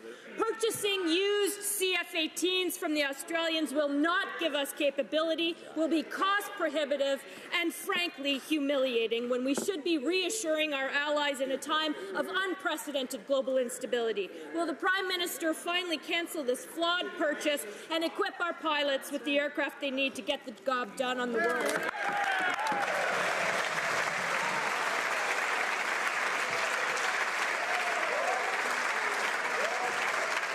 Honourable Allard. Order. Order. The Honourable Minister of National Defence. Order. Mr. Speaker, while the previous Harper Conservatives cut billions from defence as part of the Deficit Reduction Action Plan, Mr. Speaker, with our new government's defence policy, we are increasing the defence budget by 70%, Mr. Speaker. While the previous government closed Veterans Affairs offices, Mr. Speaker, we reopened them. Thank you, Mr. Speaker. L'honorable. The Honourable Member for Mirabel. Thank you, Mr. Speaker. During the by-election in Lac-Saint-Jean, the Prime Minister had promised that he would fully protect supply management with the TPP, but we know what happened. He didn't do that. The same thing happened with the Chicoutimi by-election. He said that he would fully protect supply management in NAFTA, but we know what happened. Fully is no longer the operational word. There are elections coming up. Will the Prime Minister finally grow a spine and stand up to the American government? Honourable Minister of Agriculture. Thank you, Mr. Speaker, and I can indicate clearly to this House, the Prime Minister, all the Cabinet Ministers and myself, I indicated quite clearly we will fully support supply management. It's important to realise, Mr. Speaker, that we're the party that fought to implement supply management, and we're the party that's going to implement supply management, Mr. Speaker. We understand the importance, this government, of the supply management system in this country. Hear, hear. Honourable Member for Joliette. Thank you, Mr. Speaker. What we want is full defense of supply management. Last week, the member for Beauce called his former Conservative colleagues hypocrites because he says that in private, they'll tell you that they're against supply management, but they can't or won't talk about it publicly. Well, that sounds like a Conservative idea, Mr. Speaker, but given all the ways that the government has left supply management open to attack, I have to wonder, is there also a rule against speaking out about this on the Liberal side, or are they actually defending farmers? And I appreciate my honourable colleague's question. I cannot respond for the opposition if they are split on the supply management system. The Conservative Party is split on the supply management system. That is most unfortunate. But I can assure you every member on this side of the House of Commons supports the supply management system. They fully understand. They fully understand how important it is to the agricultural sector. This party fought to implement supply management, and this government will preserve supply management. Thank you, Mr. Speaker. Honourable member for Nunavut. Thank you, Mr. Speaker. My question is for the Minister of Intergovernmental Affairs, Northern Affairs and Internal Trade. It's over a year now since the Nutrition North report was issued, and we're still waiting for action. On his recent visit to Iqaluit, the new minister discovered that this was an urgent issue. 5 times I've raised this in the House, and the answer is always, we're taking our time to get it right. I just have to wonder how long it takes this government to get something right. My question is, the Prime Minister has given him a specific mandate to fix and expand the program.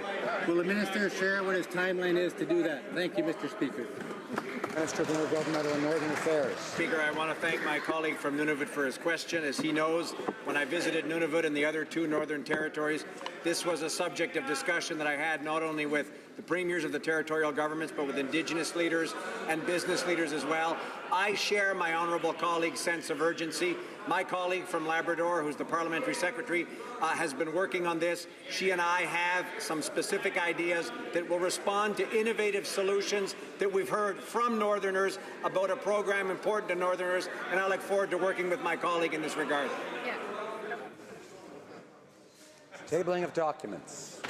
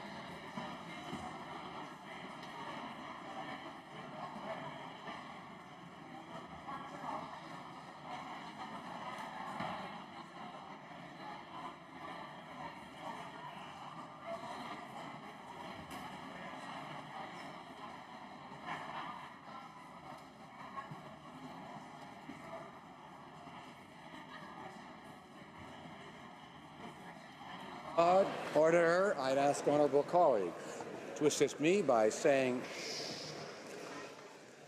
and I'd invite colleagues to take their important and valuable conversations into the lobbies or elsewhere.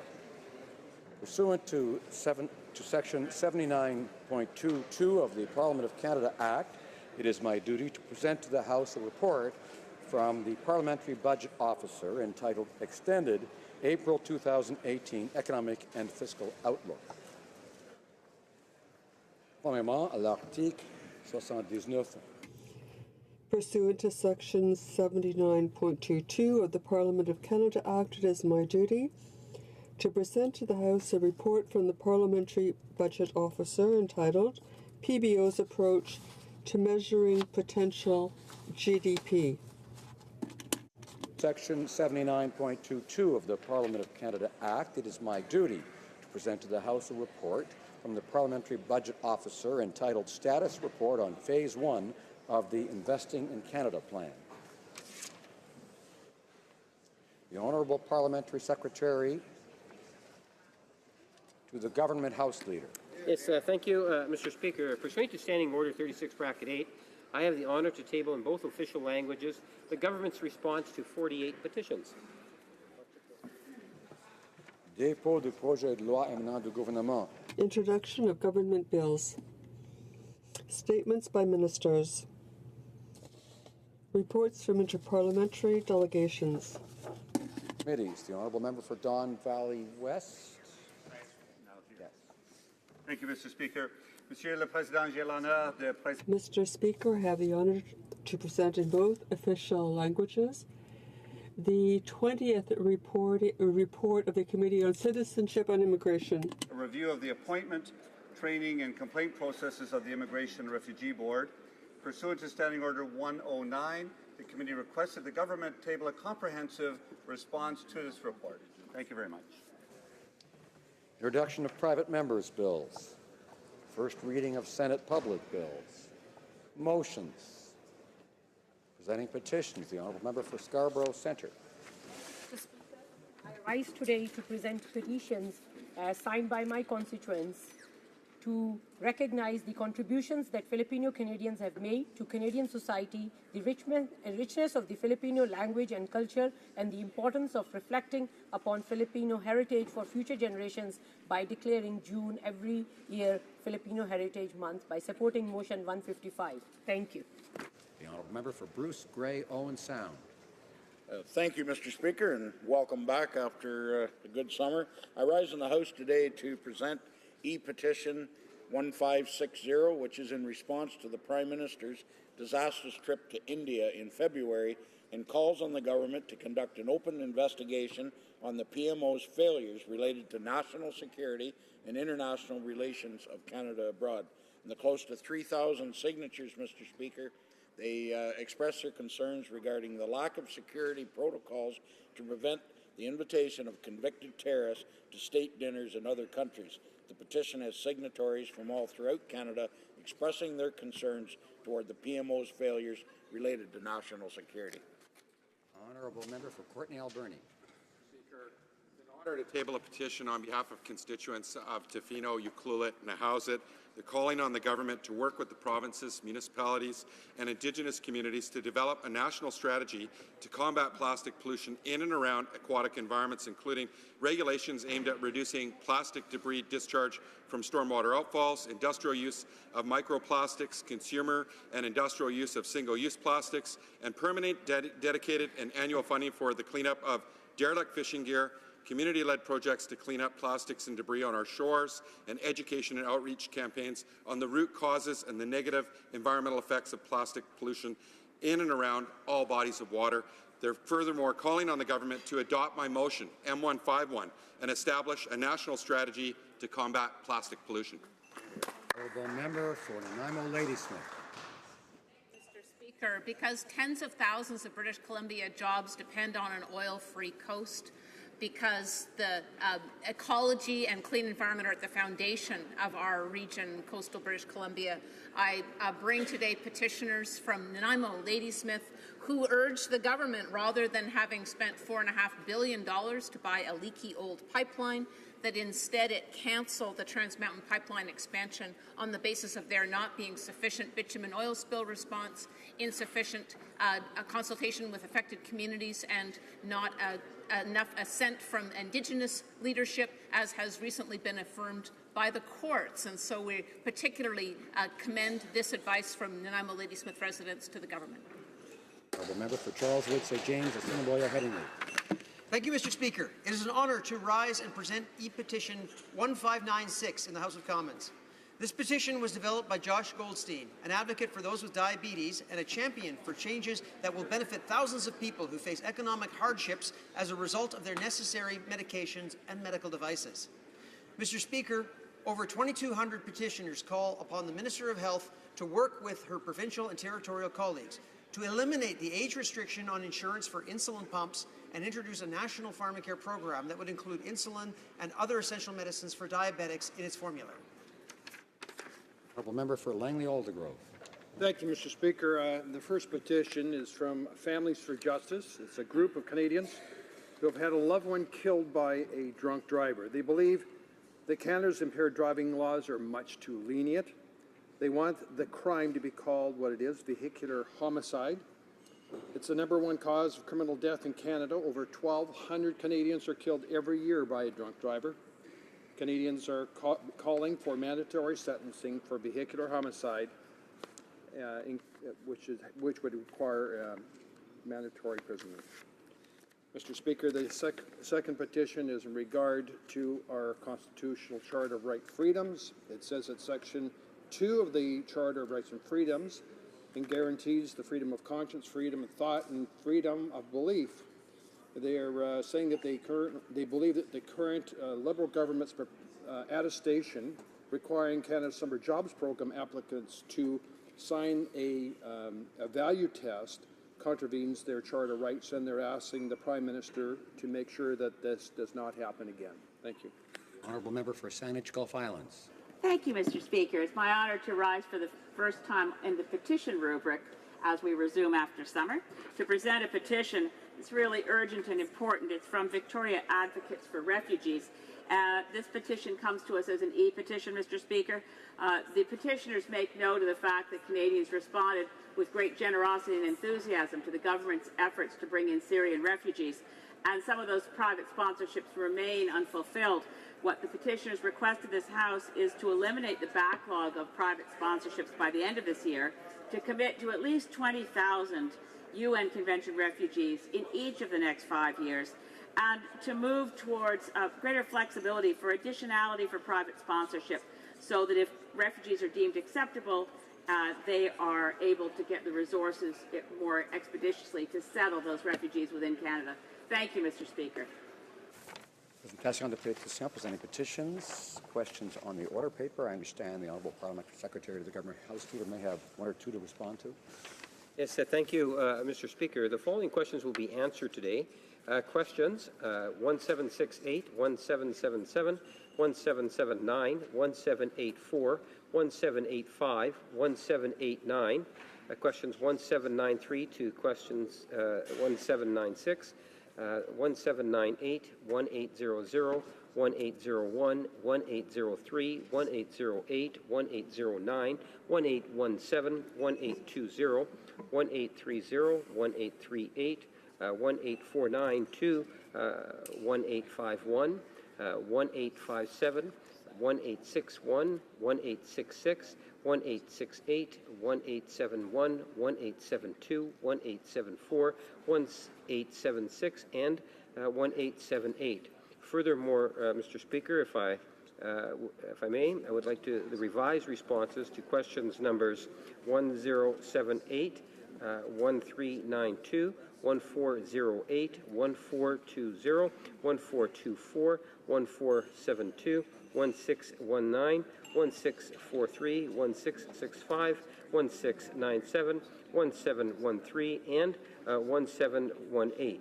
Originally tabled between September the 18th, 2017 and June 14, 2018, and the government's response to questions numbers 1765 to 1767, 1769 to 1776, 1778, 1780 to 1783, 1786 to 1788, 1790 to 1792, 1797, 1799, 1802, 1804 to 1807, 1810 to 1813, 1815, 1816, 1818, 1819, 18212, 1829, 1831 1837, 1839 to 1848, 1852 to 1856, 1858 to 1860, 1862 to 1865, 1867, 1869, 1870, 1873, 1875, 1877, 1879, and, Mr. Speaker, 1880 could be made orders for return. These returns would be tabled immediately. It's the pleasure of the House that the aforementioned questions be made orders for return, that they be tabled immediately. Agreed, and so ordered. The Honourable Parliamentary Secretary. And then finally, Mr. Speaker, I would ask that all remaining questions be allowed to stand at this time, please. Is it agreed? Agreed, and so ordered. Orders of the day. Government orders, government bills, comments, resuming debate at second reading of Bill C-79, an act to implement the Comprehensive and Progressive Agreement for Trans-Pacific Partnership. International Trade Diversification has 5.5 minutes remaining in his comment. Thank you very much, Mr. Speaker. I spent the majority of my speech talking about the immediate positive impact that the CPTPP would have on our economy, the potential of economic growth, job creation, access to an incredibly large and dynamic market, access to a dynamic and a vibrant region, talked about access to our small and medium size enterprises, talked about the ambitious standards that this new agreement sets, I talked about the improvements that our government has introduced to the previous version of the TPP, and the number of jobs, middle-class jobs that it would create. Let me spend the last couple of minutes of my speech to talk about the potential beyond the immediate impact that this agreement will have. So if I may add, these benefits for Canada are only set to grow further with the potential expansion of the CPTPP after it enters into force. A number of economies across the region have already informed us of their interest in joining the CPTPP by the way of accession in the near future. In fact, any economy that is able to meet the high standards and ambitious market access commitments of the CPTPP will be able to seek accession to the agreement after entry into force. This means even greater opportunities for Canada even after we implement and ratify the CPTPP, as its membership continues to grow, which is why Canada welcomes the interest of several economies in acceding to the agreement. Through the accession process, the CPTPP will become a vehicle for Canada to advance our economic and commercial interests with some of the world's fastest-growing economies while setting a new standard for trade agreements in the Asia-Pacific region. That is to say, the CPTPP is the beginning of a new chapter in Canadian trade relations as we seek new markets and diversify our trade. We can be excited about embarking on this new chapter together as we continue to open new markets and opportunities for Canadian businesses, workers, and consumers, and ensure that benefits of trade can be felt in all parts of the country. It is clear that this agreement provides the tools for Canadian industries to connect with more economies internationally and expand beyond the shores of the continent. That is why I am calling on all of my colleagues to implement the CPTPP expeditiously. Thank you very much, Madam Speaker, for listening, and I look forward to questions. Questions and comments? Questions et commentaires? L'honorable député de Mégantic-Clérable. The Honourable Member for Mégantic-Clérable. Well, thank you very much, Madam Speaker. And I'm very pleased to ask a question of my colleague who wrapped up his speech with a crucial point. The reason why we're here today, the importance of adopting the CPTPP quickly. Madam Speaker, I attended a number of press conferences and a number of events where the agricultural movement urged the government to accelerate passage of this agreement with the objective of having Canada be among the first six. If we're not, well, the first six will look after everything, and all there will be left over for Canadians are crumbs. We even urged the organization of an emergency meeting in the summer to address the issue. Instead of talking about how urgent this is, why didn't the government take time during the summer to reassure us, to ensure that we would be among the first six to ratify this agreement? Thank you very much, Madam Speaker, and I thank my colleague for his question. And I also want to thank him for his support for the ratification of the CPTPP. We agree that the CPTPP is an important agreement for Canada and for Canadians, and we are anxious at getting it passed as quickly as possible. He also knows that to expedite any bill beyond normal parliamentary procedure would require unanimous consent in the House, and he knows that it's not possible, unfortunately, to get unanimous consent of the House. So with that having been said, Madam Speaker, the Minister, the Prime Minister, and all of my colleagues here are committed to working with colleagues in other parties and passing the bill as quickly as possible to ensure that Canadians benefit, and we remain committed, Madam Speaker, to being one of the first 6 countries to ratify the CPTPP. Questions and comments? The Honourable Member for Essex. Thank you, Madam Speaker, and I welcome the Parliamentary Secretary to his new role and look forward to working with him on the international trade file as my role as critic for the NDP. We did an exhaustive study at the Trade Committee, 400 witnesses, cross-country tour. I would encourage the Parliamentary Secretary to read that report, as well as the 60,000 Canadians that wrote to the Trade Committee, 95% of which opposed the TPP. There's also, something that he raised that I think is very important, and that is about the economic impact. And I would also encourage him to read Global Affairs' own economic impact analysis, which shows conclusively that there isn't much economic benefit for Canadians, but there is a risk to jobs, which is acknowledged by Global Affairs. What we saw economically is there would be a gain of $4.2 billion over a period of 22 years. Ironically, this is about the amount that Canada trades every single day. So the economic impact of this agreement has been challenged, not just by the government themselves, but the Canada West Foundation. They found that the deal would lead to 0.082% increase in Canadian GDP by 2035. And this represents a one-time increase after 15 years, not an annual increase. So I would encourage the Parliamentary Secretary to read that, and I would ask him to let us know in this House whether he thinks sacrificing 58,000 jobs is worth this trade agreement. The Honourable Parliamentary Secretary to the Minister of International Trade and Diversification. Thank you, Madam Speaker. I also want to thank my colleague for her welcoming remarks, and I, too, as well, look forward to working with her and my colleagues on the International Trade Committee.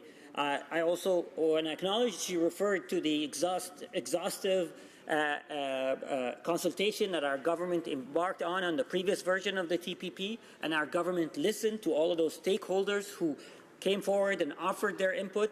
That's why, after a couple of years of consultation, Madam Speaker, we're proud to offer Canada to have been the strongest voice among the 11 countries to improve the previous version of the TPP. We have protected a lot of the concerns that the stakeholders raised in the previous version of the TPP, and we're proud of this new version, Madam Speaker. Canadians may not be surprised when they hear the NDP oppose a trade agreement. It is not uncommon for us to see NDP speak with fear about what free trade may cause. However, history has proven, Madam Speaker, that Canada depends on international trade. Our economy continues to grow, and it's clear to us that we need to also diversify our access to market. So yes, North America is an important market for us, but we are helping our businesses, our consumers to access brand new markets that are dynamic, that are growing, and this will lead to the creation of new jobs and economic growth for Canadians and Canada, Madam Speaker. Questions and comments? The honourable member for Avalon. Thank you, Madam Speaker, and I thank my colleague for his speech and hopefully trying to entice the ratification of CPTPP. I just wanted to ask him a question on the benefits to the middle class and those working hard to join it, and I'll add to that by saying that what the CETA agreement did for a business in my riding, Madam Speaker. Ocean Choice International is a fish processing company. They export some almost 100 million pounds of fish to 35 different countries. And they told me that the CETA agreement made a big difference to them in accessing those markets and opening doors. And they create hundreds of middle-class jobs with their business. I wonder, could the member comment on what the benefit of this agreement will do with creating those middle-class jobs and those working hard to join us?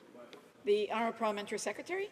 Thank you very much, Madam Speaker, and I thank my colleague for his question. And it is true, we just celebrated the first anniversary of the ratification of CETA, and we have already witnessed significant economic growth that CETA has benefited our workers, our businesses. Recently, in the Globe and Mail, there was a report about 20% increase in traffic at the Port of Montreal, Madam Speaker, mainly due to CETA. And we've also heard so many stories, like my honourable colleagues, of businesses in our own ridings that have been benefiting from CETA. And I want to assure my honourable colleague that we expect to see similar growth out of the fast-growing. Asia, Madam Speaker, has the fastest-growing middle class. So it is now in our benefit, in our businesses' benefit, to have access to that fastest-growing middle class, and it will also help our workers, it will help our businesses, and that's precisely why, Madam Speaker, we also made sure that we protected high standards of employment, high standards of environment for this within the CPTPP to benefit everyone. Questions and comments? The Honourable Member for Prince Albert. Thank you, Madam Speaker. I would like to welcome the member to the Trade Committee, the Parliamentary Secretary. I'm encouraged and look forward to working with him as we look at other trade files. And I'm happy to see the CPP, I'll call TPP, actually coming forward. You know, this has been a frustrating file for me. It should have came forward 3 years ago, and it should have been signed. And it would have been approved by Obama, would have been approved in Mexico, and we wouldn't have these issues with NAFTA that we face today, because TPP at the time was to replace NAFTA. It was a modernization of NAFTA. Now companies and farmers and agriculture producers in Western Canada are very excited about TPP moving forward, and they're very keen to see this happen. In fact, they wanted to see this happen last spring. They would have preferred to have that versus marijuana legislation come forward, so they could take advantage of being the first movers in this agreement. But we are here today doing what we have to do, and we'll get it done, which is, I'm happy to say, it looks like it's going to get done finally this fall. But I also am very concerned because as we open up new markets for Canadian manufacturers, we've done nothing here at home to make them more competitive, to make sure that they can actually compete in these markets that we're opening for them. All they've done is taxed and overregulated them. What is he going to do within the Liberal Party to change that? The Honourable Parliamentary Secretary. Thank you, Madam Speaker, and I also look forward to working with my colleagues on the committee. I respectfully disagree with him. I think we did the right thing. Our government did the right thing by making sure that the previous government left things on the table when it came to this TPP. We heard from so many Canadians that there are problematic clauses within the previous version of TPP. Our government has made sure that we improved the previous version of TPP. Today, we are protecting workers' rights, we are protecting Indigenous rights, we are protecting environmental rights, we are protecting intellectual properties, we are protecting investor dispute mechanisms. So, Madam Speaker, I understand why the Conservatives want to capitulate to any deal, but we have been telling Canadians from the beginning we are anxious to sign a deal, but a good deal, not just any deal. Thank you. Resuming debate, reprise de débat. The honourable member for St. John's East. Thank you, Madam Speaker. And let me first begin by saying that I will be splitting my time with the member for Vaughan Woodbridge.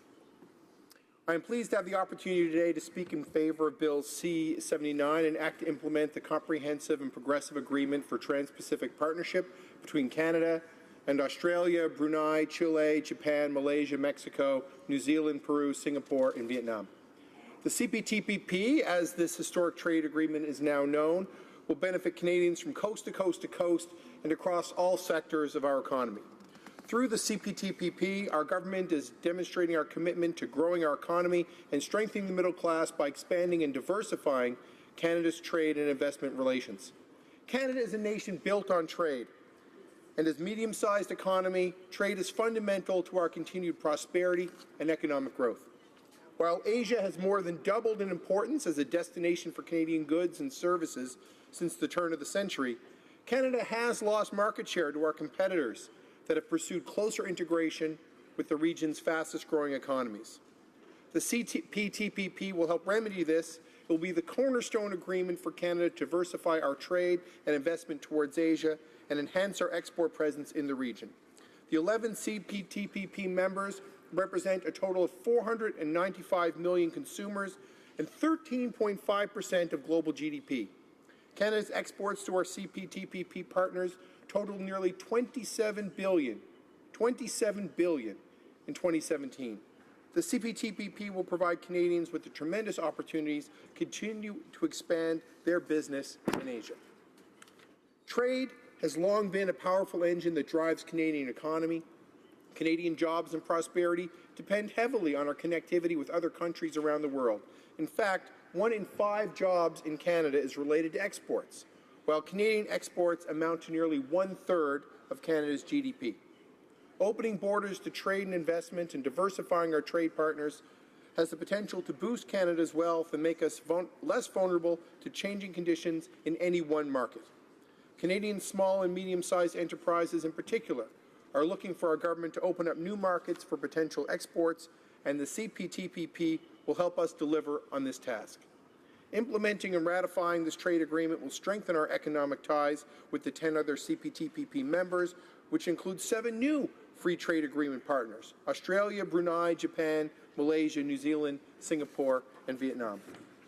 Madam Speaker, once the CPTPP enters into force, Canada will have preferential access to 51 different countries through 14 trade agreements representing nearly 1.5 billion consumers and over 60% of the global economy. 60%, Madam Speaker.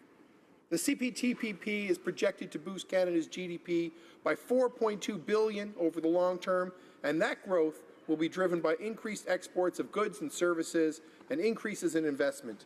This, Madam Speaker, means more jobs and more prosperity for Canadians. For trade in goods, the CPTPP will help Canadian businesses increase their sales and profits by virtually eliminating all tariffs, most of which will be eliminated upon entry into force of the agreement, and establishing mechanisms to address non-tariff barriers to create more predictable and transparent trading conditions. The CPTPP will allow Canadian companies to level the playing field with competitors that currently enjoy preferential access to key markets like Japan, Malaysia, and Vietnam, while gaining a competitive advantage over other countries that currently don't have the same level of access. It will help Canadian companies to establish customer relationships, networks, and other joint partnerships, and offer Canada with the opportunity to further integrate with global supply chains. Opening up new markets for our products means that Canada will be at an advantage to export more agriculture and agri-food, fish and seafood, industrial machinery, and everything in between. In Newfoundland and Labrador, Madam Speaker, this means new markets or reduced tariffs not only for our fish, seafood, metals, minerals, and forestry products, but also for the specialized industrial products our industry has pioneered in the offshore. Opening up new markets for our fish and seafood industry means more opportunities for shrimp, salmon, halibut, lobster, clams, mussels, and snow crab, supporting close to 76,000 Canadian jobs based mostly in rural and coastal communities like mine, to help expand the over 85 million in regional trade that we've enjoyed over the past 2 years. In the case of metals and minerals, it means expanded market share for the petroleum and iron ore products sold from my province to Asia. And opening up new markets for our manufacturing sector means Newfoundland companies in the aerospace and marine technology sectors like Kraken Robotics, PAL Aerospace, Virtual Marine, Subsea Imaging, and others in our ocean supercluster will have new opportunities to compete fairly in the Trans-Pacific region. Madam Speaker, I have mentioned just a few portions of Canada's vibrant economy, and there are many more sectors whose exporters will benefit from the CPTPP. Securing preferential access to these markets means that almost all Canadian products can be exported to our new partners without facing tariffs. Upon full implementation of this agreement, 99% of tariff lines of CPTPP parties will become duty-free, covering 98% of Canada's current total exports to these markets. The benefits of the CPTPP don't stop there, however, Madam Speaker. In addition to addressing traditional trade policy issues like tariffs and technical barriers to trade, the CPTPP also covers trade and services, investment, intellectual property, government procurement, and state-owned enterprises. Companies in my riding and ridings all across the country will have access to market share to Asia-Pacific countries that wouldn't exist for countries that haven't joined the agreement. These parts of the agreement serve to provide Canadian companies, service providers, and investors alike with transparency, predictability, and certainty in their access to CPTPP markets. For example, the national treatment and most favored nations provisions, combined with a ratchet mechanism, means that Canadian service providers and investors have access to CPTPP markets, and these will improve over time as they take steps towards greater liberalization, including when these other partners complete free trade agreement negotiations with other countries around the world. It will mean that CPTPP will not only open up new markets for Canada today, but that our access will improve in the future and over time. This is complemented by the commitments made on government procurement in the CPTPP, which establish fair, open, and transparent rules for competitive procurement markets. Canadian business will enjoy equal treatment vis-à-vis domestic suppliers when bidding for government contracts in CPTPP markets. As a result, Canadian suppliers will benefit from new opportunities in markets such as Australia, Brunei, Malaysia, and Vietnam, while gaining expanded government procurement access within existing FTA partners like Chile and Peru. Madam Speaker, I think it is now clearer than ever that the CPTPP is a big deal for Canadian businesses and workers. We're making good in our commitment to create opportunities for small and medium enterprises and generate economic growth that will benefit all Canadians. This agreement tears down barriers and builds a bridge across the Pacific for Canadian exporters of goods and services. With the CPTPP, Canada will send a clear signal to the world that it stands firm in its support for the free, rules-based international trading system. In the wake of rising protectionism and sentiments like that around the world, the ratification of the CPTPP will not just secure economic benefits for us today, but also solidify our role in the economic architecture of Asia in the future. When Canadian companies are given the opportunity to compete on a level playing field, they win. This agreement extends our playing field to 60% of the global economy. That's the potential for a lot of wins for companies, innovators, those working in trade-related industries, the service sector supporting those industries, those looking to invest in Canada, and Canadian companies looking for capital to expand their businesses. For these reasons, our government is committed to ratifying and bringing the CPTPP into force, and it is why I encourage honourable members of this House to support the bill before us today. Thank you, Madam Speaker. Questions and comments? Questions et commentaires. L'honorable. Honourable Member for Saint-Hyacinthe-Bagotte. Thank you, Madam Speaker. Well, I'm really very concerned about the impact that this agreement could have on my riding. In Saint-Hyacinthe-Bagotte, we have over 2,000 farms. Supply management is a pillar of our economy there, not just for dairy farmers, but for laboratories, research centers, and processing plants. In fact, there's a clothing shop operator in downtown who told me that half of his clients worked in the supply management system in some sense or another. So there are a huge number of people affected. And in the case of this agreement, we're losing more than 3% just in the dairy sector. That will have a direct impact on our farmers. So my question is, what do I say to these people who will lose their jobs, who will lose their farms with these types of international agreements? For St. John's East. Merci, Madame la Présidente. Thank you, Madam Speaker. First off, I want to say that you shouldn't tell people in your riding that they're going to lose their jobs or their farms, because it's not true. There are issues, of course, when you enter into any kind of contract with any other country, but we're known all around the world for our agricultural products, and I think that everyone working on farms in Canada can be proud of this opportunity to sell our products around the world. Comments? The Honourable Parliamentary Secretary to the Minister of Children, Families and Social Development. You know, I've been listening to some of the questions from across the way, in particular from the NDP, and I got to tell you that I think the only way to get the New Democrats on side for the trade deal is to threaten to rip it up, and then they go out of their way to protect it. But until then, they're opposed to it. And I'm wondering if it's not just a perspective you get in Ontario when the New Democrats were adamantly opposed to NAFTA, in particular in the auto sector, and now all of a sudden think it's the only thing that's going to save the auto sector.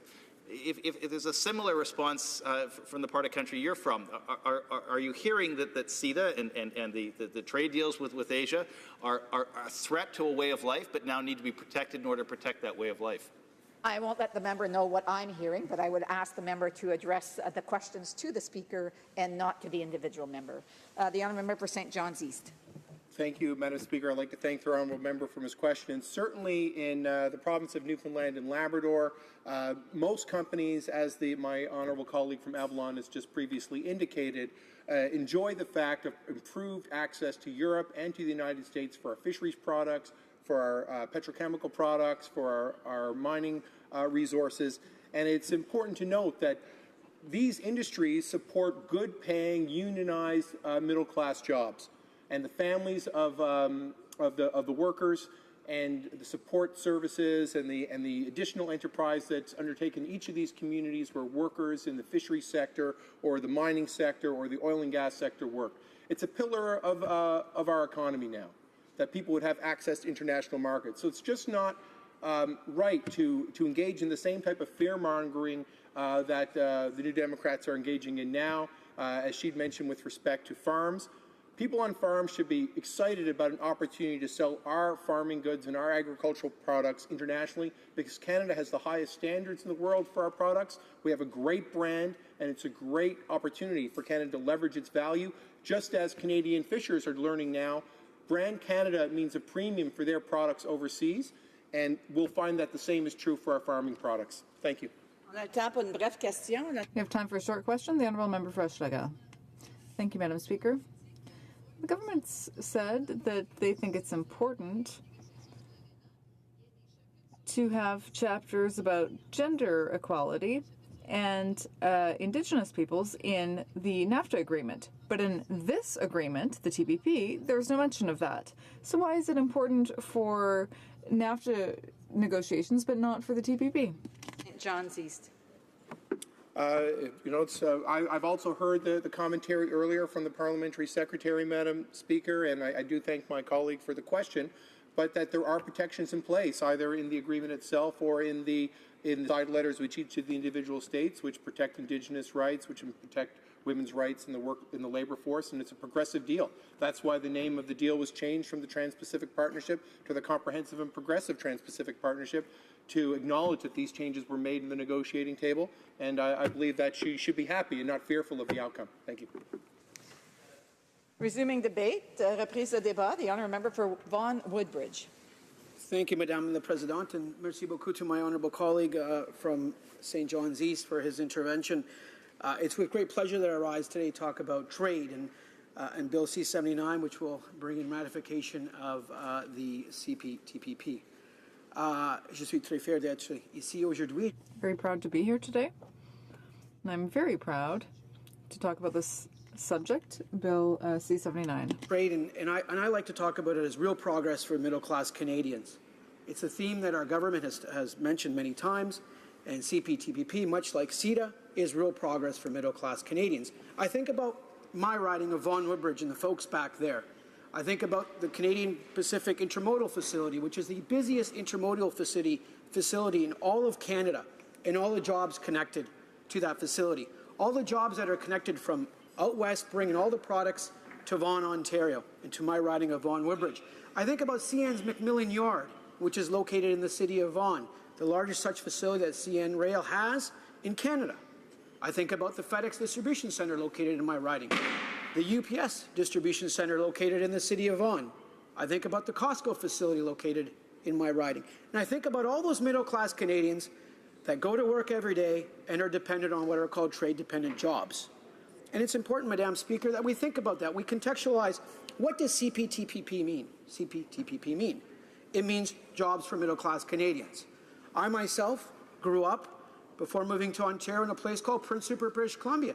And it sometimes astounds me that the member from Skeena-Balkley Valley or the entire NDP caucus would be against trade. Increased trade volumes, the first benefit is those folks doing those long shoring jobs, whether it's in the Port of Prince Rupert or the Port of Vancouver or the Port of Halifax or the Port of Montreal. And those are great jobs, jobs that pay well over $100,000 a year with great benefits, unionized middle-class jobs. And it astounds me that the NDP, in their interventions today, would talk about all the CPTPP and all trade is bad for the economy, lost jobs. No. Canada is wealthy because of trade. Our linkages to the outside world are dependent on trade and investment flows. I look at CETA, where we've ratified it in the House, and some of the European countries are following along, slowly but incrementally. Trade through the Port of Montreal, up 20%, reports the Globe and Mail this week. Trade volumes, if you look at international merchandise trade statistics, which came out for July about a week ago from StatsCan, record levels, led by energy and non-energy exports. Trade to Italy and France and the Netherlands up, imports and exports. What does that imply? What does that mean? It implies jobs for middle-class Canadians. And I always take it back for that. Because I know when I go back to my riding, those individuals that I speak to, they want to have a good future for them. They want to have a good future for their children. And Madame Speaker, c'était très important pour moi. That's very important for me. The growth of the economy for Canada. Plus jobs. When I visited the Home Depot Distribution Center, I was on a tour, see all those lovely folks working very hard, bringing in products from all over the world. When I did the tour of the CP facility, intermodal facility with CP's management, seeing that, how it is. I personally worked at a grain elevator growing up. The ships would come in, we would bring in that beautiful Western Canadian barley and wheat and canola, be shipped out of Port of Prince Rupert, going to export markets. That's what we're talking about. And those are the issues I'm proud to be fighting for here in the House of Commons. And it's great to be back after the summer.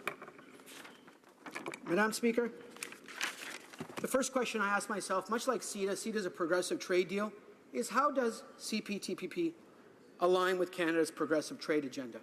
If I may say so, does it align with our labour rights, environmental regulations? I think the answer is yes. Does it align with social responsibility?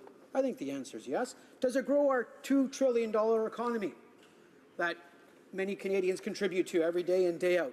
The answer is yes. Now, we do know with trade, sometimes there's winners and sometimes there's losers. We need to make sure that the winners do well, and we need to make sure anybody impacted also receives a little help. But I would argue trade rises boats, and when done properly, the benefits are enormous. We see that with CETA these days. Over 9,000 products came in tariff-free now to Canada, and vice versa, benefits from procurement. But there's another angle that I think needs to be added in. It's the entrepreneurial spirit that Canadians have from coast to coast to coast. So if you're an SME, in my city of Vaughan, there are over 13,000 small, medium enterprises. Those companies compete domestically and internationally, and CPTPP opens up a new, exciting market, even more so. Japan, Australia, and a bunch of other countries listed. I think there's 8 or 9 more. And you look about where our economy is today and how we're making real progress for middle-class Canadians, whether it's the Canada Child Benefits or the tax cut for 9 million Canadians. Holistically, If you think about it, trade fits in the picture. And we need to keep pushing that needle forward. Because in today's world where sometimes doors are being closed rather than opened, where countries maybe are being myopic and not looking at the big picture, Canada needs to remain at the forefront of pushing for liberalized trade markets, liberalized investment agenda to allow people to invest. You know, I look at our immigration policy with regard to high-skilled workers. Over 10,000 workers came into Canada because our government brought in a change that allows the best and the brightest to come here sometimes within 2 weeks. That's why when we signed CPTPP, it's so important. It's so imperative that we connect with the rest of the world. So I look at the progressivity of this trade deal on corporate social responsibility, on cultural identity and diversity, environmental protection, gender equality, Indigenous rights, labor rights, inclusive trade, sustainable development, and preserving our right to regulate in the public interest. And I ask myself, does it do that? And the answer is yes. I ask myself when I think about the auto sector. And to me in Ontario, the auto sector is very important. In the city of Vaughan, we're blessed to have the headquarters of Martin Rea. In York Region, we have the headquarters of Magna, which is the largest, if not the largest, one of the top two auto parts providers in the entire world, with over 50 plants in Ontario, operations in Europe and Asia and the United States and Mexico. This is a trade deal that opens up markets for us. This is a trade deal that allows companies such as Martin Rea and Magna and so forth to compete, to provide those services to Tier 1 OEMs, as you like to call it. And if we look at the revised CPTPP versus the new one, our government sat down at the negotiating table and negotiated a better agreement.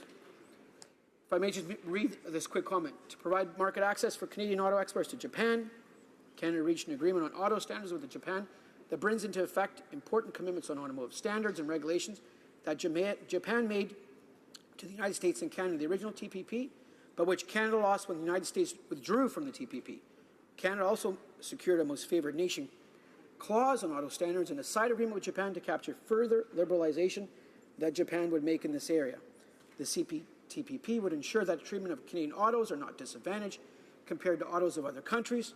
Moreover, Canada concluded an auto rules of origin side letter with Malaysia to allow the Canadian auto sector to benefit preferential tariff treatment.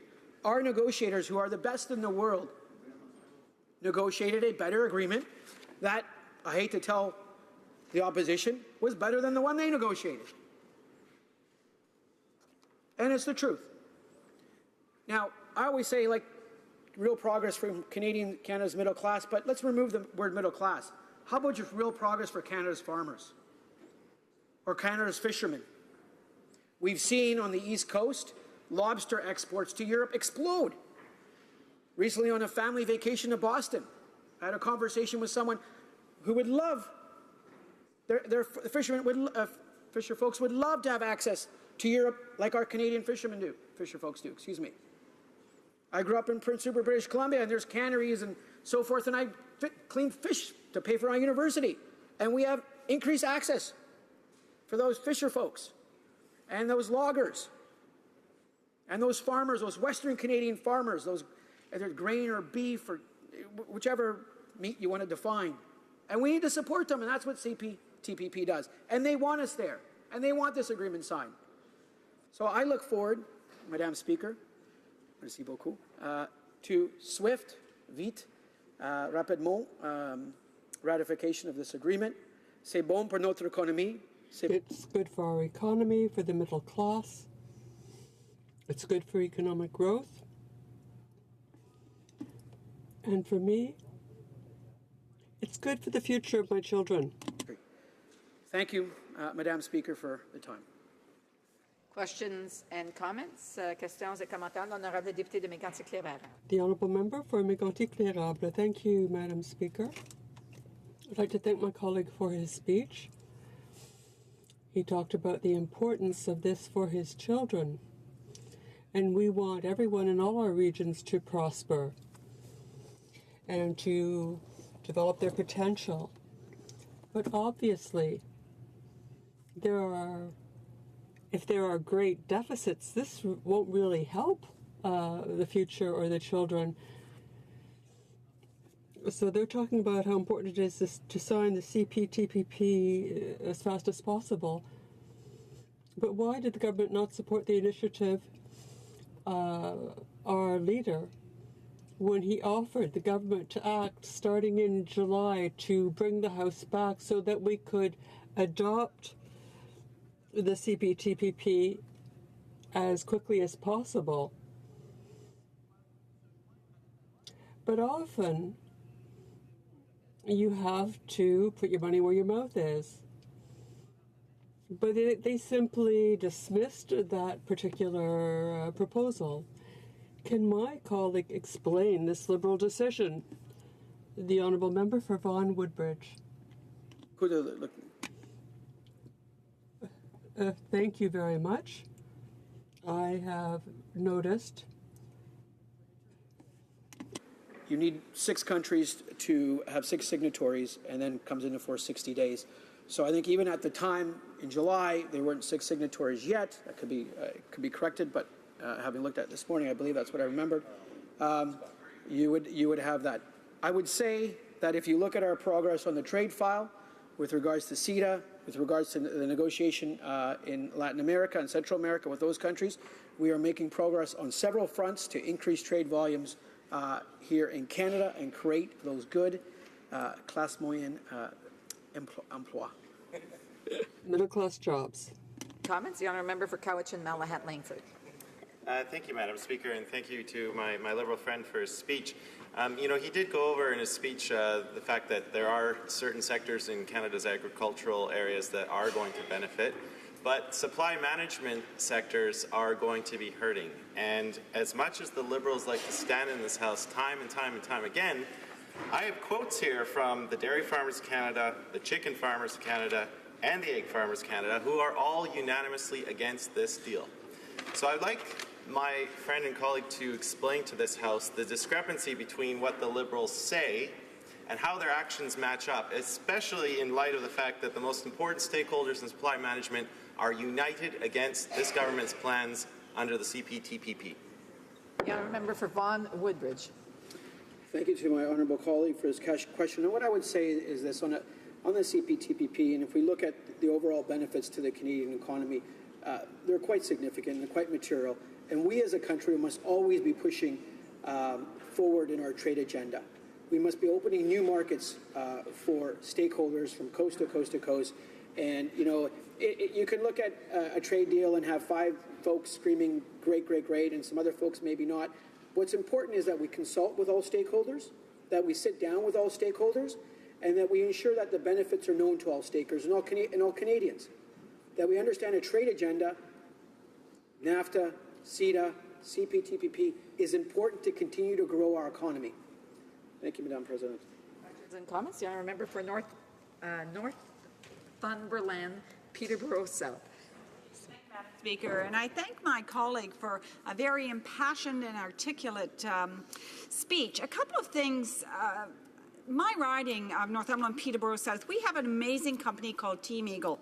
They are the world's most comprehensive airfield products and services company in the world. They do trade with 100 companies. 90% of our Canadian canola product is exported to 50 countries. Can the member talk a little bit more about the importance of the diversification of our trade, going from airfield products to canola and everything in between? Thank you. Brief answer from the member from Vaughan Woodbridge, please. Thank you. Merci beaucoup. Thank you to my honourable colleague and great friend, longtime friend from Northumberland, Peterborough South. What a great riding name. I'd like to say I completely agree with you. 75% of our exports are to our great friend and neighbour, the United States. We must continue and ensure we're on the path of further trade diversification. That's a pillar of our economy, a pillar of our government. It's great for our economy, and again, it creates great classe moyenne emploi. Middle-class jobs. And the member too, he's to address the questions and comments to the chair and not the individual member. Reprise de débat. Resuming debate. For Sackville, Preston, Chesapeake. Merci beaucoup, Madame la Présidente. Thank you very much, Madam Speaker. It's always a pleasure to rise in the House and share opinions and to talk about what the people in my riding think. I will be sharing my time with the member for Don Valley East. So first of all, is that this trade deal is an extremely important deal for Canadians, extremely important deal for all 11 countries, but the CPTPP is an agreement that I'll be able to show throughout my speech how it will benefit Canadians. Now, when we talk about trade, you know, the simplest way of talking trade is if you trade your car, I guess you would go and it's an even trade, 1 for 1, and that's one item trade. Then there's all kinds of other trades where you might have multiple items that you're trading and you agree on certain price tags and you're going to trade back and forth. And then, of course, we're going to have a large trade deal where it affects many industries and many resources, which is extremely important to Canadians. So, Madam Speaker, this trade deal is one that will benefit Canada, but benefit the middle class and benefit the people in my riding of Sackville, Preston, Chesapeake, and I'll share that as well as I move forward. But when we talk trade, it's about elimination of tariff, elimination of taxes. So that can only benefit people, and that's what it's all about. And Canada is a country which is rich in resources. So if anybody can compete and trade resources, services, this is the nation that can do it. And we're talking about having access to a lot more products at a much better competitive price. So, you know, in general, we have 500 million people that will be involved in this trade deal. So we're opening up our markets to 500 million people. But we have access to 500 million people's market as well. So it's a very positive, so it's the access and of course the exports that we have for middle-class Canadians. 11 countries, Senator, 500 million people, and this affects 13.5%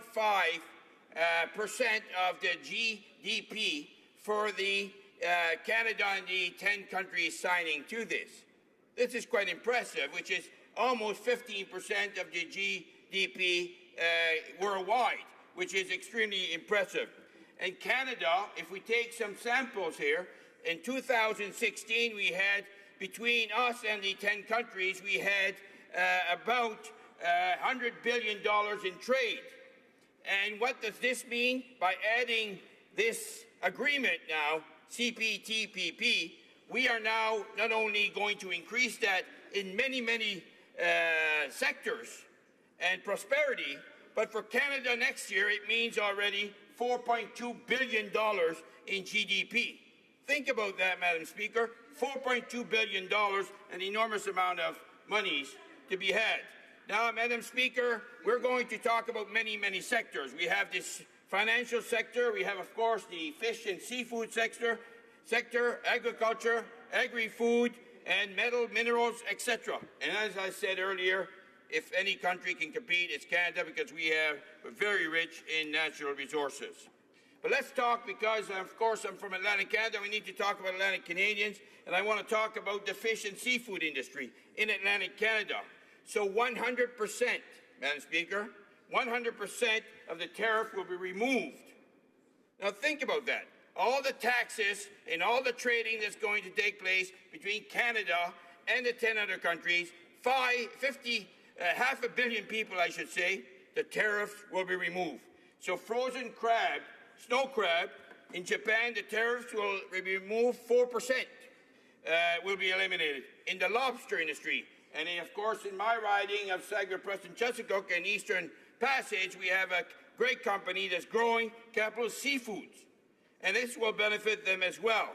So we have Japan and New Zealand that will take a 5% elimination of tax, the tariff, so no tariff, they'll drop that 5%. Malaysia will reduce the tariff by, will eliminate it, which is 8%. Vietnam, Madam Speaker, the elimination over 3 years in Vietnam means 34% tariff removed. This is going to be a major, major advantage to our seafood industry in Canada, but especially in Atlantic Canada with the lobsters. Madam Speaker, when I speak about salmon, of course, Atlantic salmon, Pacific salmon, this will also benefit those industries in Canada. How much are we going to eliminate? Of course, the tariffs will be eliminated. We're going to have the 18% elimination in Vietnam, enormous sums. Japan, 3.5% over the next 10 years. If we look at the frozen fish in Vietnam, 18% will be reduced to zero, of course, but its 18% tariff will be eliminated. In Japan, it will be 10% over 10 years. And of course, the oysters in PEI, of course, my colleague, Melbeck PEI, or in Nova Scotia, New Brunswick, we have fabulous oysters, and we're going to see the elimination from Japan of those tariffs representing 10.5%. So that's an enormous amount of benefits, and we're seeing those benefits not just in the seafood industry, but also in many, many sectors across our country. Now, the advantages. Madam Speaker, there's big advantages about signing early. There's three that have rectified, and we are hoping to be number 4. As my colleague said earlier, there are a minimum of 6, and we want to be among those first 6, of course. But when you're the first ones to sign, you can do something that others can't do, and that's to give it what I call a Canadian flavor. And that's what we were able to do in the changes in the last 2 years following our consultation. We were able to bring forward some labour rights, ensuring that improvement in that area, safety rights, environmental rights. Those are all areas very important to Canadians, protecting intellectual property and technology, etc., and of course our commitment to Indigenous people and Indigenous rights. So we were able to influence because we were early, and we were part of that creation of what it's all about, the CPTPP. That's the big advantage, of course. And also for our industry. Big advantage for our industries because we get to be first. We get to establish ourselves. We get to put the footprint. We are able to get our branding in. And then when the other countries follow, they'll have to compete with the best. And that's always more challenging. And that's why Canadians will benefit greatly. And of course, the Americans, when they choose to join, they'll have to compete like the rest of them as well. So, very important deal for Canadians, and this continues the work of our government. Our government has signed off last year, of course, CETA, where we've seen 98% of the tariffs being eliminated. That was compared to 25% prior to that deal. That's enormous amounts of money saving. The middle-class Canadians will benefit through jobs. They'll benefit through, as a consumer, the cost, and having access to the products. It's a win-win-win situation. Madam Speaker, Canada is the only country with a free trade agreement with all G7 nations. The only country. And Canada is the only country to have a free trade agreement with the Americas, Europe, and the Asian Pacific region. Pretty impressive when you think about all the countries in the world and where Canada is not only a player, not only a major player, but leaders. Madam Speaker, it also allows us to be less dependent on certain colleagues, like the Americans, of course. Now, we love Americans. We want to work closely with them, and we invite them to sign off the NAFTA deal as soon as possible and to join us here, because together it will be much, much better. Madam Speaker, I have to finish by sharing a quote from my colleague Pierre Gratton, the President and CEO of the Mining Association of Canada, who said, "We can't afford to be outside of this trading bloc. It would put us in a huge disadvantage." Madam Speaker, as you can see throughout my speech this afternoon, that Canadians, middle-class Canadians, will have many, many opportunities through this deal for better-paying jobs, and many, many middle-class Canadians will benefit from products, access to product at a good price. Thank you, Madam Speaker. Merci. Questions and comments. The honourable member for Kitchener-Conestoga. Thank you, Madam Speaker. Madam Speaker, this summer I had the privilege of having the member from Niagara West, the Shadow Minister for International Trade Diversification in my riding. And we held a roundtable in my riding with a number of small business owners and manufacturers, and they had some major concerns around many issues. The lack of clarity on tariffs and increased government regulation, red tape, increased taxes, the impending carbon tax. But one of their main concerns was TPP. Now, Madam Speaker, in June, we had the privilege of encouraging this government to pass TPP in June before we left for the summer. Nothing. During the summer, we said, let's meet and get TPP passed, implemented, so that it will start to benefit our trade with our trading partners. Again, silence. So my question is, today I've heard the quote many times, we're impassioned about this, we're enthusiastic about this TPP, and yet here we are months later than we could have passed it. I'd like to ask my colleague, why the delay, and is it really the fact that they're so impassioned, or are they finally recognizing the Conservatives had it right all along and we should have passed it in June? The honourable member for Sackville, Preston, Chesapeake. Thank you, Madam Speaker, and I want to thank my colleague for his important question. Madam Speaker, one thing our government is doing much different than the former Conservative government is that we consult with Canadians. And we consult to make sure that we can put strategies, principles in place to make sure that a much more level playing field. And this is what this agreement now. My member must keep in mind there needs to be at least 6 countries signing on for this to come into effect. And there's only 3 that signed on already. We will be hopefully the 4th one. So there has been absolutely no delay. And we have been hard at work in our constituents throughout the summer, listening to Canadians, middle-class Canadians, so that we are able to bring forward some good decisions for middle-class Canadians. Thank you. Questions and comments? The honourable member for Essex.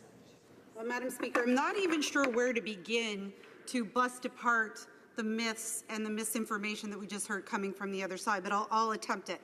First of all, CETA, he mentions. Stats Canada came out and said that our trade since signing on to CETA has declined, that Canadian exports are lower than where they were a year ago signing on to this agreement. So the benefits for Canadians are not there. The tanker traffic is because we simply have so many imports coming into our country from Europe.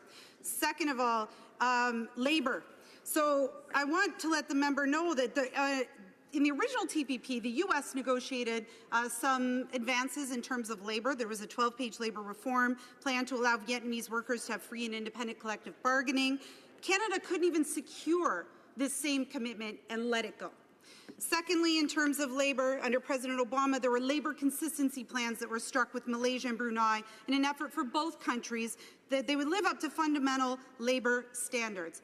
Again, gone under Canada sitting at the negotiating table by themselves. And lastly, the progressive piece. No gender chapter, no Indigenous persons chapter, no mention of climate change whatsoever. And if you're sticking up for the middle class, my question to the member through you, Madam Speaker, is what do you say to the 58,000 manufacturing workers and supply managed farmers who today are very afraid about losing their livelihood? The honourable member for Sackville, Preston, Chesapeake. Thank you, Madam Speaker, and I want to thank my colleague for her question. You know, it's a very simple formula. When you're able to, with countries, with the business community, open up markets across the world, 500 million people, and you're able to reduce or eliminate, as we see in this agreement, tariffs, well, the solution is very simple. The growth will be tremendous. And as I said in my speech, we're going to see a $4.2 billion GDP increase in 1 year. Those are major, major improvements. Now, I understand, as my colleague said earlier, for the NDP, they hate it because they didn't do it. If they had the opportunity to do it, then of course they'd be talking positively about it. But instead of trying to break everything apart, they should be helping us, making it better, and that's why we're moving forward, and we'll get it done, and we, middle-class Canadian, will benefit from this very shortly. Thank you, Madam Speaker. I do want to remind the member for Essex that when someone has the floor, she needs to allow that person to speak without being interrupted. Resuming debate, reprise de débat, the honourable member for Don Valley East. Thank you, Madam Speaker. I am pleased to rise today to speak on Bill C-79 an act to implement the Comprehensive and Progressive Agreement for Trans-Pacific Partnership between Canada, Australia, Brunei, Chile, Japan, Malaysia, Mexico, New Zealand, Peru, Singapore, and Vietnam. What does this bill do? Bill C-79 would implement the CPTPP that was signed at San Diego on March 8, 2018. And C-79 makes all legislative changes required to ratify the CPTPP. The CPTPP will benefit a wide range of sectors and industries across Canada, from beef and barley to forestry products and seafood. The agreement will enhance the competitiveness of businesses and services while protecting and preserving our unique culture. Through this agreement, we are improving market access for Canadian businesses and bringing economic prosperity to Canadians. We're ensuring real progress. And in my riding of Don Valley East, the many businesses that I met over the summer through my meets and greets and coffee meets are thrilled that we are diversifying our markets. They believe that it's a long time in coming. So I'd like to provide a brief background on this bill. The CPTPP is one of the largest free trade agreements in the world, comprising of 11 countries.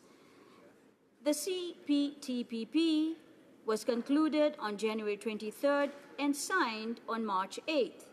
The parties are now undertaking their respective domestic procedures for ratification and implementation before the agreement can enter into force.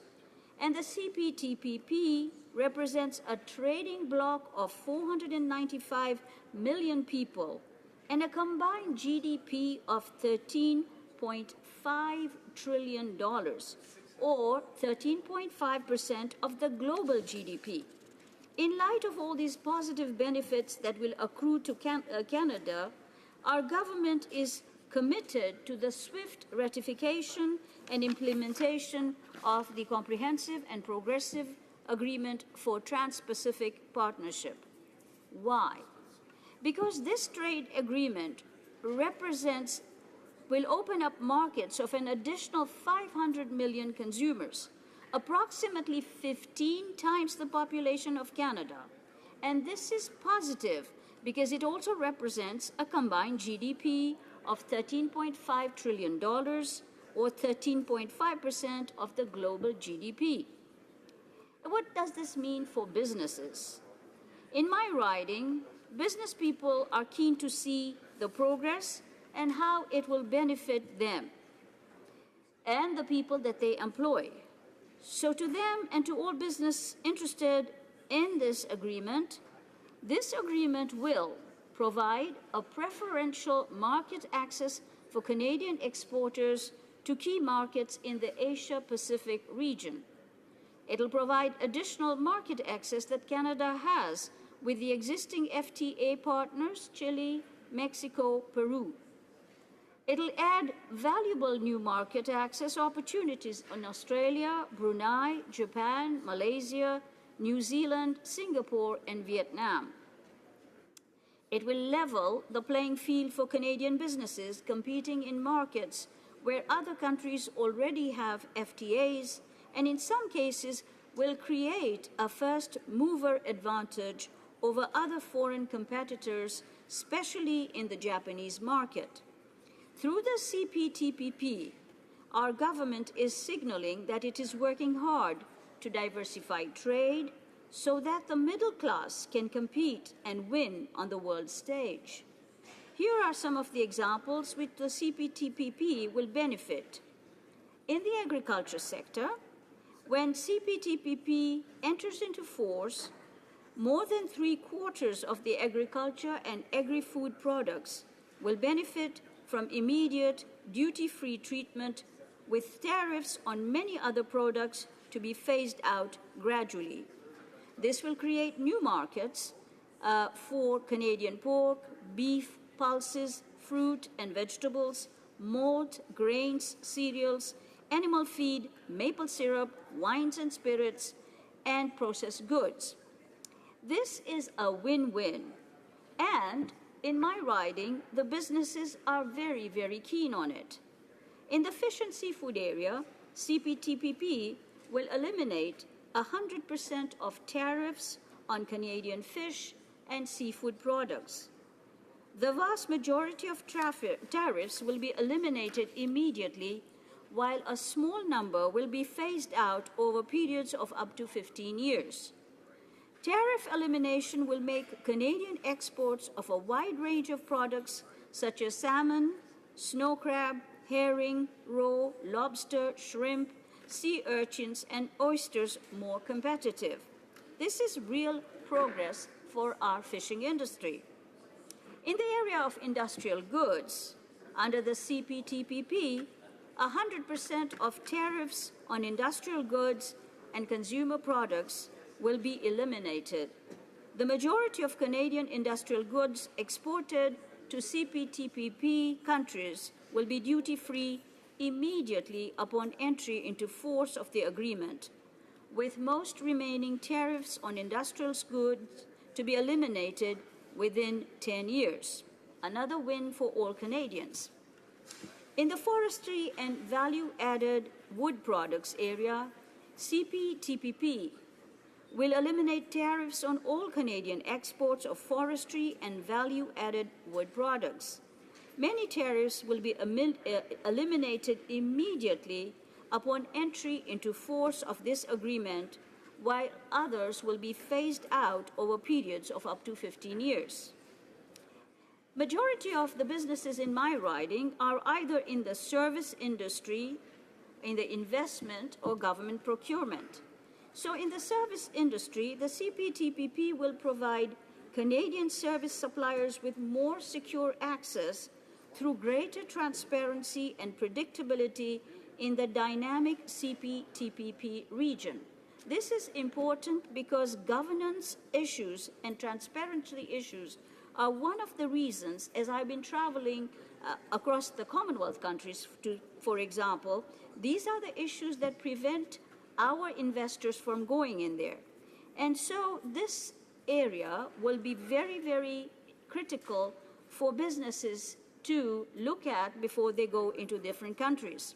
And I have many innovative firms in my riding who provide excellent high-paying jobs, and they are looking to ensure that this portion of the agreement for services, where it provides transparency and predictability, is very strongly adhered to.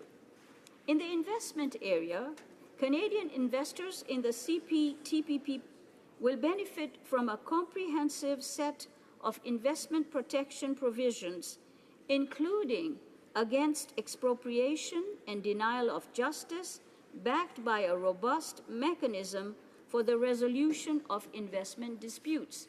And that is critical for Canadian companies as well, because as we go around the globe, people are a little reticent to invest when they do not know what the investment climate is or where there will be nationalization or any such thing. In the area of government procurement, the CPTPP will create significant commercial opportunities for Canadian companies in the area of government procurement by improving upon existing access for Canadian businesses in Chile and Peru, and creating new opportunities in Australia, Brunei, Malaysia, and Vietnam. This will allow Canadian companies to compete equally with domestic suppliers in these markets for contracts involving covered goods, services, and construction services. There are also non-tariff measures that will be advantageous to Canadian businesses. New rights and obligations regarding sanitary and phytosanitary measures.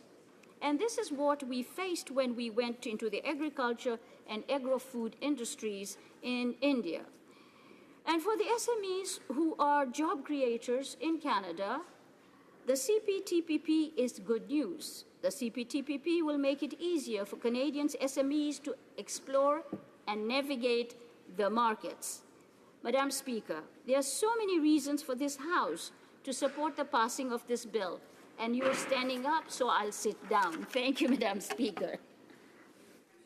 We'll have enough time to during the questions and comments. So therefore, questions and comments. Questions et commentaires. L'honorable député de Saint-Hyacinthe-Bagotte. The honourable member for Saint-Hyacinthe-Bagotte. Well, thank you very much, Madam Speaker. I represent a very agriculturally based riding.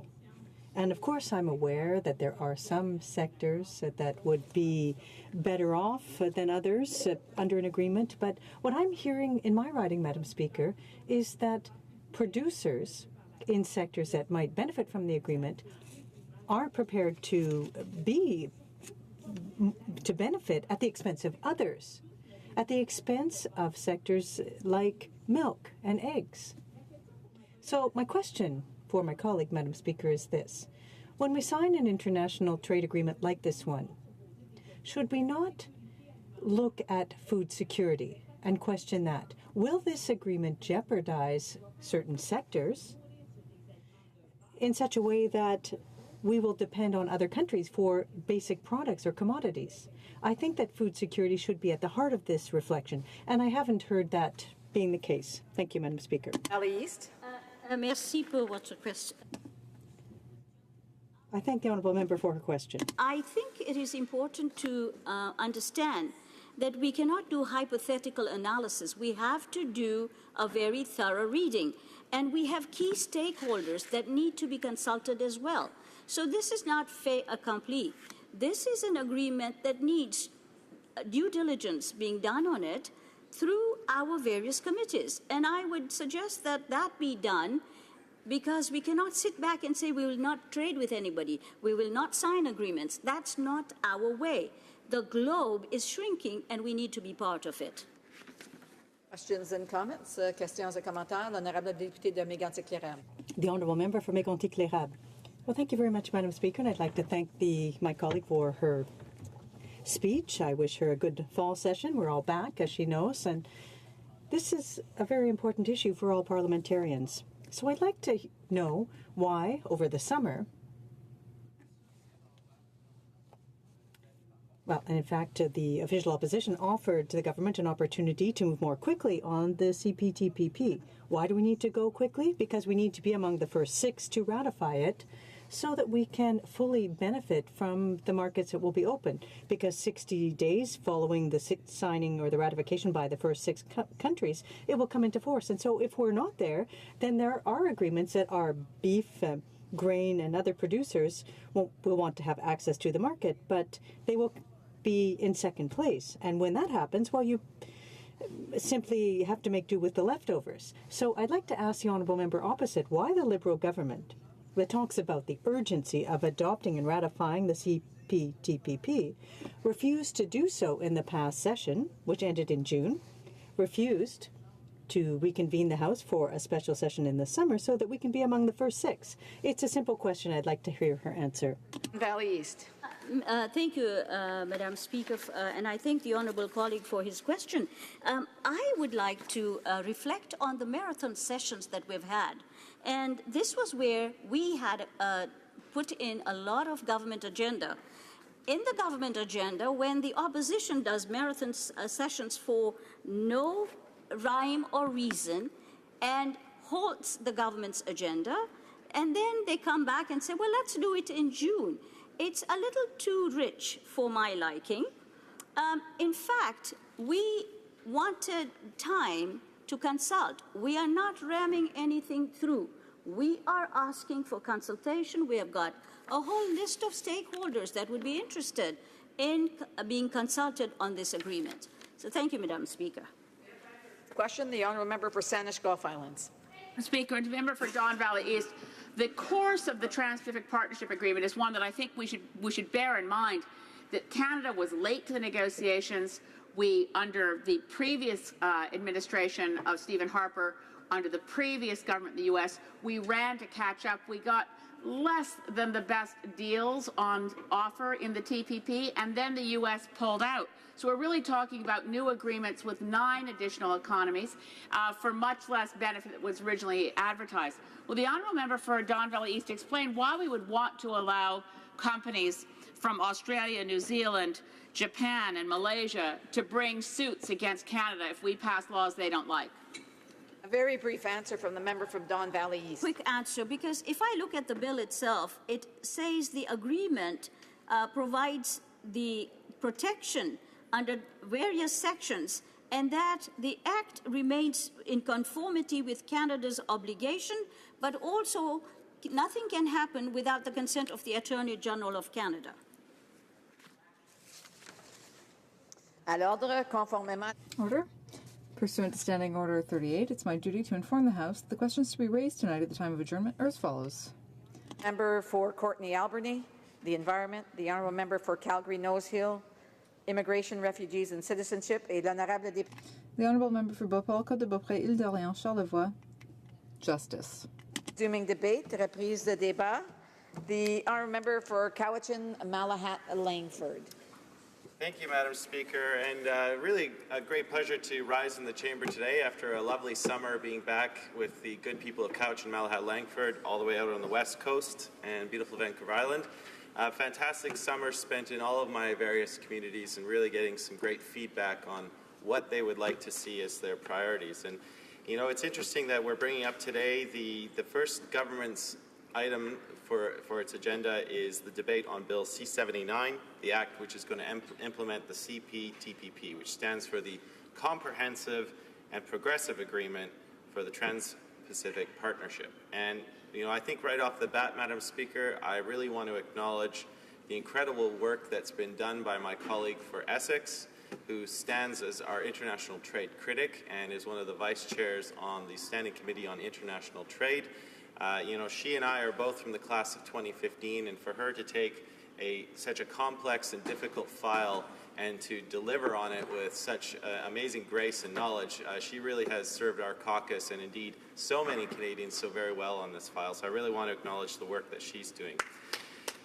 Madam Speaker, you know, when we look at this, which is really just a revision of the old Trans-Pacific Partnership, but the Liberals have decided to add 2 words to this, or they managed to get a lot of people to add the 2 words. And I think in the course of their debate in the support of this agreement, they're really relying heavily on the power of adjectives for this agreement to look good for Canadians. So if we look at the first word, comprehensive, which you know, we can define as including or nearly all elements of the aspects of something. But if we really dig down, I don't think this agreement is quite as comprehensive as the Liberals would like to make it out to be. There are significant shortfalls in labor agreements, in environmental protection. There's no mention whatsoever of Indigenous rights. And so there are significant gaps, despite the Liberals' attempts to paint this as a comprehensive agreement. And of course, the second word, Madam Speaker, progressive. Well, as I will lay out in the course of my speech, this agreement really is going to make a mockery of that word and the Liberals' attempts to really hoodwink us with that particular word. Now, we have long been concerned, the New Democrats, about the secrecy that surrounds both the TPP and the CPTPP negotiations. And despite the promises by the Liberal government to be transparent on trade deals, we have been continuing to get vague updates and mixed messages. In fact, it was during the 2015 federal election that the Prime Minister stated that, and I quote, "The government has an obligation to be open and honest about the negotiation process and immediately share all the details of any agreement. Canadians deserve to know what impacts this agreement will have on different industries across our country.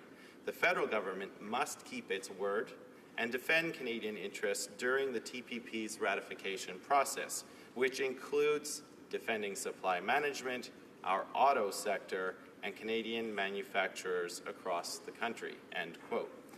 Well, Madam Speaker, as I'm going to lay out, it's precisely those sectors which are going to be negatively impacted by this agreement. And so we see this time and time again in this place, as the Liberals come out with their words, but their actions always and sometimes very consistently fail to meet up with those words. Now, just for the benefit of my constituents back home, the CPTPP is a new agreement. I mean, it's slightly new from the older version, but it's an agreement between Australia, Brunei, Canada, Chile, Japan, Malaysia, Mexico, New Zealand, Peru, Singapore, and Vietnam. Now, the negotiations for this agreement began in 2005, and they concluded in October of 2015. Countries did come in at various stages, and Canada, unfortunately, was pretty late to the game, which the member for Essex has correctly identified as something that sort of eroded our ability to be a key player in getting some key provisions into the agreement. Now, it's worth noting, because I hear a lot of talk in this chamber about how important free trade is. Now, it's important to note that we already have free trade agreements in place with South Korea, with Chile, and Peru, and of course with Mexico through the North American Free Trade Agreement. So some of the major players within this agreement are already covered by bilateral free trade agreements with Canada. So those are moot points right there. Now, the agreement was officially signed by the minister on the 4th of February in 2016. The plans for it were disrupted with the election of United States President Donald Trump, who withdrew the United States from the agreement in January of 2017. But in January of this year, the 11 remaining countries agreed upon a revised TPP and renamed it with the two adjectives I mentioned. Now, the government has always made much about consultations. The consultations really were kind of downloaded on the Standing Committee on International Trade. That committee held dozens of sessions. It heard from more than 400 witnesses, and it received written comments from more than 60,000 Canadians. And I should note that 95% of those were against the agreement. The Liberals had promised that they would consult with the public, but again, with those consultations being downloaded on the Standing Committee on International Trade, a body which, like all committees, has very limited resources to hold the kind of meaningful consultations that we expect in an agreement of this size. The time that the committee went and traveled to a few different locations, the translation services were not really up to par. We never really had the testimony transcribed into the record, which is problematic when a committee is going back to look at witness testimony, because we have to rely on written notes. But it's important to note that, in cities like Montreal, 19 out of 19 public presenters were opposed, and in Quebec City, 3 out of 3. So receiving 8,000 written submissions but struggling to translate those, that does not add up to meaningful consultation. What would have been better is if the executive branch of this government had launched the consultations and used the resources available to its various ministries to do a meaningful consultation with all of the affected sectors. And then, of course, we look at the most interesting stat to me is that with the submissions that were received by Global Affairs Canada, 18,000 Canadians wrote in, and it was only 0.01%, 2 people out of those 18,000 submissions were in support of the TPP. So that's a pretty abysmal rate of success if you're going by these things. Now, Madam Speaker, the member for Essex has gone over this, but I think it's really important to reiterate what our major concerns are with this agreement, because it is not simply about trade. These agreements cover so many different areas, and chief among them are our concerns with labor standards and human rights. So I'll start off with labor, because really, if you hold up the provisions that protect labor and the provisions that help investors, they really are not equal at all. So if there is someone who does have a complaint with labor practices, the CPTPP obliges the complainant to basically prove that a member country has not enforced its own labor laws, but then they also have to show that the violation has had an impact on trade. And so the burden of proof is so ridiculously unattainable that they have actually not even had one successful labor complaint. And this is very troubling because if we look at some of the member countries that are involved in this, we see that there are labor standards in Vietnam, which we have some serious concerns with. Mexico has been implicated in a number of human rights violations. There are countries with very differing standards compared to what we in Canada or in Australia, South Korea, Japan, and New Zealand are used to. And yet we are bringing these countries into an agreement. We are essentially rewarding them with trade with Canada, but not asking them to bring their standards up. So the language on the labor standards is essentially unchanged from the old TPP, which, as I pointed out in my introduction, does make a mockery of the word progressive. You know, one case I really want to cite is the decision that was made with respect to a dispute between the United States and Guatemala, where a panel of arbitrators had found that no documented labor violations in Guatemala, which included the murder of a union organizer, had occurred in a manner affecting trade. So if a union organizer in some of these countries is murdered, or they're trying to implement a strike to get better working conditions for their families, the arbitration most likely will find that that did not have an impact on trade, and therefore it's not covered under this kind of an agreement. So there, as I made mention, there are some serious systematic labor and human rights violations that have occurred in Mexico, in Vietnam, and in some other countries. I just want to point out, in Vietnam, in 2011, Human Rights Watch released a pretty shocking report on how drug addicts in that country are basically forced to do labor as a part of their sentence. And in some cases, we've had multinational companies who have been soliciting their products from this forced labor. Now, if that kind of a condition were to exist in Canada, we would be absolutely up in arms. It's a practice which rightfully belongs in history, and I believe that most Canadians, if they were to hear of this practice, would be rightly incensed about it. We know that for the people, there have been documented testimonies for the people in these forced labor camps, when they've refused to do the work, they have been subject to beatings and all kinds of abuse. And really, these are the kind of things that Canadians are concerned with. We want to know how other countries practice with their human rights, with their labor rights when we sign free trade deals. They are important to us, they're important to our values, and we want to see that reflected in our foreign policy. The other country I really want to highlight is Brunei, Madam Speaker, because prior to the year 2014, homosexuality was illegal and punishable by up to 10 years of imprisonment, but the law was changed in that year, and now it can be punishable by death by stoning. Brunei is one of the signatory countries in this agreement, and we like to stand up in here and talk about how progressive it is, but one of the member countries that we are granting access to our economy still has such a terrible way of dealing with a right that we cherish in this country, that we as parliamentarians have stood in this place time and time again to defend. And so, Madam Speaker, again, Canadians want to know, are these the type of countries we want to reward with trade with Canada? Because I think if you're going to trade with a country like ours, to get access to our economy, to the amazing workforce that we have, the products that we have, if you want to sell your products here, you have to demonstrate a certain commitment to basic fundamental human values. And I think that should be a starting point. So yes, we in the NDP do have problems with this agreement because it's not just about trade, it's about the behaviors that are existing in the countries that we're seeking to build partnerships with. And Madam Speaker, let me move on to the other rights, to Indigenous and environmental. Climate change is arguably the biggest issue of the 21st century, and we don't see a single mention of it in this. It is going to have ramifications for how everyone on this earth, we all share the same planet, how we are going to lead our lives.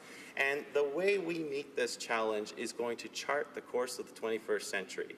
And for countries like Japan, for South Korea, Australia, New Zealand, and Canada, Mexico, countries that have, pretty huge impacts on climate change just by virtue of the emissions that we have, this would have been a perfect opportunity to hammer that out. And Indigenous rights, for a government that likes to proclaim time and time again that no relationship is more important to it than First Nations. Why is there no mention of Indigenous rights in this? I mean, each of the member countries have significant Indigenous populations, and if we're serious about implementing the United Nations Declaration on the Rights of Indigenous Peoples, this should be a starting point for our international relations.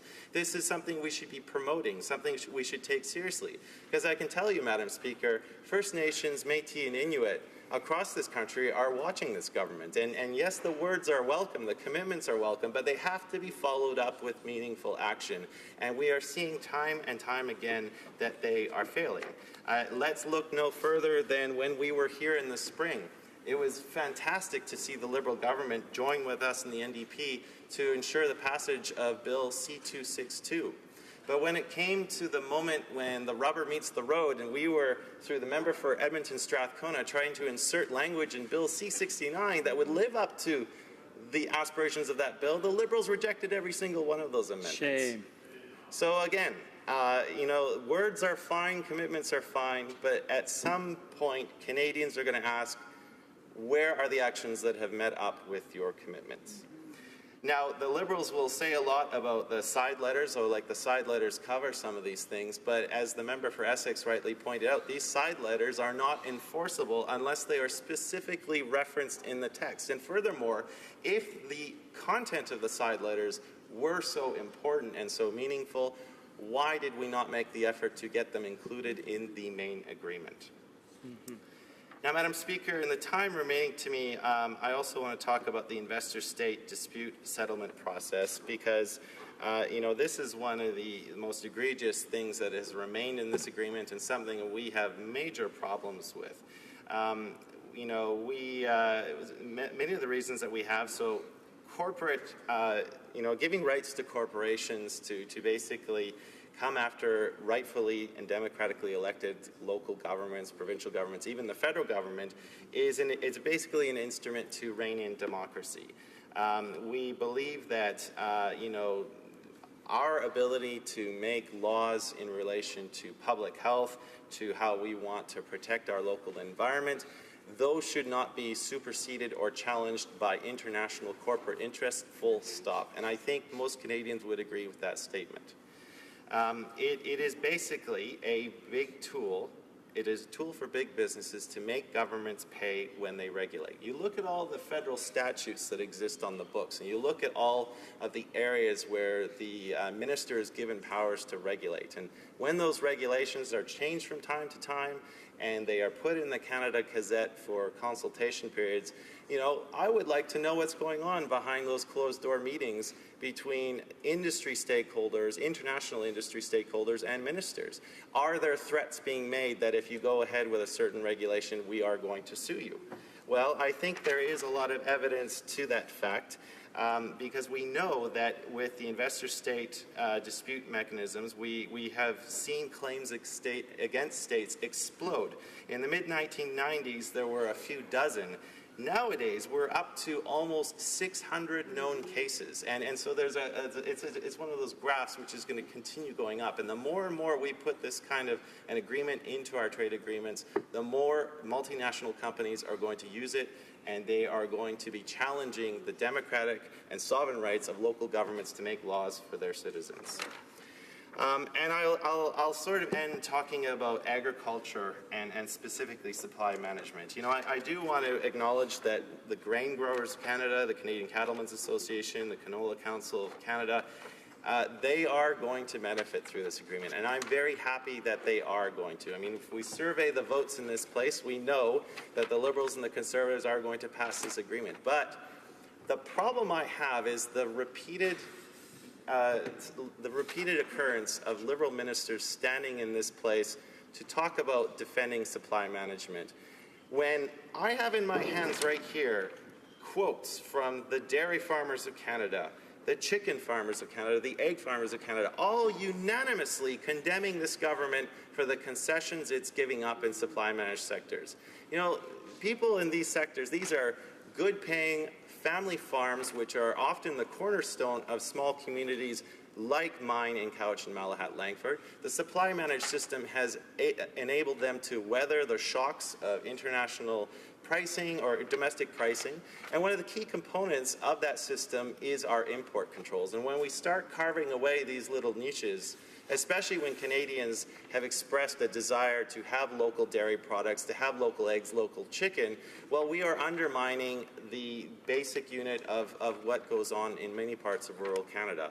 And I take issue with the government standing up time and time again, the Liberal government saying they support supply management, but not following through with their actions.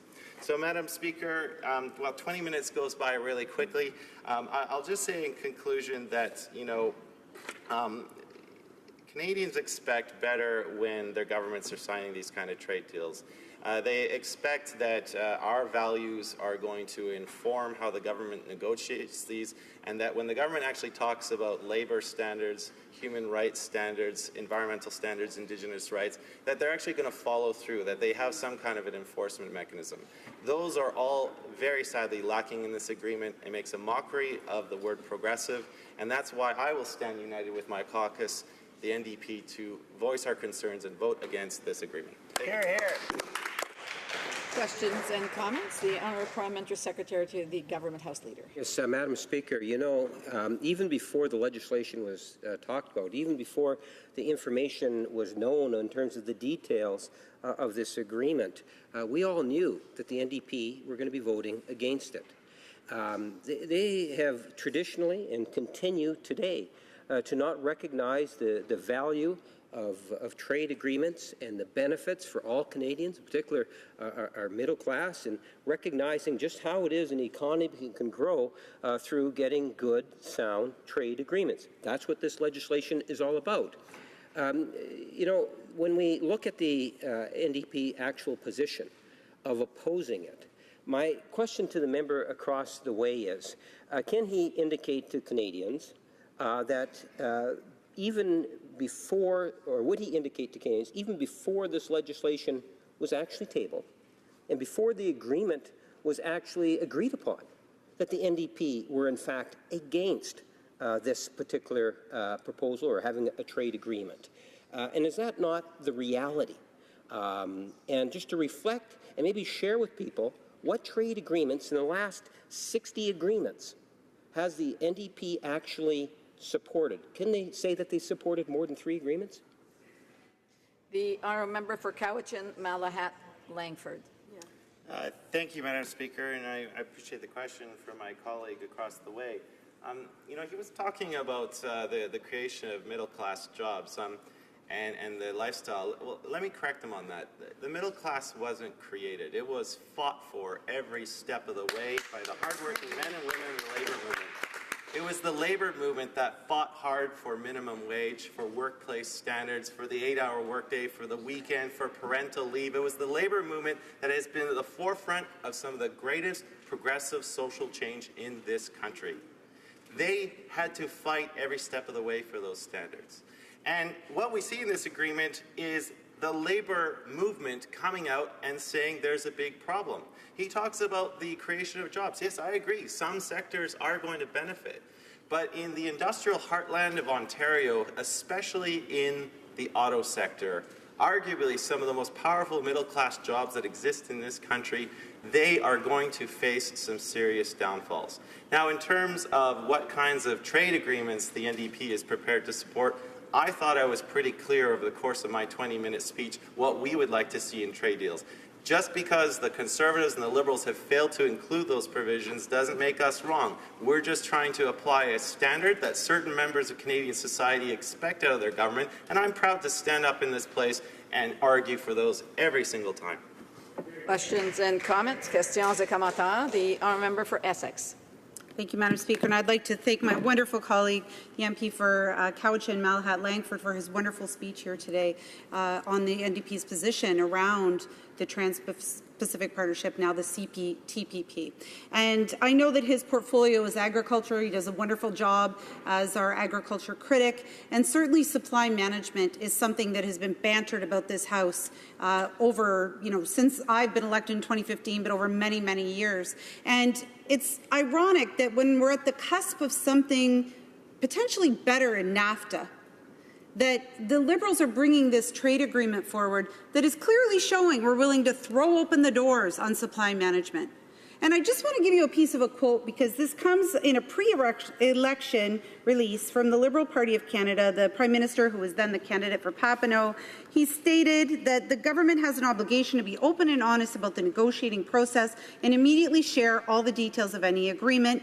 Canadians deserve to know what the impacts of this agreement will have on different industries across our country, and the federal government must keep its word and defend Canadian interests during the TPP's ratification process, which includes defending supply management, our auto sector, and Canadian manufacturers across this country. I wonder if the member, like I, finds this just mind-boggling that when the Liberals were running for government, they said they were going to protect these things, and yet today we see the ratification of the CPTPP where none of these things have been protected by the Liberals.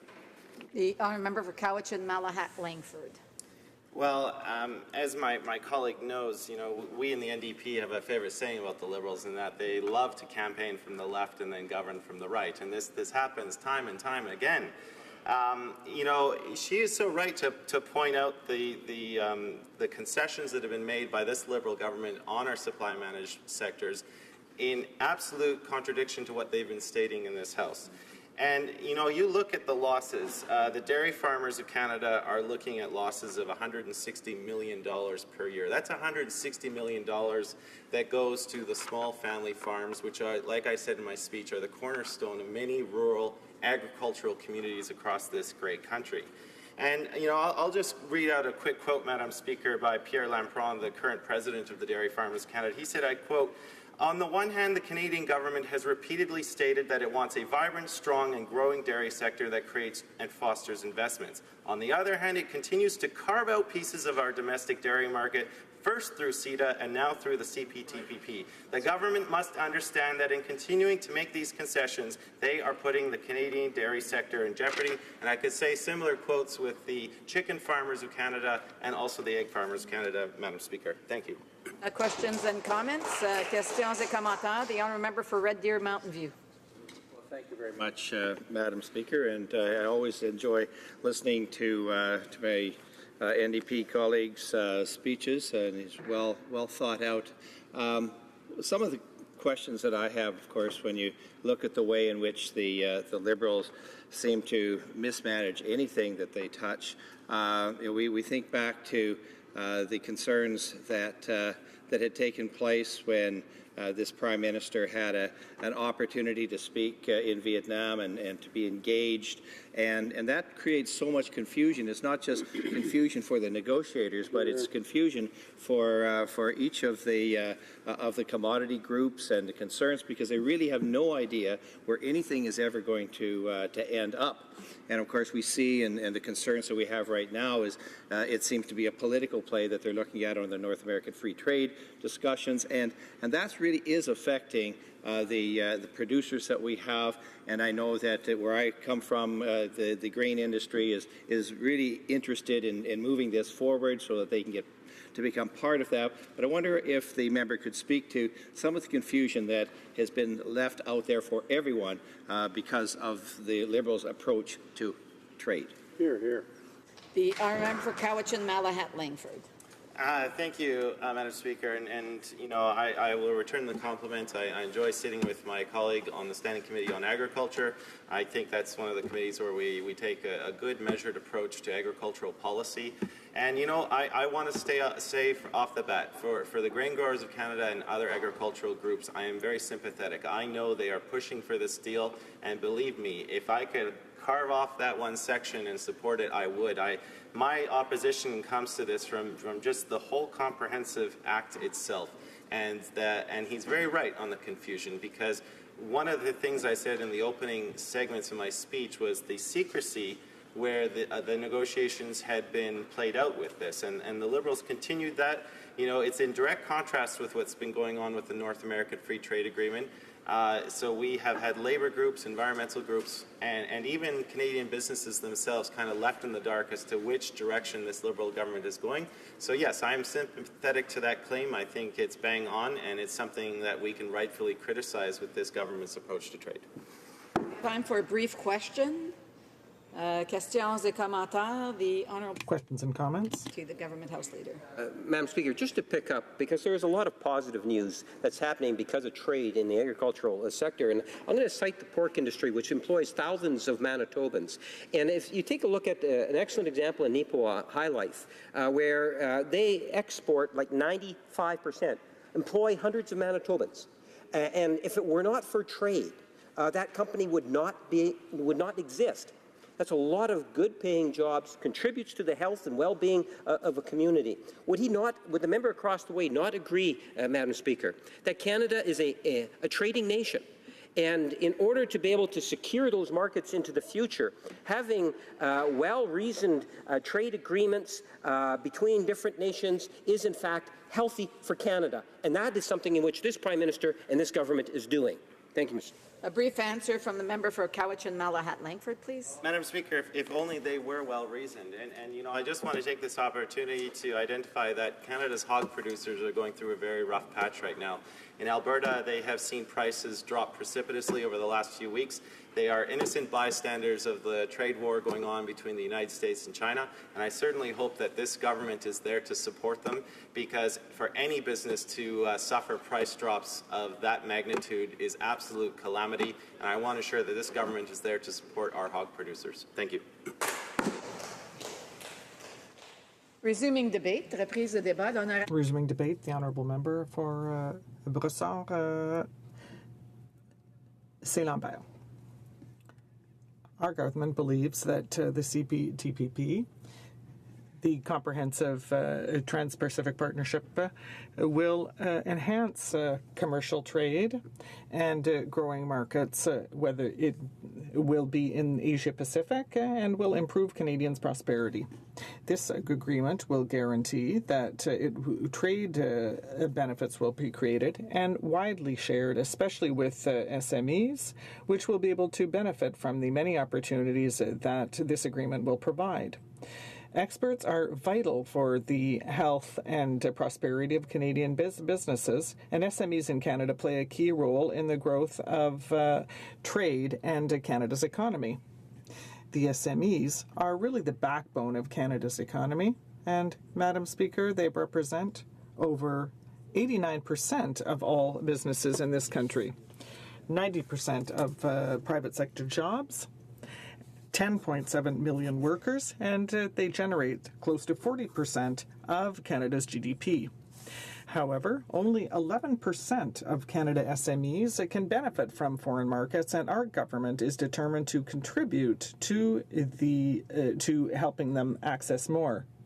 Exports are vital for the growth of Canada's economy, and our government will help small businesses to broaden the scope of their activities to foreign markets by helping them export through negotiation and implementation of free trade agreements under this CPTPP and through CETA as well.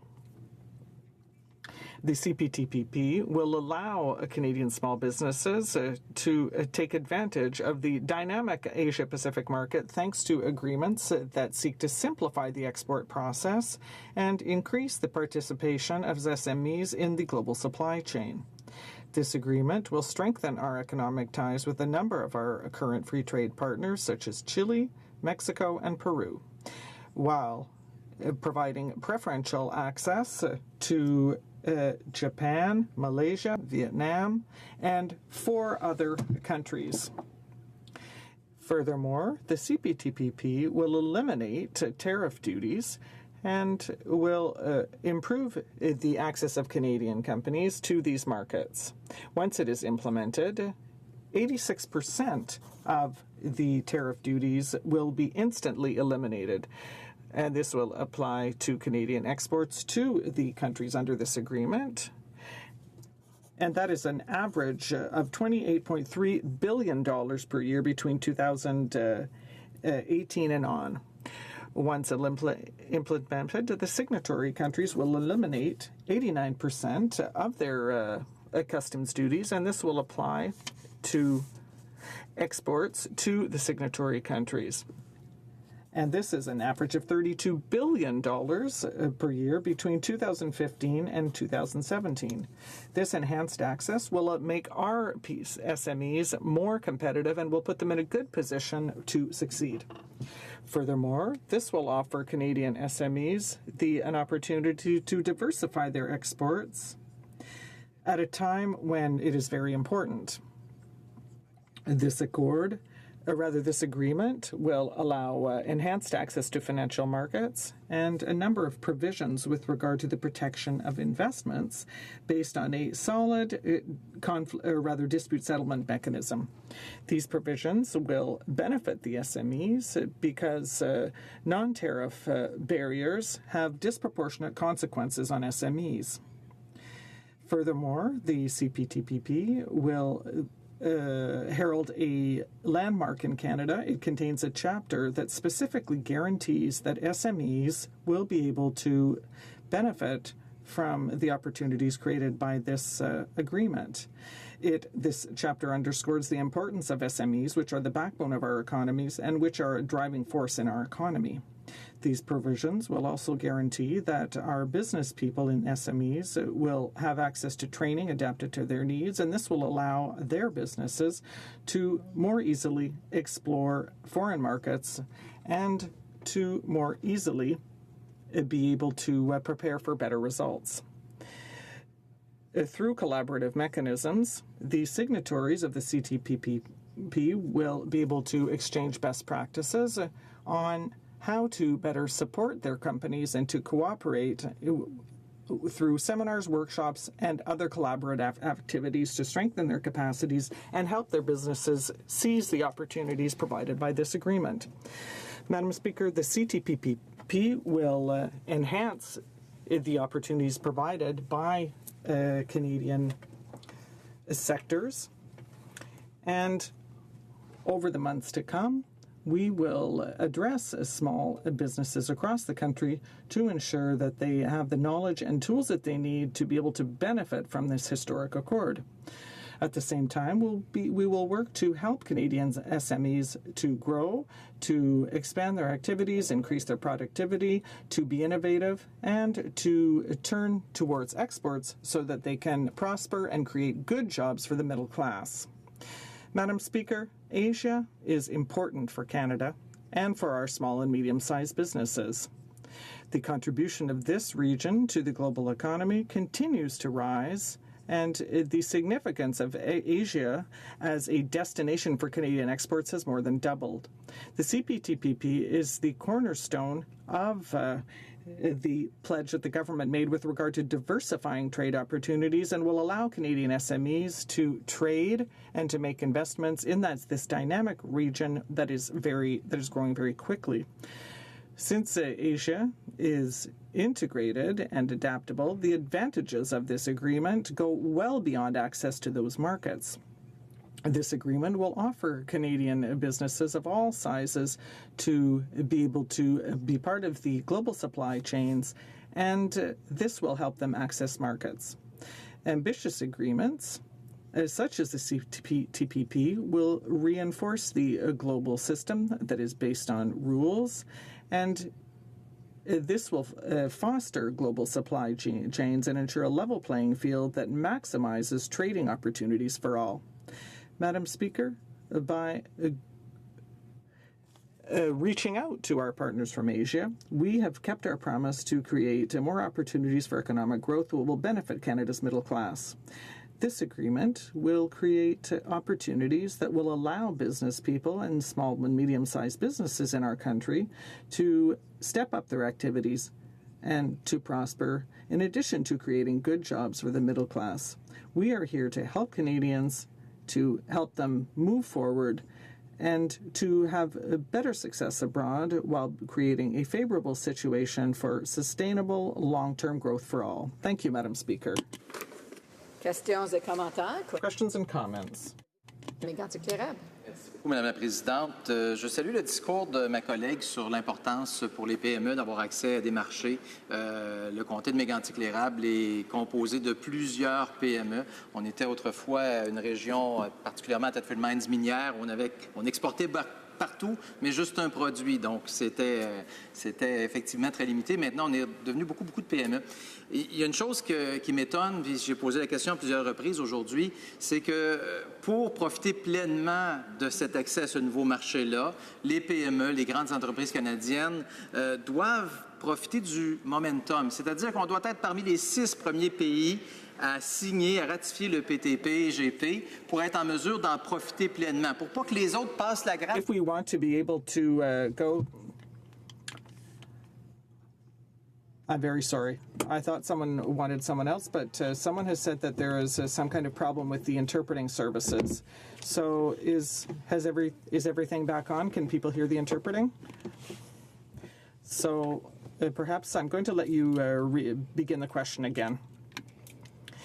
Madam Speaker, I was saying to my colleague how important small and medium-sized business is to my riding of Mégantic-l'Érable. And as in her riding, the SMEs in my riding want to have more access to markets to further develop. So what I don't understand, and I asked this question many times today in this House, is that in order to truly benefit from the CPTPP, Canada has to be one of the first 6 signatories to this agreement. They have to be one of the 6 to ratify, because otherwise we won't have priority. And unfortunately, this government, neither in June or when we called for a special sitting of the House of Commons this year, it didn't want to move any more quickly with ratifying the CPTPP. So I am just asking a simple question. Why is that? The Honourable Member for Brossard-Saint-Lambert. Thank you, Madam Speaker. I think that it's clear that we have a legislative schedule, and that it has to be a very extraordinary reason for us to bring the House back. And I believe that reaching a free trade agreement of this kind, I think that we're respecting the timelines. No one has told us that we won't be among the first 6 signatories, and we'll do everything in our power and to be so. That's why we're starting with C-79, because it's very important, and we'll move forward with it. Questions and comments? I thought so. Madam Speaker, to my honourable colleague, we know that at least 2 of the countries that are participating in the CPTPP, Brunei and Malaysia, employ a form of Sharia law that imposes severe bodily violence upon people if they are members of the GLBTQ2 community. And in fact, my understanding is that in Brunei, a member of those communities can be stoned to death simply for practicing their sexual orientation.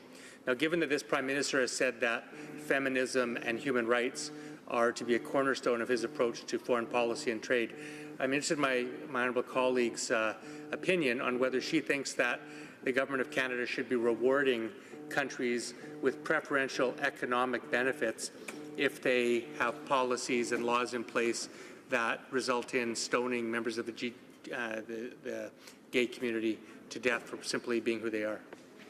L'honorable député de Brossard-Saint-Laurent. The honourable member for Brossard-Saint-Laurent.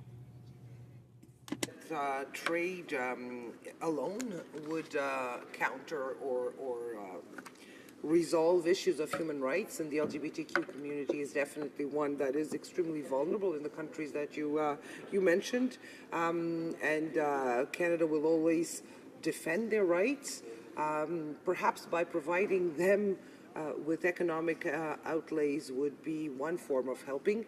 I'm not pretending that it's the solution in any way, shape, or form. I think we will continue to stand for their rights and to defend their rights, but I don't think that we can exclude the possibility of entering an agreement with them when there are other countries around the table, and this is a region that is targeted by this trade agreement, and not just 1 or 2 countries. Comments? The honourable member for Sandwich Gulf Highlands. Madam Speaker, and my honourable colleague, the part that's most troublesome to many of us within the TPP is also a part that's coming up for negotiations in NAFTA, and that's what's called investor-state dispute resolution systems. Strangely enough, Donald Trump has offered up Chapter 11 of NAFTA and said the U.S. would like to get rid of this. we should grab that with both hands and say, yes, let's get rid of it. Instead, we're expanding it now and allowing the countries within the TPP region to have the same abilities to bring cases against Canada initiated by foreign corporations against decisions made by our domestic governments or courts. And we have a history of this now. We know very, very well that Canada loses and has multi-million-dollar fines against us for decisions taken in accordance with our laws, in accordance with the rules of fair trade. I need to stress that because members are confused on this point. Investor-state agreements are not about Canada doing something wrong. They are private arbitrations, generally in secret, in the interests of corporate power and global corporate rule against Canadian sovereignty. Why would we want to extend that?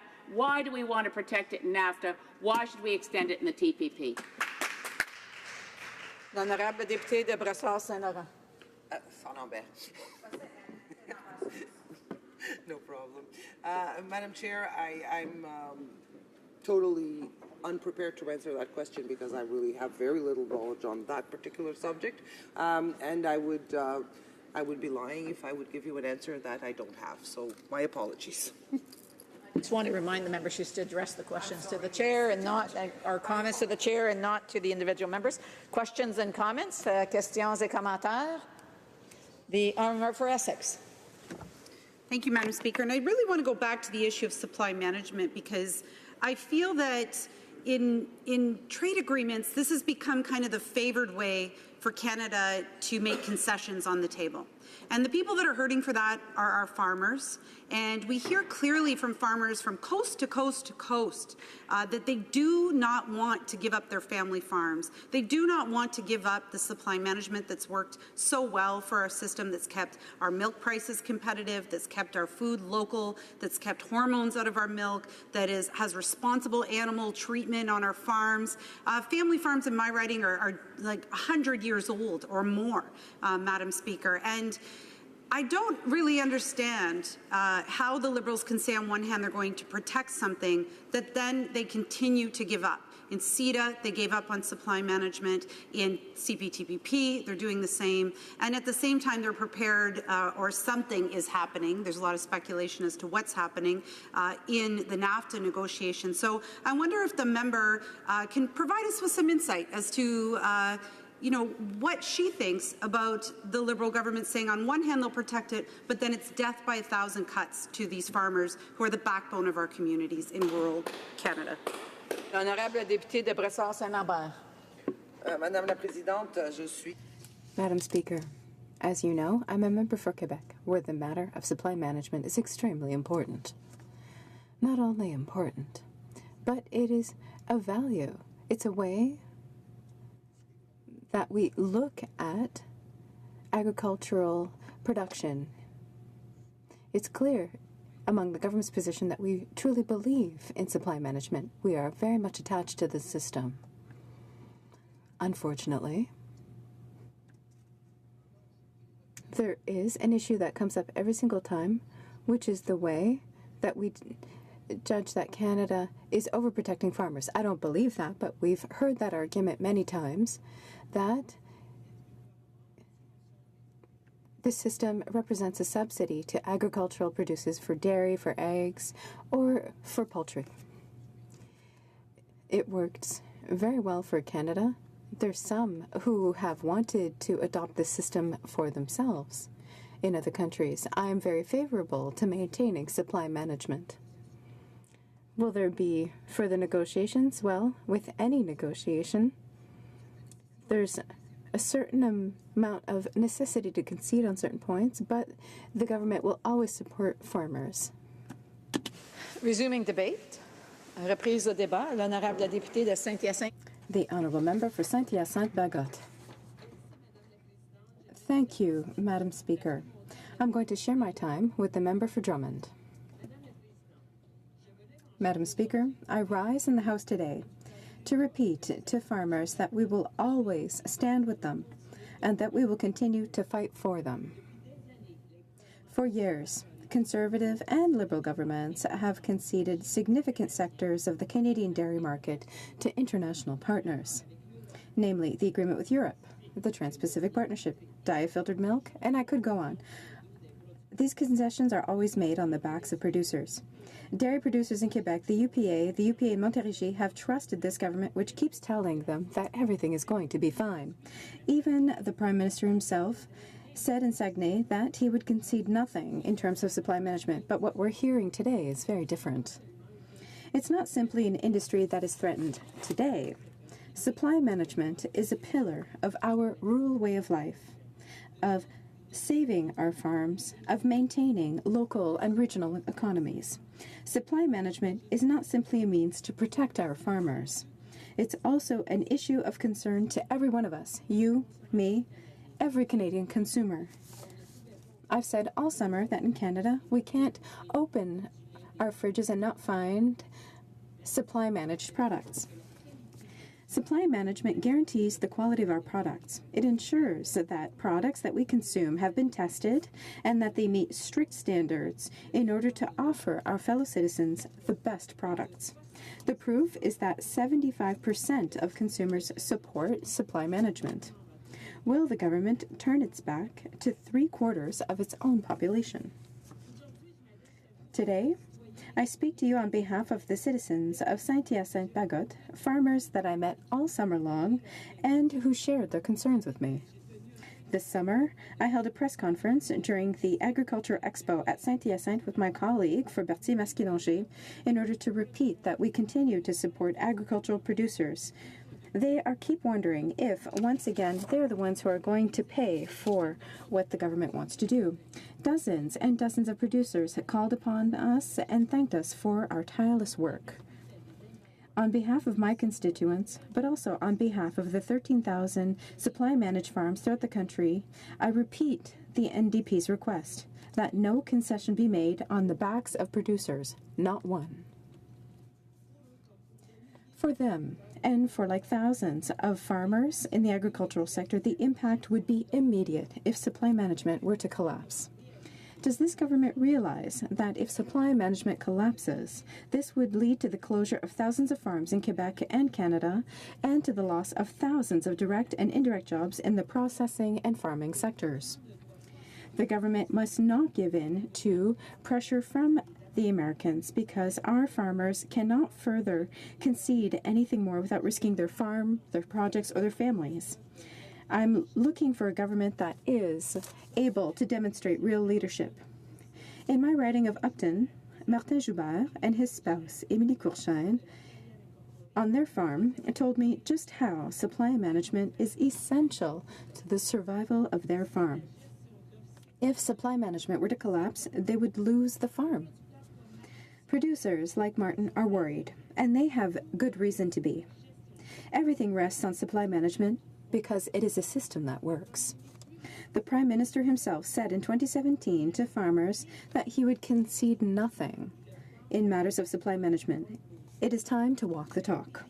The NDP is the only party that has always defended supply management in its entirety in order to guarantee our own food sovereignty.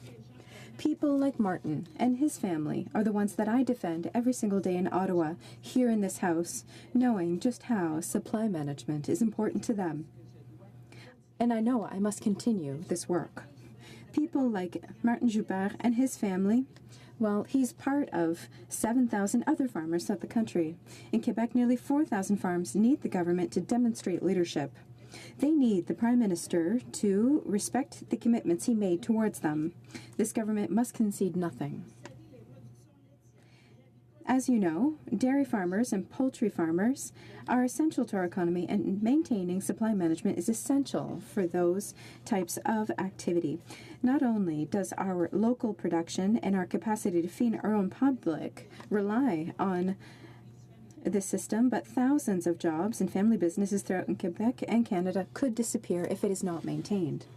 The Canadian government must firmly defend its position to maintain supply management during the renegotiations of NAFTA, because we're talking about another agreement today, but we know that that negotiation is part of the whole context. During the last round of trade negotiations, those concluded with Europe and the CPTPP, Canada had folded before American requests and conceded parts of supply-managed sectors. These concessions, representing 2% of our dairy market and 3.1% within the context of TPP, represent financial losses of $260 million in total just for dairy producers. Losses for which farmers still have not been adequately compensated. This summer, what farmers told me in my riding is, what's the point of no return for the system to collapse? Is it 17%? Is it 18%? Is it 15%? Before this entire system of supply and demand collapses. Saying it's just 1 or 2%, it's just 3%, these are significant breaches that lead to the possible collapse of the entire system. Essentially, these concessions are making Canada one of the most open markets in the world. Canada imports over 10% of its dairy products, mostly from the United States, whereas the United States only import 3% of the products to meet their needs in matters of dairy. Same thing for chicken, where Canadian imports represent 16% of production, and the United States import less than 1% of their production from Canada. We cannot concede more without risking the stability of the sectors that are affected. Producers, or rather farmers, who are part of the supply management system should not have to be used as bargaining chips during every round of trade negotiations. When will this government learn from mistakes from the past? When will it demonstrate leadership? How many losses and new barriers will our farmers have to face before the Liberal government decides to act for them and not against them? I was saying, Mr. Speaker, that I spent the entire summer meeting farmers because when we come from a riding like Saint-Hyacinthe-Bagot, well, our summer is filled with agricultural expos in Saint-Hyacinthe, where I spent 5 entire days. It's the Corn Festival, the Pork Festival, Expo Champ, or rather Field Expo, which is part of the Agricultural Expo, means that we're going to expos where we see innovative products, innovative equipment. But what farmers told me during all of those activities was that the amount of uncertainty when it comes to NAFTA or to the agreement that we're discussing today, the CPTPP, it means that they are hesitating to invest in their businesses. People who are going to take up those farms are hesitant to continue those activities in these conditions. I was talking about the La Carrière farm, but there are 2 areas where there's a dairy farm that can be found in a small amount of territory. If we concede market percentages, that means that the supply management system could collapse. Well, it's the entire landscape of our regions that's going to change. Right now, when I travel throughout my riding, I see family farms. If the system collapses, are we going... I heard at the Agricultural Expo that we are very concerned about animal welfare and health and very preoccupied by the quality of products that we consume. And producers told me that the surplus must be carefully managed. It is our role to save these family farms who represent the face of agriculture in Canada, and we must preserve these businesses. We are doing that in their name, and we will continue to defend them. Thank you, Mr. Speaker. Questions and comments. Questions et commentaires. L'honorable député de Drummond. The Honourable Member for Drummond. Thank you, Mr. Speaker. It is an honour for me to congratulate the Honourable Member for Saint-Hyacinthe-Bagot for her excellent work for farmers in her region. Also, this is a matter that's important for Drummond and in Saint-Hyacinthe. I have heard talk about the work done by my colleague. Here, I have an article that mentions that the Trans-Pacific Partnership and that the Trans-Pacific Partnership will impact supply management. Our dairy producers, whom I met throughout the summer, told us that we're starting to get fed up because we're always the ones who pay the price. Dye-filtered milk, the agreement with Europe, and now the Trans-Pacific Partnership. Family farms are disappearing. At one point, what is the breaking point? I think we're starting to reach it. How can the Liberals defend what they've done, and how can the Conservatives do the same? Who seem to be going along because the Liberals seem to be going along the same lines that the Conservatives did in the past. Why is it always supply managed producers that have to pay the price? How do we explain that to them? And how can we ensure that we do not accept this? The Honourable Member for Saint-Hyacinthe-Bagot. There is a collective system. Producers I represent say it's a collective wealth, a supply management system that is based on a collective organization. It's a system whereby producers all work together. They agree upon the way of doing things. Now, I understand that other people think that collective work is tiring, but we have to be proud. We have to be proud of the system that works. And in my riding, I have a whole range of producers. Yes, of course, certain beef producers, pork producers could benefit from this. But what they tell me, these producers, is that they do not want an agreement that would be to their benefit, but to the detriment of their neighbours. That there is the problem if we were to abandon certain sectors of agriculture, and producers do not want this at all. Questions and comments? For New Brunswick Southwest. Thank you, Mr. Speaker. Mr. Speaker, we spent over a year doing consultations regarding CPTPP, and one of the things that we heard from so many businesses is how important this type of agreement is for them in terms of diversification, so not putting all your eggs in one basket. When we look at the chapters on labour mobility, that was a really important one that we heard from so many members and people that testified before the committee across the country. And I'm wondering if the member opposite one supports trade in general for a fair and just agreement, but as well the importance of labour mobility so that if someone's working in the finance sector in Canada, they can also go to a subsidiary or a partner in the U.S. for short stays in terms of temporary work to do management practices there. Thank you. The Honourable Member for Saint-Hyacinthe-Bagot. Well, of course, we're not living on another planet. We need agreements. However, the question that we have with regard to this agreement is how we protect sectors and how do we protect our various industries here in Canada. I represent a very agricultural riding, and what I'm saying is that this agreement will harm those whom I represent. It will harm the companies that I represent, and I simply cannot accept this. I will continue to say it very loudly. We cannot sign an agreement that will snuff out a number of our industries, that will sacrifice jobs in Canada. There's also a question of food safety. We must always keep food safety in our mind. We cannot be tributary to other countries when it comes to our basic food. That is a fundamental point. We have to remember it. Reprise du débat. Resuming debate. The Honourable Member for Drummond. Thank you, Mr. Speaker.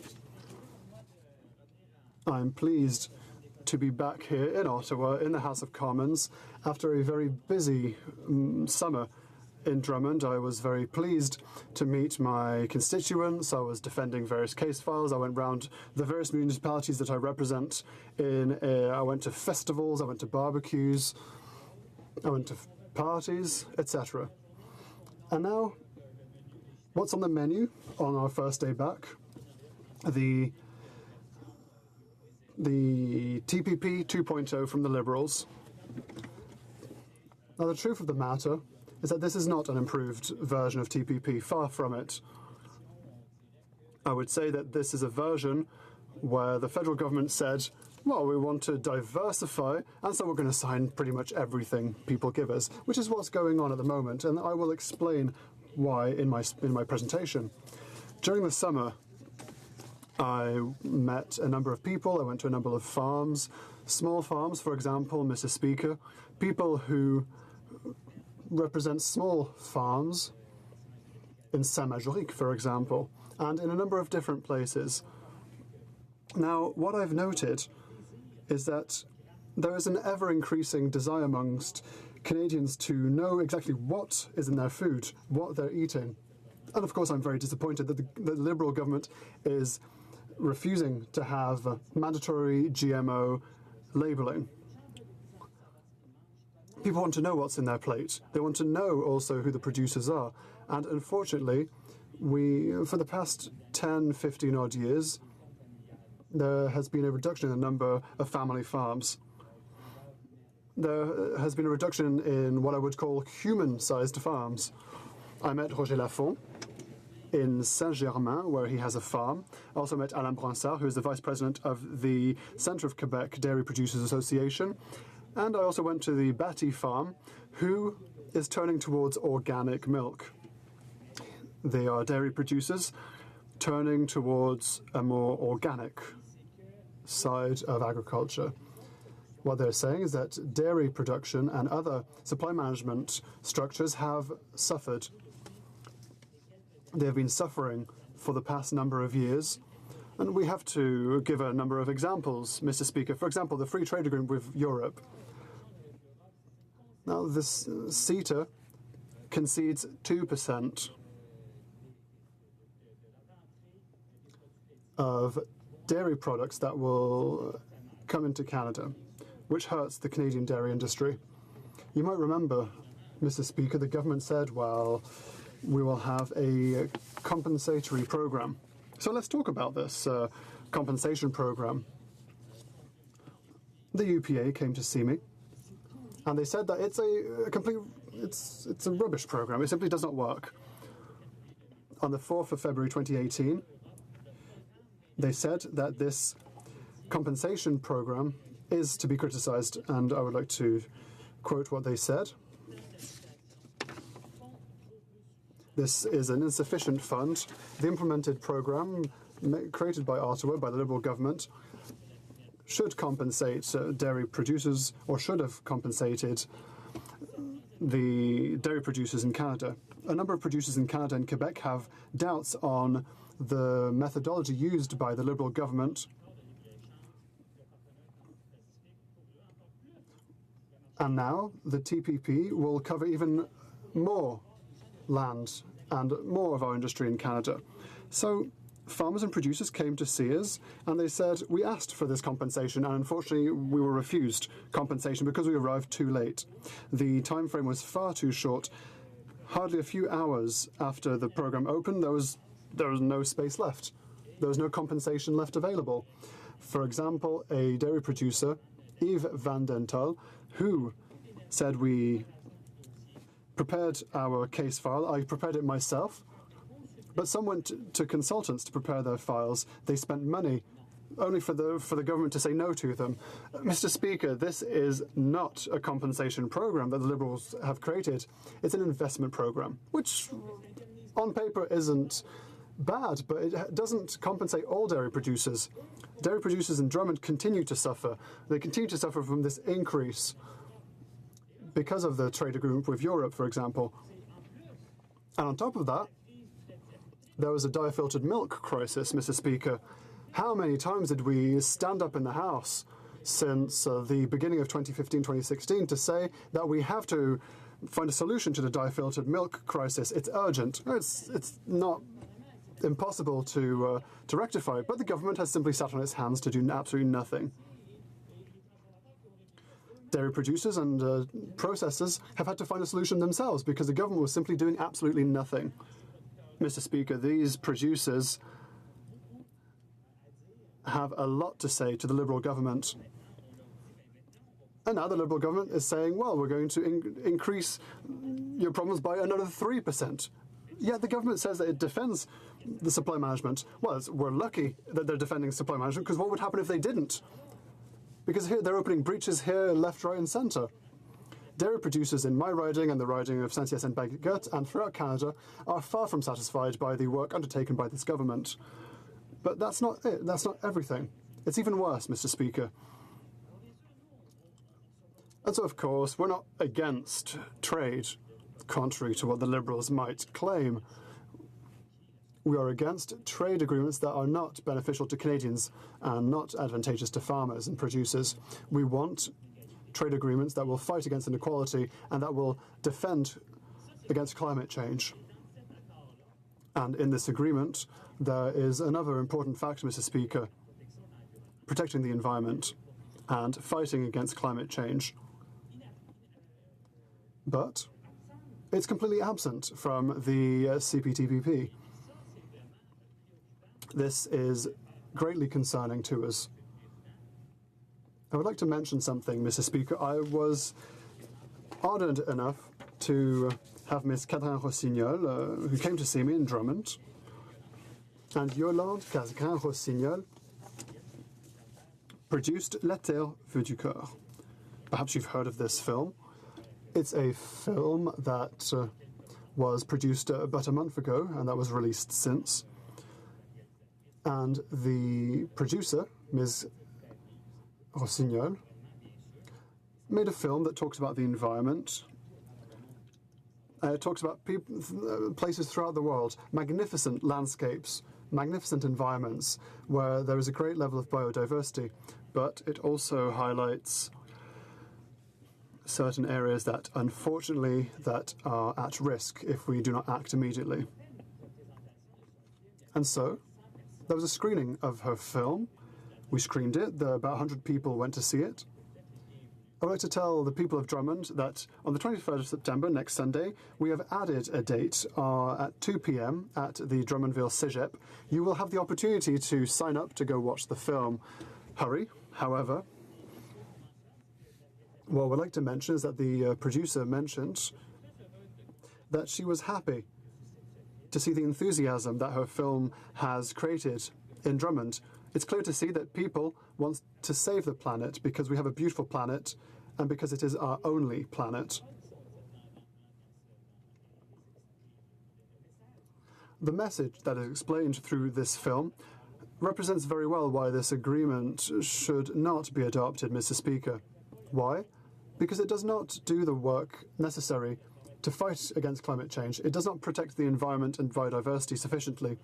And that is indicative of this government, which rushes forward to act too quickly, which rushes towards the TPP, that rushes to buy a $4.3 billion pipeline.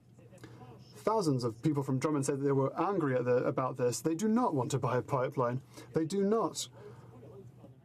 It's not the government's role to do so, especially a government that says it's a green government, a government that protects the environment. Simply buying a pipeline does not go in that direction, especially with this TPP agreement. I could have spoken far more and mentioned the infamous ISDS mechanisms. It simply does not work, but I do not have enough time. It's ridiculous to think that we can be brought before the courts because we're against shale gas in Quebec. It's ridiculous to think that we'll have to pay millions of dollars because we want to protect our waters in Quebec. It's completely nonsensical. And unfortunately, the ISDS mechanism will once again be present in CPTPP, which is unacceptable. Mr. Speaker, thank you very much. The Honourable Member for Essex.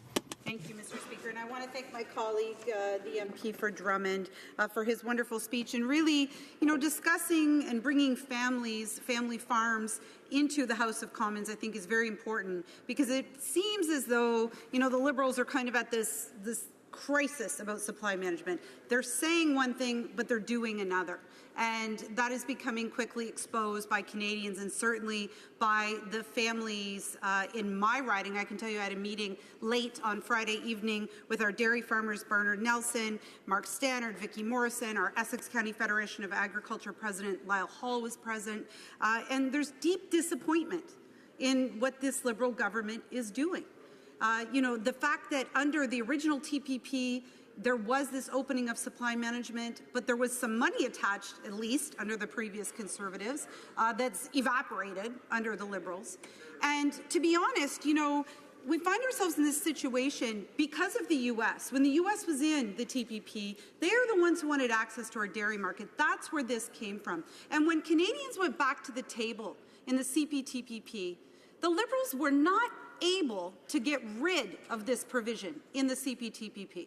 They had an opportunity to do it, but they didn't stand strong, and they actually didn't defend supply management and our farm families. So I thank my colleague for bringing forward those stories, because these are real people. And talking about food safety and the health of everyone in Canada is a big part of this conversation that can't be ignored.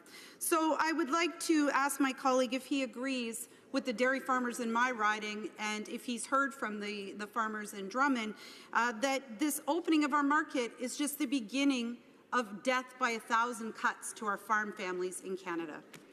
The Honourable Member for Drummond. Thank you, Mr. Speaker, and thank you to my colleague for her wise words and her excellent work on this file, on the file of the TPP.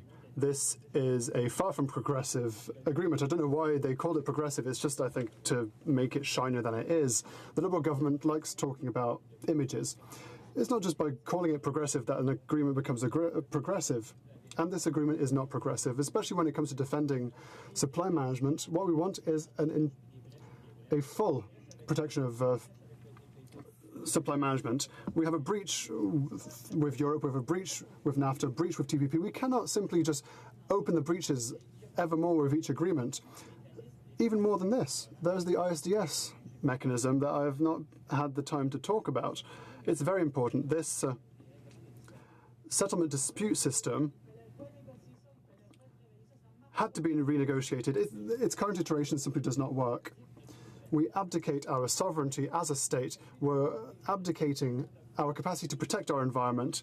We're abdicating our capacity to even follow our own laws when we want to protect our own environment. We could be sued by multinational companies who want to promote the economic growth, their infinite and indefatigable increase of their enrichment. What the population wants is for us to protect the environment and our biodiversity, and that has to be renegotiated, and unfortunately the Liberals decided not to do so. They haven't wanted to reopen any of the 5,000 pages. There's been even a regression as compared to the Conservatives. Time for a very brief question, a very brief answer. The Honourable Member for Edmonton West, Winnipeg North. Yes, thank you, Mr. Speaker. You know, the member of Crossway wants examples. Truth be known, be very clear, the NDP do not support trade agreements. That's the reality of it, Mr. Speaker. Their voting record will clearly demonstrate that.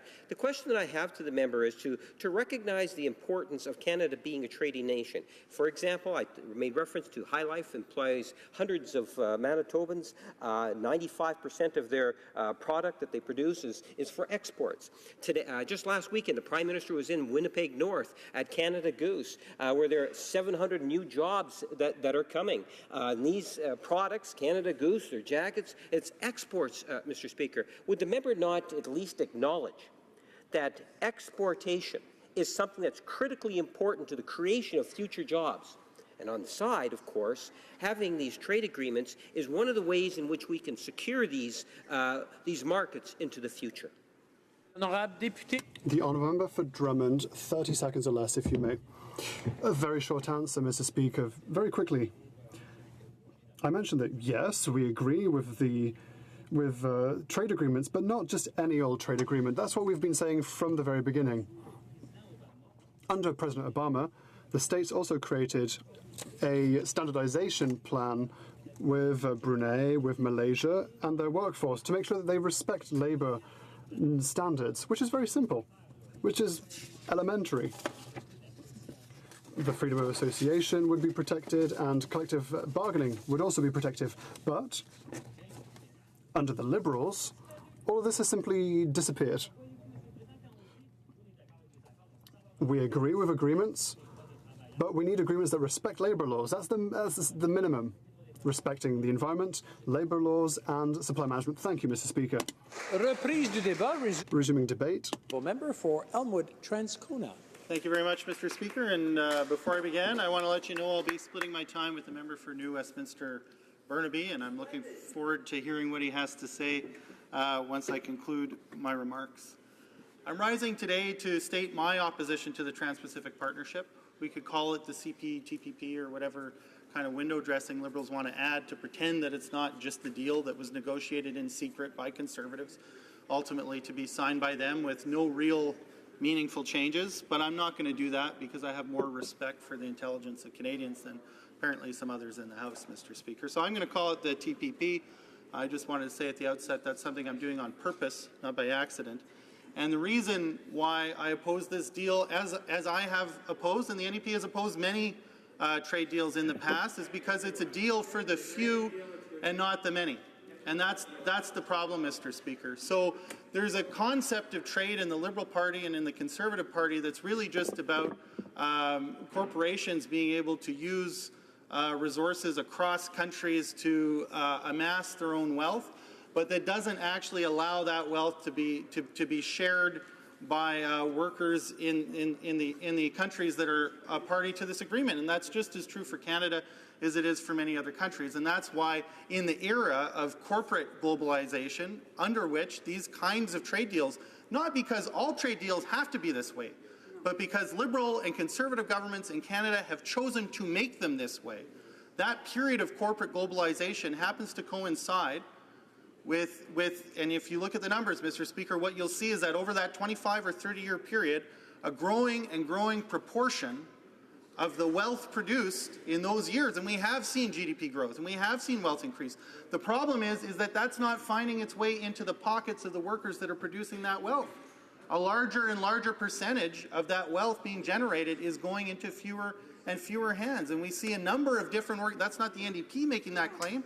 We've seen many different organizations track that information and report out on it. And so there is inequity built into these agreements.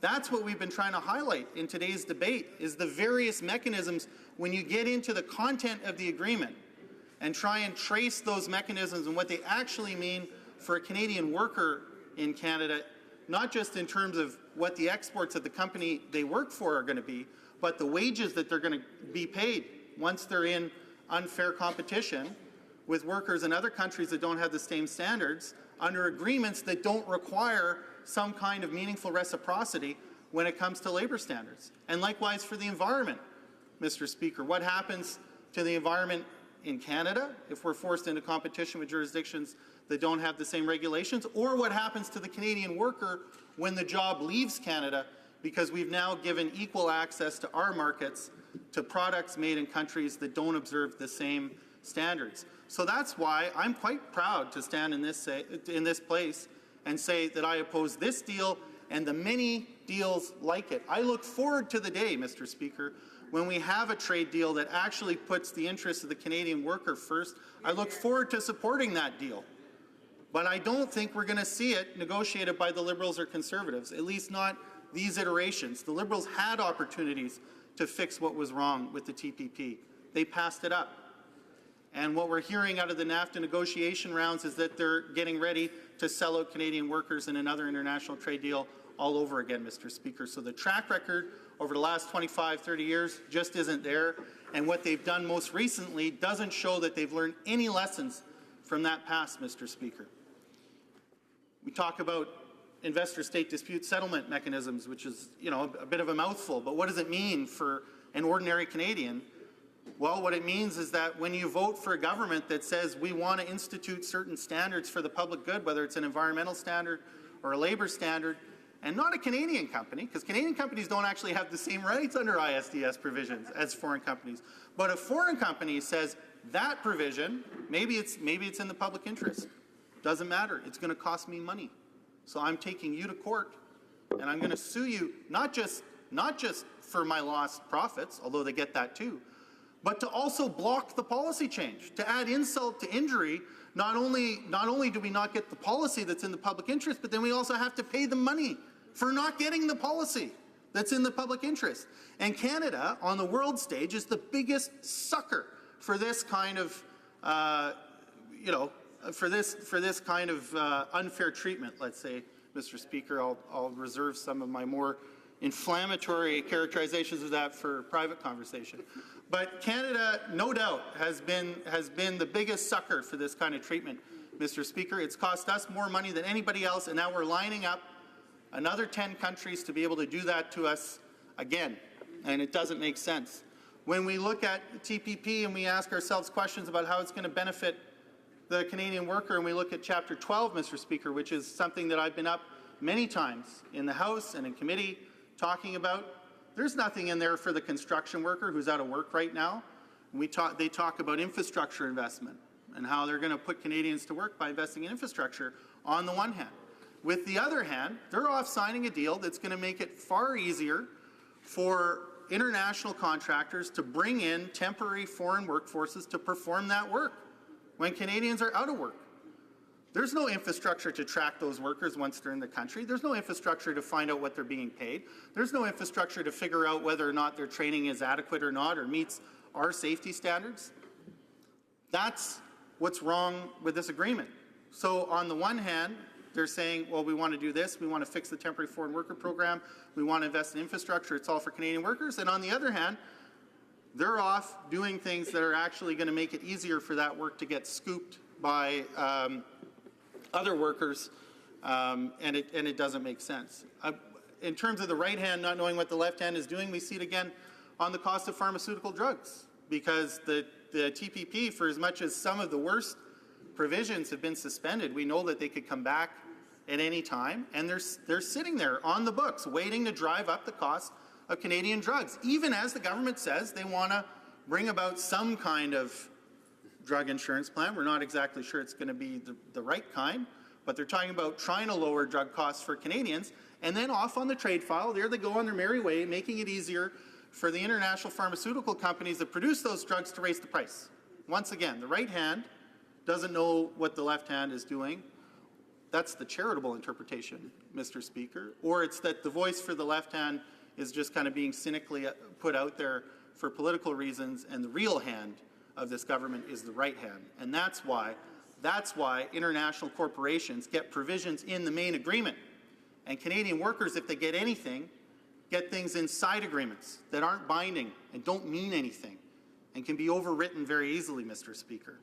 So that's another measure of how serious the government is. Now, if some of the language in those side agreements, meaningful measures when it came to labor standards and environmental standards, actually made it into the trade agreement, because they are not in this agreement, then you would have a deal that the NDP could look seriously at and consider whether or not it was going to support it, because that would mean that the government was actually trying to have a trade agreement that worked for Canadian workers instead of a handful of Canadian, what amounts to a handful, relatively speaking, of Canadian investors and business people who are looking to invest abroad and want to do it on their terms to make a big return.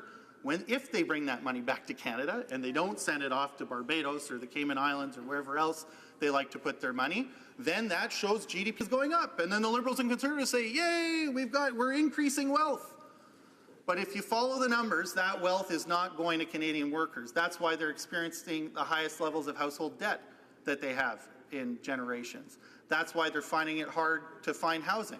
That's why they're struggling to pay the cost of their drugs, because that wealth that's been created over the last 25 or 30 years under these kinds of trade deals, not trade deals writ large. And that's the problem, is that the Liberals and the Conservatives in this place conflate their idea of trade with trade generally speaking. There are different ways to trade. In fact, we trade already with many of the nations that are part of the TPP. And in fact, in many cases, there is hardly any tariffs on the trade happening between those countries. That's one way to trade. We've been trading that way. We can expand trade under that model, or we could do it under another kind of agreement that actually supports Canadian workers and supports employment for Canadian workers and actually recognizes the environmental impact of trading with certain nations that don't have the right standards. We could do that. That's still trade, Mr. Speaker. In fact, I think it's a better kind of trade, and it would be an effective kind of trade. That's the kind of trade the NDP supports. That's what we're fighting for, and it's why we're saying no to this agreement. Questions and comments. Questions et commentaires. The honourable member for New Westminster, Burnaby. Thank you very much, Mr. Speaker, and I thank the member for his very eloquent comments. I'd like him to come back to the issue of what this trade deal would actually do to communities across the country, both with the attacks on supply management that the government has refused to admit is happening within the agreement, but those of us in the NDP, we're the worker bees in this Parliament, Mr. Speaker. We've read through the agreement. We've actually found what the implications are, and we know that we're looking at losses of up to 60,000 jobs. So in terms of supply management, what that means for farmers and farming communities in the honourable member's province of Manitoba, and what it means in terms of industrial workers, particularly in the auto sector, those lost jobs. What does this mean, and why are the Liberals and Conservatives trying to ram this bill through rather than actually looking to fix all of the problems that are in this trade agreement? For Elmwood Transcona. Well, I thank you very much I thank the honourable member very much for his question. And I think one of the great virtues of supply management is that it has allowed farmers to get a fair price for their product. And when you do the comparison between Canadian prices and international prices, in fact, Canadian dairy products are priced competitively. But what it means is that we've actually been able to support smaller farms through dairy farming, as opposed to just having an expansion of the corporate model. That means a populated rural Canada. I mean, there's a downward trend there that we're always trying to fight. But one of the ways that we're going to fail in fighting that is by getting rid of supply management, which actually allows smaller farmers to be successful and to get a fair return for the work that they're putting in. In the U.S., who's encouraging us now to try and abandon our supply management system, you hear reports of dairy farmers in the United States that are going out of business, and in some cases, unfortunately, taking their life because they're not able to get a fair price for their product. And I think people are willing to pay a fair price for a fair product, and we shouldn't be adopting models that in their own countries clearly aren't working. Questions and comments. The honourable member for Essex. Thank you, Mr. Speaker, and I really want to thank my colleague for his very eloquent speech. And he expressed a lot of the frustration, I think, that we feel in the New Democratic Party when it comes to trade agreements, simply because, as my other colleague pointed out, we do our homework. We look at these agreements, we look at them from top to bottom, and we examine them, and we make sure that we're representing Canadians and their interests. And while the other side can sit and say the NDP is being anti-trade, do they say the same to the dairy farmers of Canada? Do they say the same to the building trades? Do they say the same to the Girl Guides and actually the librarians that were one of the 400 witnesses that we had before the Trade Committee? People came and expressed their legitimate concerns. They're not anti-trade. They said in this particular trade agreement, we have serious concerns with the provisions and the impacts that they'll have on our lives. New Democrats don't deny and try to gloss that over with some pretty language. We acknowledge the fact that real Canadians feel a real threat to their daily paycheck and to their very livelihoods. And that's something that it seems this Parliament is devoid of on both sides in the official opposition as well as the government. There's an absolute refusal to acknowledge how harmful this agreement will be to Canadians. And that does a disservice to trade. I believe that over the summer in NAFTA, we're having a conversation that we've never had in this country around trade. And that benefits all of us. To look at trade agreements in an in-depth manner, in a way that we haven't before, and challenge the way that we have been trading and the effectiveness of it. And my colleague did this very well. But I just want to speak to one particular point, the building trades. When the building trades came before the Trade Committee as one of our 400 witnesses, they said they weren't prepared to be before us because they have never been a part of a trade agreement before. And the government hadn't even informed them that they would be involved in a chapter in the agreement. So the building trades see a direct threat to their livelihood, and I wonder if the member could speak a bit to what he's heard from some key stakeholders out of the building trades on the CPTPP. The honourable member for Elmwood Transcona in 40 seconds or less, please. Well, thank you very much to my colleague for the question. As she knows, I'm a construction electrician by trade and a proud member of the IBEW. And we already know of instances where, you know, international contractors are bringing in temporary workforces from outside the country, whether it's Ireland or elsewhere, to perform work when guys are at home down the street waiting for work. It's not fair. It was something that Liberals said that they wanted to fix when they were looking at the temporary foreign worker program. But again, the left hand doesn't know what the right hand is doing. So even as they say they're fixing the abuses of the TFW program, on the other hand, they're writing those very same abuses into the TPP, an internationally binding agreement. It makes no sense, and the building trades know that full well, Mr. Speaker. Resuming debate, reprise du débat, the honourable member for New Westminster Burnaby. Thank you very much, Mr. Speaker.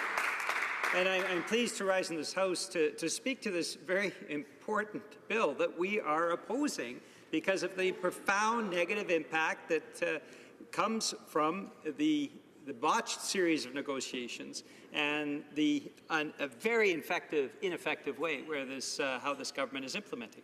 But I should start, Mr. Speaker, by praising the work of the trade critic for the New Democratic Party, the member from Essex. She's been extraordinarily eloquent on this issue, and she's done her homework, Mr. Speaker. She's actually read through the agreement. She's identified the problems. She was the only member of the Trade Committee actually listening to the witnesses, hundreds of whom came forward from a wide variety of backgrounds to talk about the problems with this agreement. And the only member of the Trade Committee standing in this House having heard that feedback and input and actually standing up for those Canadians who came forward. So we thank the member for Essex for her work in this.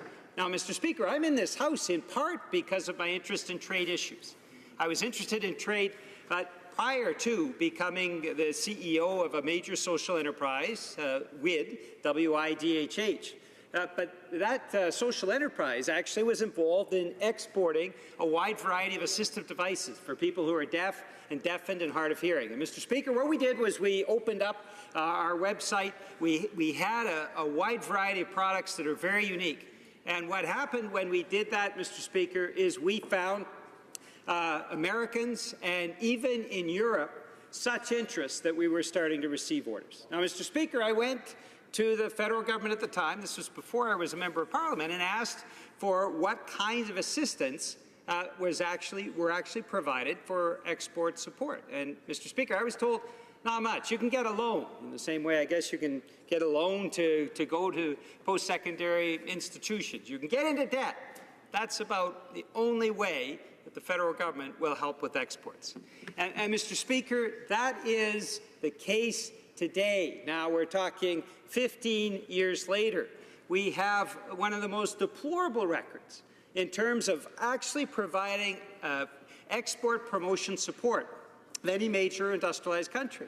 Australia provides about $500 million a year to bolster their export sector. Canada provides only a fraction of that, a few $1 million a year. And so, Mr. Speaker, this is, I think, the foundation stone, if you like, to what has become a profoundly dysfunctional trade policy. What we have is a government, first the Conservative government, now the Liberal governments, signing agreements, but without doing any sort of impact analysis, without understanding the economic ramifications of the agreements that they sign, and then throwing them on the floor of the House of Commons. And as you've heard, Mr. Speaker, today, the debate hasn't been on the agreement. From the NDP side, yes, of course, because we've read the agreement. We bring forward these objections that have been raised at the Trade Committee and by Canadian groups from coast to coast to coast. But the other side, Mr. Speaker, the Conservatives and Liberals who speak only in wild theory about trade. Of course we support trade. But there are two different approaches to trade that we see worldwide. And both Conservative and Liberal governments consecutively, and it doesn't seem to be much difference between one party or another. We saw this earlier today, Mr. Speaker, a Liberal MP who joins the Conservatives. We've had Conservative MPs join the Liberals. There doesn't seem to be any distinction between the two parties, aside from colours and some policies. But regardless of which Liberal or Conservative government we have, they all support a very top-down model of trade. They call it free trade, but it's basically top-down. It certainly helps the lobbyists, Mr. Speaker, but it doesn't help regular folks across the country. We take fair trade as something that we believe could bring the benefits of trade, but actually make sure that those benefits go to regular folks. And, Mr. Speaker, there's nothing worse than a politician that, having not read an agreement, just getting some talking points saying, oh, this has got to be in the interest of everybody because trade is good, voting to hammer so many sectors in the Canadian economy. Let's look at the impacts. We've heard from a number of speakers today in this corner of the House talking about what the projected implications are of signing this agreement. Now, what we're seeing is significant impacts on the supply-managed sector. That doesn't just impact those supply-managed farmers in those sectors, whether we're talking about dairy or poultry or egg farmers. It impacts their whole community when we dissect and rip apart supply management. And Liberals may defend that, paying lip service to supply management on the one hand, but on the other hand, signing agreements and trying to drive bills through the House that actually devastate the supply-managed sector. But we on this side actually believe in supply management as an effective way, and we've been talking the whole day about the importance of ensuring that those supply-managed agricultural communities stay prosperous. We're going to lose thousands of jobs if we ram this bill through in the supply-managed sector. So let's look at auto. A member from Essex knows that sector well. I mean, she worked in the industry. And we hear from that industry that they're going to lose tens of thousands of jobs. The total of job loss that we're talking about when we talk about auto and supply-managed sector and other sectors is 58,000 jobs gone. 58,000 jobs. And yet we have yet to hear a speaker from the Liberal government actually addressing the concerns that are in this agreement and in the bill. Not a single one has been able to. I mean, they talk in highfalutin terms about trade being good, but not all trade is good, Mr. Speaker, if you devastate tens of thousands of jobs in your own economy, if you haven't done the economic impact analysis, if you haven't done your homework, no, not necessarily. Not every agreement will be of benefit. Now, Mr. Speaker, they have pointed out that there are a few key sectors that are, at least at the national level, supportive, and that there is potential for growth in a number of areas. But, Mr. Speaker, I come back to my original point, which is when I was an exporter involved in a social enterprise that had a unique product, and yet the government was not willing to provide that export promotion support. Yet every other country does that. When we talk about the Canadian Cattle Association and the beef industry, in the U.S., they spend tens of millions of dollars a year, the United States government providing export promotion support. In Canada, nothing, crumbs. So those sectors, in part, are reacting because of the incompetence of this government when it comes to trade management and providing export promotion support. Those sectors are hoping to provide some benefit, are hoping to grow their sectors. But the problem isn't in whether or not we sign an agreement. The problem is a government, and this is not something that the Liberals generated on their own. They inherited it from the former Conservative government. But the problem is a lack of export promotion infrastructure. Mr. Speaker, I've talked to trade commissioners abroad as I've gone around to various countries, formerly as a trade critic, and talked to them about what kind of budgets they actually had to address these concerns about export promotion support. And many of the trade commissioners have said, we don't even have the budget to buy a cup of coffee for a client of potential Canadian exports. And that is why, Mr. Speaker, when we look at what this government has done, we saw this earlier this year, we are now seeing a record trade deficit.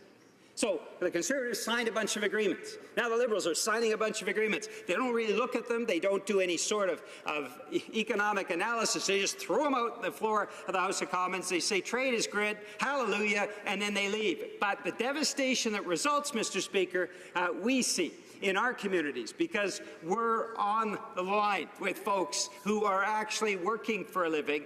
And what we see is record trade deficits as a result of this incomprehension between bad trade agreements, free trade agreements that these governments sign, and the lack of actual supports for export promotion that could lead to good jobs in Canada.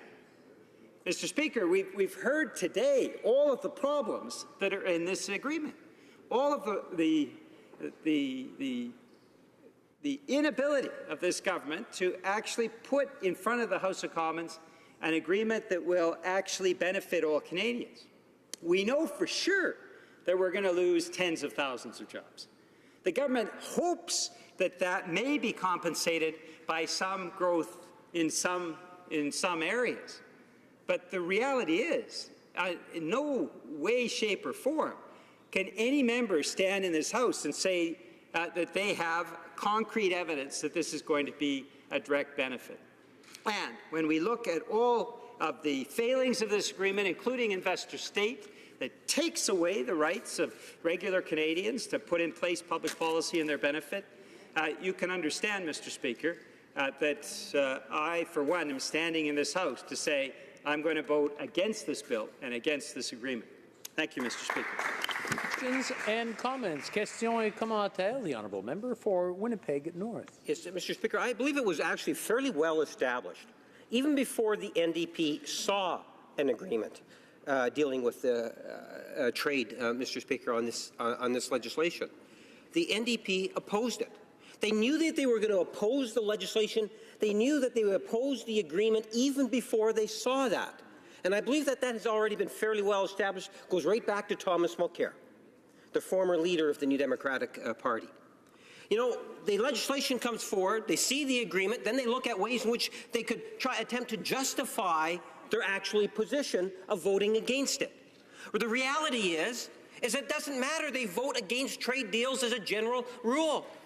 Out of the 50, 60 nations in which there's been trade agreements with, Mr. Speaker, they might have been embarrassed to vote for one or two, and then they create this, try to create an impression that these thousands and thousands of jobs are going to be lost, Mr. Speaker. You know, over the last 3 years, we have seen under this administration and working with Canadians and different stakeholders, over 500,000, that's over 500,000 new jobs in Canada, Mr. Speaker. And that is something in which we believe, by going and securing those markets into the future, that we're going to be able to continue to generate those very important jobs that are so critical to Canada's middle class. And my question to my colleague across the way, will he make it clear? You know, would he not agree that the NDP's position on this agreement was actually decided before they even saw the details of the agreement itself? Member for New Westminster, Burnaby. Wow, Mr. Speaker. The ultimate conspiracy theory coming from the conspiracy theorists. But the reality is, if the Liberals actually wanted to build a fair trade agreement, they would just listen to what we've been saying for years. We've talked about the components of fair trade. It doesn't include investor state.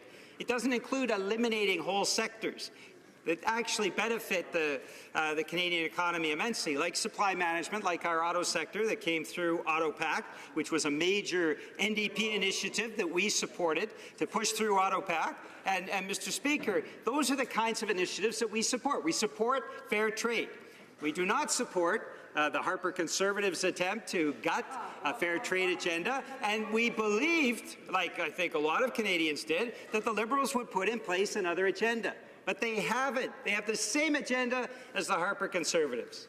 It is, I think, a betrayal of those sincere commitments that were made in 2015 that Canadians listened to and thought that there would be a shift in trade policy, a more progressive trade policy, a fair trade policy, and yet what we're seeing today, Mr. Speaker, sadly, 3 years later, is exactly the same kind of mess that we saw under the Harper Conservatives, and that's a shame. Because what the member is saying is that Canadians and almost 60,000 Canadian families should lose a breadwinner to support the member and the Liberal government's wrong-headed ideology, and we reject that completely, Mr. Speaker. Completely. Questions and comments? The honourable member for Cowichan, Malahat, Langford. Thank you, Mr. Speaker, and thank you to my colleague from New Westminster, Burnaby, for his great speech and command of this issue. You know, he was listening, as I was, to our colleague from Elmwood, Transcona, who was earlier talking about the different narratives and approaches to trade and how, you know, there are different ways to conduct a trade deal. And if we need to look at how unfair this is to labor groups in our country and to other countries around the world, we look at the fact that investors in Canada have a quasi-judicial panel to go to, but if a complainant from labor is wronged, they have to prove that the wrongdoing had an impact on trade in order for this agreement to take effect. So if the deck was ever stacked against labor, and if we ever needed a clearer example of a corporate-driven agenda against labor interests, look no further than this agreement and multiple agreements that have been done by consecutive Conservative and Liberal governments. I'm just wondering if my colleague can comment on that particular fact. The honourable member for New Westminster, Burnaby. Thank you very much, Mr. Speaker. I thank the member for his question, and he's been a very strong advocate for agriculture and communities that depend on agriculture right across this country, and a strong defender of supply management. I wish we had similar members in the Liberal government caucus standing up for supply management in reality, rather than just in form and paying lip service to them. The reality is, fair trade is bottom up. We think of the benefits of trade to people who are working hard in the middle class and folks wanting to join the middle class, and people who are in the working class as well, in manufacturing industries, farmers. Free trade, the way the Liberals have conceived it and the way the Conservatives conceive it, is top down. It benefits lobbyists. It doesn't benefit regular Canadians. And, Mr. Speaker, we stand with regular Canadians from coast to coast to coast. Alors, à ce moment-ci, conformément à la... At this time, pursuant to the relevant standing order, a motion to adjourn the House is deemed presented and adopted. This House do now adjourn. The honourable member for Courtenay, Alberni. Mr. Speaker, as you're aware, Mr. Speaker, ocean plastics are a mounting global concern. In fact, each year, more than 20 million tons of debris are entering the world's oceans, and around the world, plastic is having a devastating impact on marine environments, ecosystems, and human health. If left unchecked, it is predicted that by 2050, the mass of plastic in our oceans will soon outweigh that of fish. And single-use plastics are a part of everyday life. And around 80% of all plastics in the ocean comes from land-based resources. 95% of single-use plastics, such as coffee lids, plastic bags, and plastic drinking straws, are used once and discarded. Marine plastic debris is a huge growing threat to our oceans, marine life, and human health. And ocean plastics impact the ocean and coastal ecological web, threatening our fisheries and livelihoods of the over 72,000 Canadians who make their living from fishing and fishing-related activities, many who live in my riding, Mr. Speaker. And plastics are even found in the flesh of supermarket seafood and in sea salt, affecting the safety of our food security, including our salmon and our shellfish. In fact, every piece of shellfish right now in Bain Sound, which is a producer of 40% of the shellfish in British Columbia, has a piece of microplastic in it, Mr. Speaker. And even though Canada has the world's longest coastline, our country has no national policy to prevent plastics from entering our waters and no mechanisms to clean up the pollution that is already there. There is a complete regulatory and legislative void at the federal level to address plastic pollution. And we are falling behind our global neighbours, over 40 countries, Mr. Speaker, including 4 of the G7, France, Italy, Germany, and the United Kingdom, all of whom we know the Minister of the Environment and Climate Change will be meeting this week in Halifax to talk about the state of our oceans and plastic. All have taken concrete steps to address plastic waste and plastic pollution. In fact, even countries like Kenya and China and Rwanda have all taken action to regulate single-use plastics.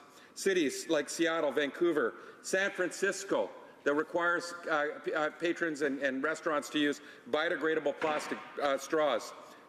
all have policies to regulate single-use plastics. And we know that communities on the West Coast that are leading the fight against ocean plastics, Cumberland, Qualicum Beach, Tofino and Victoria, are all taking action. In fact, Canadians are showing a huge concern over ocean plastics, Mr. Speaker. A petition recently created by some of us and the Ocean Legacy Foundation garnered over 100,000 signatures in just over 2 weeks. And just on Friday, at the Union of British Columbia Municipalities, almost unanimously, the cities and towns of British Columbia voted in support of my motion, M151, to create a national strategy to tackle ocean plastics. This is an issue that Canadians have identified. In fact, 35% of Canadians have identified it as very important, and over 50% think it's an important issue, and 87% of Canadians think it's somewhat important. So I hope the government will start to pay attention. Right now, currently, the government doesn't have any plan in place. They've got a volunteer charter, Mr. Speaker, and that's not good enough for Canadians. They expect more. They expect us to fall in line with the G7 nations that are taking action and the communities in our country that are taking leadership on this issue. In fact, 95% of municipalities in Canada voted at FCM calling on the Government of Canada to take action on ocean plastics. So I appreciate, Mr. Speaker, if the government could respond with a real commitment, just not more voluntary commitments, but something concrete that will support what Canadians wish, and that is a government that's going to help prevent plastics from entering our waterways. The Honourable Parliamentary Secretary to the Minister of Environment and Climate Change. Thank you, Mr. Speaker. It's my pleasure to rise in response to the member's remarks. I'd like to thank the member from Courtenay Alberni for his continued interest in combating plastic pollution in our waterways and oceans. As a coastal MP, it's important to me as well. Plastics play an important role in Canadians' lives, but their mismanagement poses a threat to our livelihood and to our ecosystems. Preventing plastic pollution is a pressing global issue that requires action at all levels of government and amongst industry as well as the public. Canada has made oceans health and addressing plastic pollution a priority under its 2018 G7 presidency. I note in particular the Oceans Protection Plan that includes $1.5 billion investment to keep our oceans healthy. During the G7 Leaders Summit in June, we launched the Oceans Plastic Charter and the Charlevoix Blueprint for Healthy Oceans, Seas and Resilient Coastal Communities. Canada has also committed $100 million to help vulnerable regions improve their waste management practices and combat plastic pollution in our oceans. These international commitments provide a springboard for action in Canada as well. We're working with provincial and territorial governments through the Canadian Council of Ministers of the Environment to develop a national strategy that responds to the Charter and moves towards zero plastic waste in Canada. Our shared goal is to keep all types of plastics in the economy and out of our landfills and the environment. This is an ambitious vision, and it will require action by all governments, industry, consumers, and individuals. We're working with all of these partners to identify innovative ideas to improve the design, use, and management of plastic products. On Earth Day, Environment and Climate Change also launched a public dialogue on plastic waste. We've invited all Canadians to share their views on moving Canada towards a zero plastic waste page on canada.ca. The federal government's already taking action on marine plastics in particular. We have legislation and regulations in place to prevent pollution and protect habitat. Last year, we were among the first countries to phase out microbeads in toiletries. We invest in wastewater infrastructure and research. We support national conservation initiatives like the Great Canadian Shore Cleanup. And as I mentioned, we announced the G7's Plastic Charter and $100 million in a marine litter mitigation fund. We're going to continue to advance these national and international discussions in the coming months, starting with the G7 Environment and Energy Ministers meeting in my home province of Nova Scotia this week. Ministers are going to focus on discussions on climate change, oceans, and clean energy, including the next step for advancing the Oceans Plastic Charter. Thank you, Mr. Speaker. The honourable member for Courtenay Alberni. Thank you, Mr. Speaker. Mr. Speaker, right now in the Ocean Protection Plan, there's no mention of plastic or ocean plastic. In fact, there's a regulatory void, and the government still hasn't filled this void. They talk about their international commitments. Well, they're voluntary, Mr. Speaker, and we've had a lot of consultation. What we're asking for is the government to at least show that they're serious about this issue and take some concrete steps. The Mayor of Tofino, who was just at UBCM, she said so eloquently, she said, "Thanks, UBCM delegates, for so strongly supporting this message to the federal government. Canada needs to move beyond a voluntary plastics charter to national strategy. that methodically brings in the regulation Canadians want to reduce plastic. Mr. Speaker, a circular economy won't do it. A replacement economy won't do it. What we need is actually regulations that are going to limit and regulate single-use plastics, and that's what we're calling for in my question to the Prime Minister. And again, we got the same rhetoric back, that he made a commitment to the Ocean Protection Plan, and still no mention of ocean plastics or plastics. The Honourable Parliamentary Secretary. Mr. Speaker, and I can confirm that the government is taking action. I mentioned in particular a $100 million investment in a marine litter mitigation fund. The fact is, this is a complex issue that's going to require a comprehensive response. This includes evaluating all available policy options. That's why we're working with our national and international partners to find solutions throughout the life of plastics. This is going to include making the design and production more sustainable, improving collection, management systems and infrastructure, adopting a more sustainable lifestyle, including through public education, improving our understanding of the issue and solutions through research and innovation, and finally, taking action to remove plastic litter that's already covering the world's shorelines and waterways. We look forward to continuing to mobilize international and national action on this issue, beginning with the G7 meeting in Halifax this week. Thank you. The Honourable Member for Calgary Nose Hill. Thank you, Mr. Speaker. It's a great pleasure to be back in Ottawa, standing up for my constituents and Canadians, and tonight on the issue of the illegal border crossing crisis. I was dismayed during question period today to watch the government's several ministers who are on this file.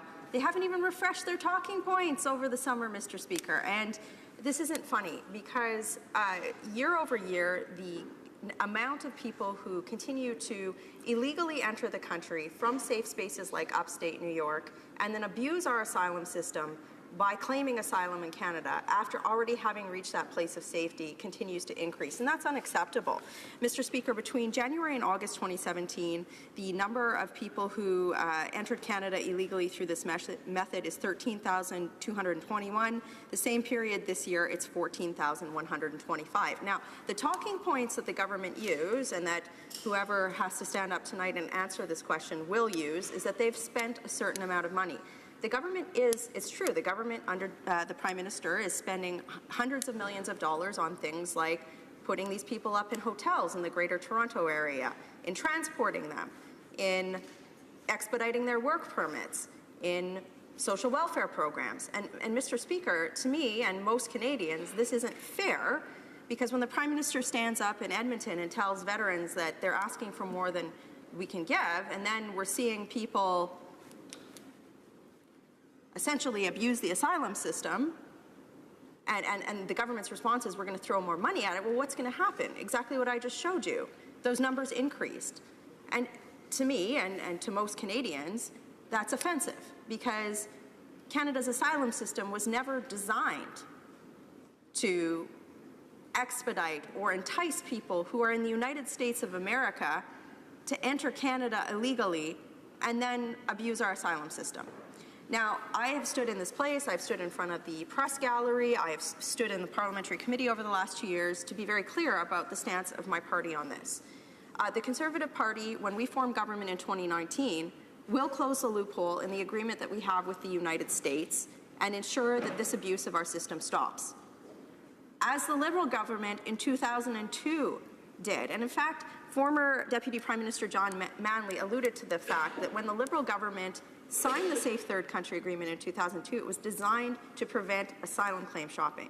So how far to the left, this party has gone to defend the abuse of our asylum claim system and to refuse to close the loophole in this agreement? It's very clear that a change of government is needed to restore order and fairness back to our asylum, our immigration system writ large, because it is completely unfair for those who are trying to legally enter the country to have to wait for years while people who are using the back door are abusing our asylum system. So that's the answer I know I'm going to get tonight, is they're going to talk about how many millions of dollars they're spending to entice people to come into the country via this method. They won't stand up and say that they're closing the loophole in the Safe Third Country Agreement. They won't talk about the fact that they have a fiduciary responsibility to remove those who do not have a legal reason to be in Canada, as my party would do. And that's very unfortunate, because Canadians shouldn't have to wait to the next election to see order restored to Canada's immigration system. So my question, and probably vain hopes, Mr. Speaker, to the government is very simple. Have they asked the American administration to close the loophole in the Safe Third Country Agreement since we had an emergency parliamentary hearing here in Ottawa in July? Will they remove those in Canada who do not have a legal reason to be here, as only 2%, the Globe and Mail reported only 2% of those have been removed? And will they stop wasting taxpayers' money on those who seek to circumvent the rules of Canada's immigration system? The Honourable Parliamentary Secretary to the Minister of Border Security and Organised Crime Reduction. Merci beaucoup, Monsieur. Thank you very much, Mr. Speaker. I'm very pleased to be here back in Ottawa to have a detailed answer to the question asked by my honourable colleague, the MP for Calgary-Nose Hill. Like the Prime Minister said, Canada has committed itself to respect the rights of asylum seekers and refugees. Mr. Speaker, as my honourable colleague is aware, if someone claims asylum in Canada because that person is fleeing persecution, war, or violence, we have a legal obligation to review that request according to international conventions. And at the same time, Mr. Speaker, we must protect the safety of Canadians and keep our borders safe. Mr. Speaker, it's important that this situation is approached through a rigorous but efficient and fast process. Il est essentiel, Monsieur le Président, de déposer. Adequate resources are essential to carry out frontline operations. That is why, Mr. Speaker, our government has strengthened border security and accelerated the processing of asylum requests thanks to an extra $173.2 million investment, including $74 million for the IRB. We also continue, Mr. Speaker, to engage the United States and other countries to help deter irregular migration and to correct misinformation about Canada's asylum system. And I'm happy to report, Mr. Speaker, that our efforts are paying off. Over the summer, we've seen a notable decrease in the number of arrivals when compared to the same period last year. This is a very positive development and something I'm sure that my honourable colleague is happy to hear. But, Mr. Speaker, our country adheres to a rules-based system. We treat claimants with respect, but we must determine if their claims are valid. Our message remains clear to those seeking asylum into Canada. Entering Canada between ports of entry is not, and never has been, a free ticket. There are rigorous immigration and custom rules to be followed, and make no mistake, we enforce them to safeguard our communities against security risks. The actions we continue to take are consistent with the balance that the federal government is seeking to achieve, that Canada remains a place for those who genuinely need protection, but, Mr. Speaker, that we continue to safeguard the integrity of our immigration system and the safety of our citizens. Like the honourable member is well aware, there is no guarantee that these people will be given leave to remain in Canada. Indeed, if Immigration and Refugee Board officials, an independent organisation, deem that a request is not legitimate, the requester will be deported. Mr. Speaker, like representatives of our government here in the House have indicated many times, we have implemented a strong 6-point plan, Mr. Speaker, to remediate to the situation and orient ourselves towards the best measures. The Government of Canada, Mr. Speaker, is unwavering in its commitment to ensure the safety of Canadians, protect our well-managed immigration system, and also, Mr. Speaker, fulfill our international obligations to protect those in need. Merci, Monsieur le Président. Thank you, Mr. Speaker. Member for Calgary-Nose Hill. Mr. Speaker, my next question relates to the screening process used to vet Mr. Abraham Ali prior to his admission to Canada, as he stands accused of committing first-degree murder just 3 months after his arrival. In 2017, the National Post published an article about a Canadian Border Services Agency internal audit that found in some cases gaps occurred in security screening during the period of time Mr. Ali's admission was processed. So my question is very serious and very simple. Is the Prime Minister satisfied that this individual received an appropriate amount of screening prior to being admitted into Canada? If yes, what process was used? And if no, why? And what will be done to correct the process? Honourable Parliamentary Secretary. Thank you, Mr. Speaker. I'd like to thank my honourable colleague once again for her question. I cannot comment on individual cases, for example. It is not the place to do so here in the House. What I can say, to answer to her question, is that, like the Prime Minister stated, many times Canada has committed itself to respecting the rights of asylum seekers and refugees at an international level. At the same time, I can say it again and again, we must protect the safety of Canadians and keep our borders secure. That's a job that we take very seriously, Mr. Speaker. The situation must be dealt with through a rigorous process that is both efficient and rapid. That is exactly what we are implementing, Mr. Speaker. Adequate resources are essential to carry out frontline operations. That is what we're doing now with our increase in investments into the current system. Also say that we continue to engage, and this is important, Mr. Speaker. It's important for us not just to look at the situation in the short term and provide adequate resources, but also... L'honorable député de Beauport. The honourable member for Côte de Beaupré, Île-d'Orléans, Charlevoix. Thank you, Mr. Speaker. Welcome back in Ottawa. I'm very happy to be here. I'm very pleased to be asking a question. As I know that I will get no answer, I will just ask the same questions again and again and again, in the hopes that one day I will get a real answer. We know that all that is a dream. 3 or 4 months ago, I asked a question to the Minister for Justice with regards to Nick Chan, who is allegedly a head of a gang, recognized as a criminal, and against whom all accusations had been suspended because of delays. We all heard over the past year, and since we have been in government, since this government has taken power, delays have been getting worse and worse and have become much more frequent. The minister of the time in Quebec, with regards to the Georgian case, asked that the case be dealt with. What is very peculiar is that in 2016, the Supreme Court of Canada had adopted a framework to determine whether a criminal case had been delayed in an unreasonable way because there are too many delays. There are too many delays, an insufficient number of justices and judges. Many questions were asked to figure out when we'd get some new judges. And we're just getting this bit by bit. We're still waiting.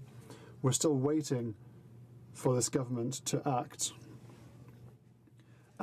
to protect Canadians from dangerous criminals. During question period today, the government repeated ad nauseam that they are here to protect Canadians. We are here to protect Canadians for a number of reasons and in answer to a number of our questions. But those answers were completely unclear for the average Canadian. What is important to know is that when there are dangerous criminals who are faced with severe accusations and then who are simply freed because their case hasn't been brought to trial quickly enough, then there is a problem with regards to protecting Canadians who are faced with this dangerous criminal. If they take so much time, I can say that with everything that's happening on the other side of the House, perhaps they don't want the system to be efficient, because one day they might find themselves before the courts. And so, Mr. Speaker, I would like an answer to my question. When will the Minister finally take her responsibilities seriously, and when will she appoint judges to make sure that justice is served, to make sure that Canadians are protected? The Honourable Parliamentary Secretary to the Minister for Justice and Attorney General of Canada. Mr. President. Thank you, Mr. Speaker. I'm pleased to speak about the question of judicial appointments. I appreciate my colleague's question. question. Since our election, Mr. Speaker, we have implemented significant measures to make sure that the judicial appointment process is open and accountable to all Canadians. These measures seek to encourage an even greater diversity on the bench. At the same time, our government is aware of challenges that courts are facing with regards to judicial delays. As the opposition member mentioned, they are under the spotlight since the decision made by the Supreme Court of Canada in the Georgian decision that had already been raised. We have shown that we are determined to meet these challenges, and we've done so through C-75. This bill is now before the Justice Committee. This bill proposes an overall reform that tackles the root causes of delays whilst modernising our criminal justice system. Member opposite, that the Minister is very mindful of the effect judicial vacancies can have on the effective operation of our courts in Canada. She has outlined a case in Alberta in particular, and we have addressed the needs in Alberta as well as in other parts of the country. The Minister is absolutely committed, Mr. Speaker, to ensuring that the most meritorious candidates are appointed to the bench in order to meet the needs of all Canadians. Since being elected, our government has appointed or elevated 212 judges to superior courts around this country. And today, the diversity of our appointments is unprecedented. Allow me to underscore that diversity. Under our government, 56% of the appointed or elevated judges are women, compared to just 32% under the previous government. Our government is committed to continuing to strengthen our judiciary. Budget 2017 created funding for 28 new federally appointed judges. Using that very funding, Mr. Speaker, the Minister has appointed judges to new judicial positions in Alberta, 12 in particular, and I highlight Alberta because the case of Nick Chan stems from the province of Alberta. We've also appointed new judges or appointed new positions in Ontario, Quebec, Newfoundland, and Labrador, with more such appointments to come. And through Budget 2018, we're creating 46 new judicial positions. Under this minister, Mr. Speaker, there are now more federally appointed judges sitting in Alberta than under the previous government, a point which I think is very important to underscore. The judicial advisory committees are essential elements of this judicial appointments process. They evaluate requests from those who have tabled their candidacy to the judiciary. They provide lists of strongly recommended candidates. Thanks to the changes, the JACs are now more balanced and more inclusive. Help achieve a more representative bench with a broader diversity of backgrounds and experience, Mr. Speaker, allowing candidates to speak to their own understanding and experience of Canada's diverse makeup. We likewise increased our ability to validate candidates' bilingual capacity, something that this member opposite has been very strong and determined in raising again and again about protecting bilingualism in this country and the French face throughout Canada. That is something I think she should take note of in terms of what we are doing to ensure that our courts can respond to the needs of Canada's minority official languages communities. In addition to reforming the process and filling a large number of vacancies, again, 2017 was a record-breaking year, we made 100 appointments, more than any government in at least 2 decades, including more than the previous government in any one particular year. The Minister is on pace to meet or exceed that very same number this year. To conclude, Mr. Speaker, we're very proud of what we have done to modernize our judicial appointments process, which is building a better judiciary that better reflects the country that it serves. Merci beaucoup. Thank you. The honourable member for Beauport, Côte de Beaupré, Île d'Orléans, Charlevoix. Mr. Speaker, I am sick and tired of empty words from the Liberals. I am sick and tired of hearing rhetorics and points of order when we're not talking about small delinquents. We're talking about someone who was accused twice rather than once, and after 5 years the person is free. Well, maybe you appointed a few judges, but we haven't seen the results in the field. In Quebec, they asked for more judges. I'll repeat my question. I want an answer. I don't want simple rhetoric sent by the minister. I want him to be able to speak to me. Does he find it normal that we still have delays for serious crimes and dangerous criminals who are in society and that lead to a situation where Canadians are not protected? That is a real question. The Honourable Parliamentary Secretary. Once again, I appreciate the question put forth and the passion of my colleague across the floor. I would like to highlight, Mr. Speaker. Accuse our government of inaction are incorrect. We can highlight the ways we've acted decisively on multiple fronts to ensure that the Canadian justice system is here for all Canadians. Jusqu'à présent. To date, our government has made 212 judicial appointments amongst courts in the country. As I mentioned previously, we appointed 100 judges, more than any government in the past 2 decades. Dans le budget 2017, in Budget 2017, we announced the creation of 28 positions, judge positions, to compensate for the increase in the workload for courts, especially in criminal proceedings. That's a direct answer to a question. In Budget 2018 creates 46 other judicial positions to satisfy current needs in criminal and civil matters, and also to establish new unified family courts in 4 provinces. Speaker, that is 74 new federally appointed judges across our country to respond to the needs of the courts and the needs of Canadians. The very needs underscored by the member opposite in terms of criminal law are being addressed by our efforts. The motion to adjourn the House is deemed to have been adopted. This House stands adjourned until tomorrow at 10 a.m. pursuant to Standing Order 24-1.